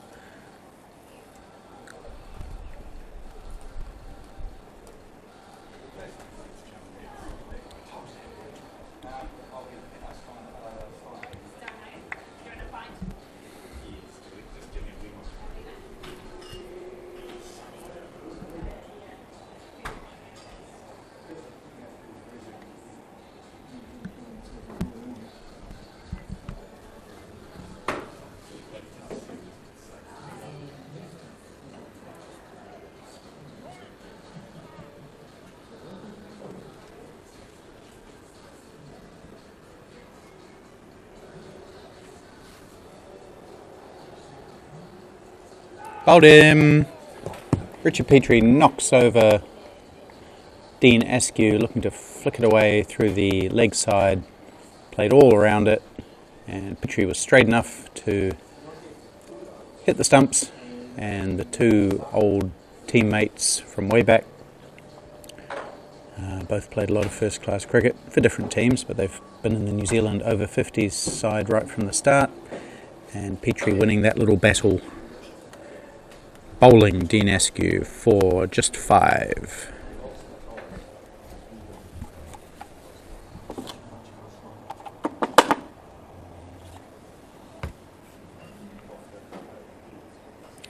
Auckland's 8th wicket goes down for 52. This is going to be a bit of a hiding, but a well-deserved win for Wellington Tasman Firehawks, I think. I'm assuming they're going to clean up this game.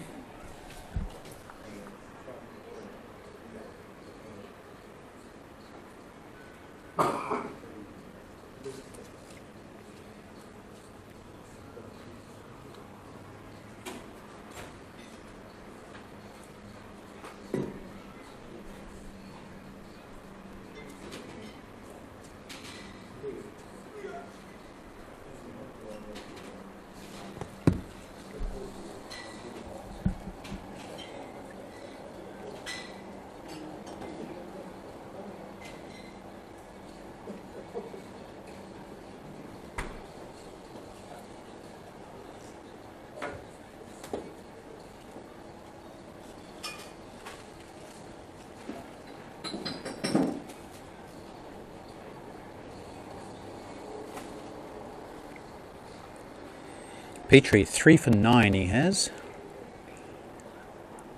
Wellington Paul Rainey. So he doesn't bowl a huge amount these days, Richard Petrie. Usually just when he feels that he needs to, where he can really contribute to the side.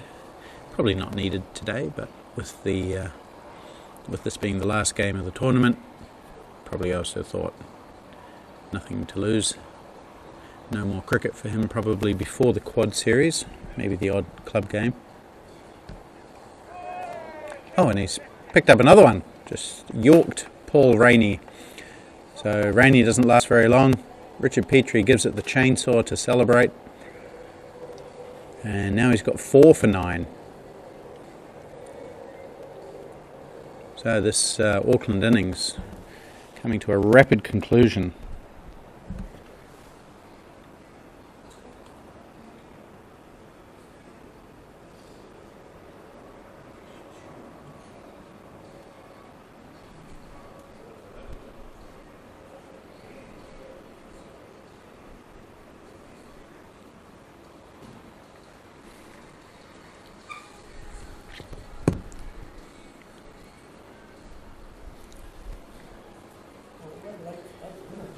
Huh?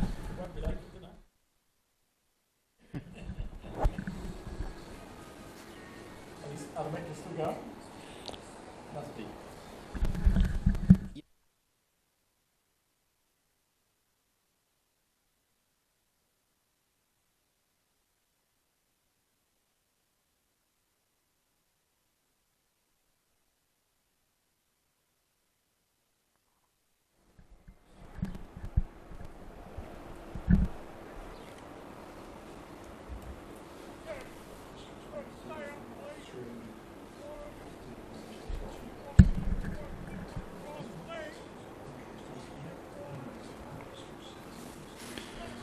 Alright, match to a rapid conclusion.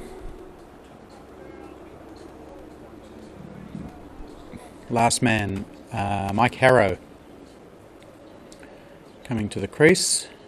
For some reason, Richard Petrie has put his cap on, even though I think he's still got 1 ball to go in this over. 2 balls. I don't know why he's got his cap back on. Maybe he's worried about the sun on his head. Oh, here we go. He's taking it off again. So he just put it on to celebrate. And he'll bowl to Mike Harrow. Hang on, what was that? Is this Richard Petrie still? That was a weird... He hasn't got the ball. Alright, so he's having a bit of fun here now, Richard Petrie. Tried to bowl the ball without having the ball in his hand.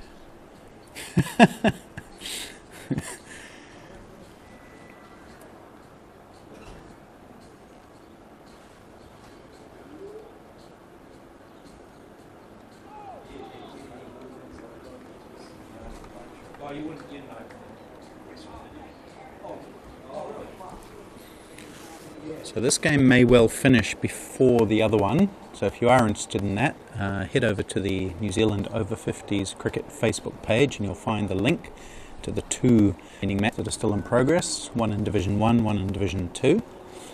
As soon as this match is over, we'll probably end the live stream. Well, definitely will.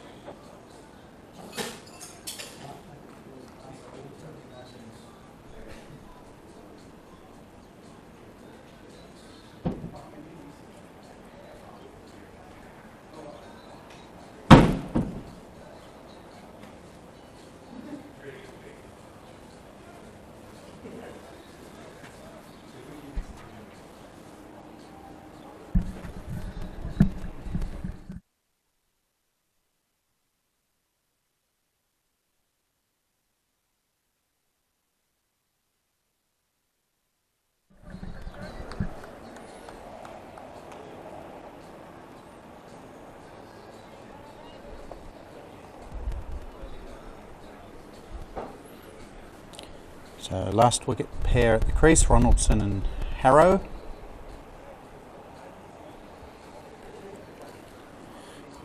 .178 further runs required with 1 wicket in hand, 7.5 and over. None of those things are going to happen. Neil Ronaldson hits it out towards the boundary, intercepted by, I think, Scott Pender. Takes 1.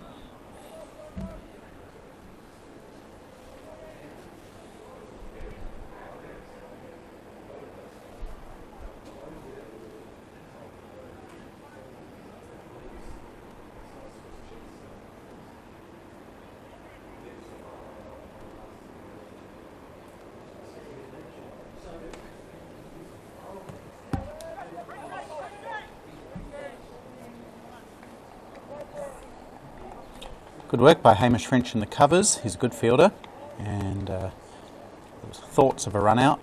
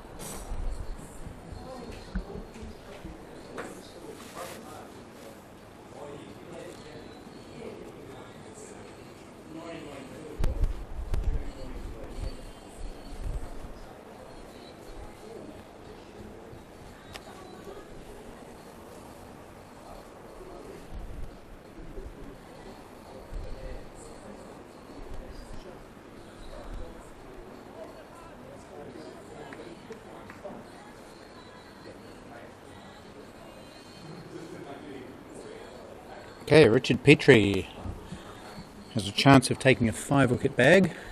He has taken 1 before, I think, in over-50s cricket. And I think that was for New Zealand A at the Australian over-50s Championships last season. There haven't been many 5-wicket bags taken in New Zealand over-50s cricket. Reece Henderson took the first one. Maya Chauhan took 1 in this series. Richard Petrie's got 1. I think Andrew Nuttall has 1.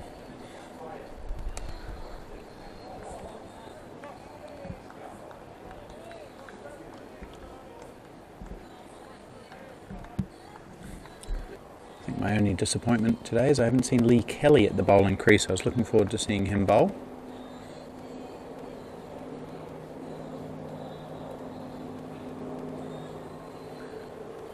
There's plenty of fielders in the slip cordon. I think there's 2 slips there. Oh, lovely shot. Mike Harrow down the ground, and it's going to go for 4. We saw Mike Harrow hit that famous 6 to match for New Zealand against the USA at the World Cup, with a not dissimilar shot to that, straight down the ground.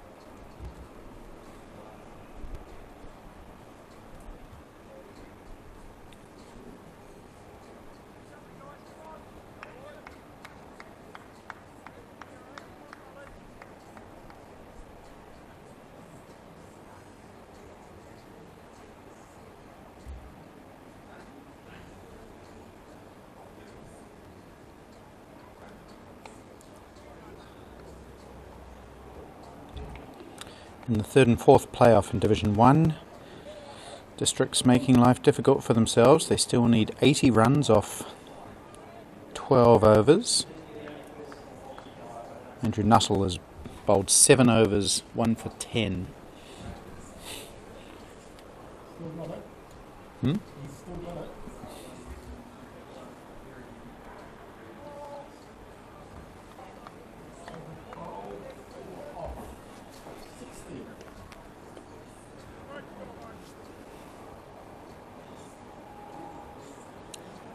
Colin Owens coming in at number 6 for District, so they've certainly rejigged their batting line-up. No sign of Dodds, Owens, Horner or Samani in the top 5, but all those players to come. So if they are looking for a late dip at this total, then they do have batting in the shed that can do it. But amazing figures from Andrew Nuttall as usual, 1 for 10 off 7 overs. And the other match that we've been following in Division 2, the final, looks like Canterbury Otago are going to get up there. They just need a further 8 runs, 6 wickets in hand, 9 overs to go. So they should win that title. Canterbury Otago, I think they won it a couple of years ago.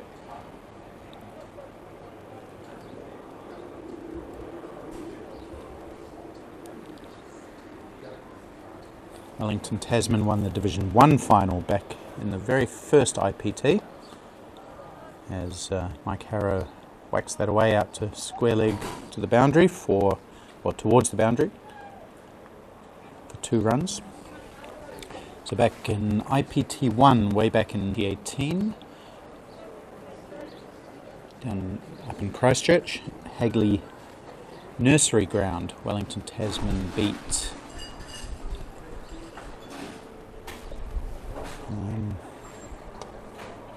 I think they beat Canterbury Otago in the final.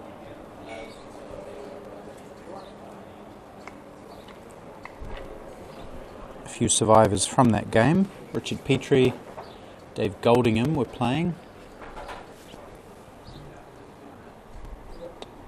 Big hit from Neil Ronaldson. It's gone over Scott Pender again for another massive 6. He doesn't really care if there's fielders there, Rowley, because he knows he can clear them. And it's the second time that he's hit it straight at Scott Pender, but straight over his head for 6.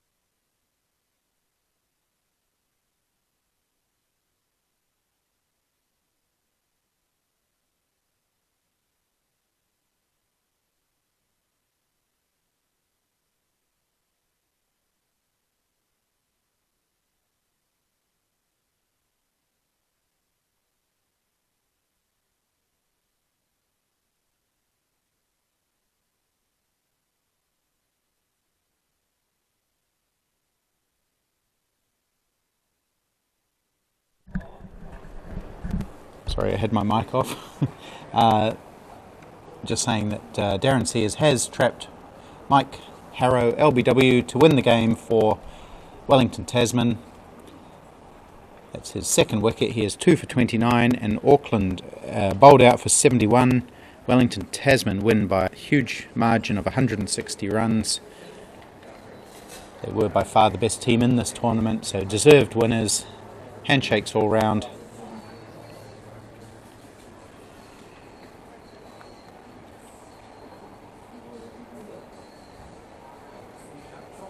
And the match is over. If you'd like to check the scorecards and all those sort of things, please head to the New Zealand Over-50s cricket Facebook page. Everything will be put up there. And it just leaves me to say thank you for joining us for this coverage, and I hope you've enjoyed watching the tournament. And stay tuned to the New Zealand Facebook page for the prize winners and the naming of the New Zealand Over-50s and NZA Over-50s teams to compete in the Quad Series. Okay, so from me, Jim Morrison, I'll say good afternoon from sunny Dunedin.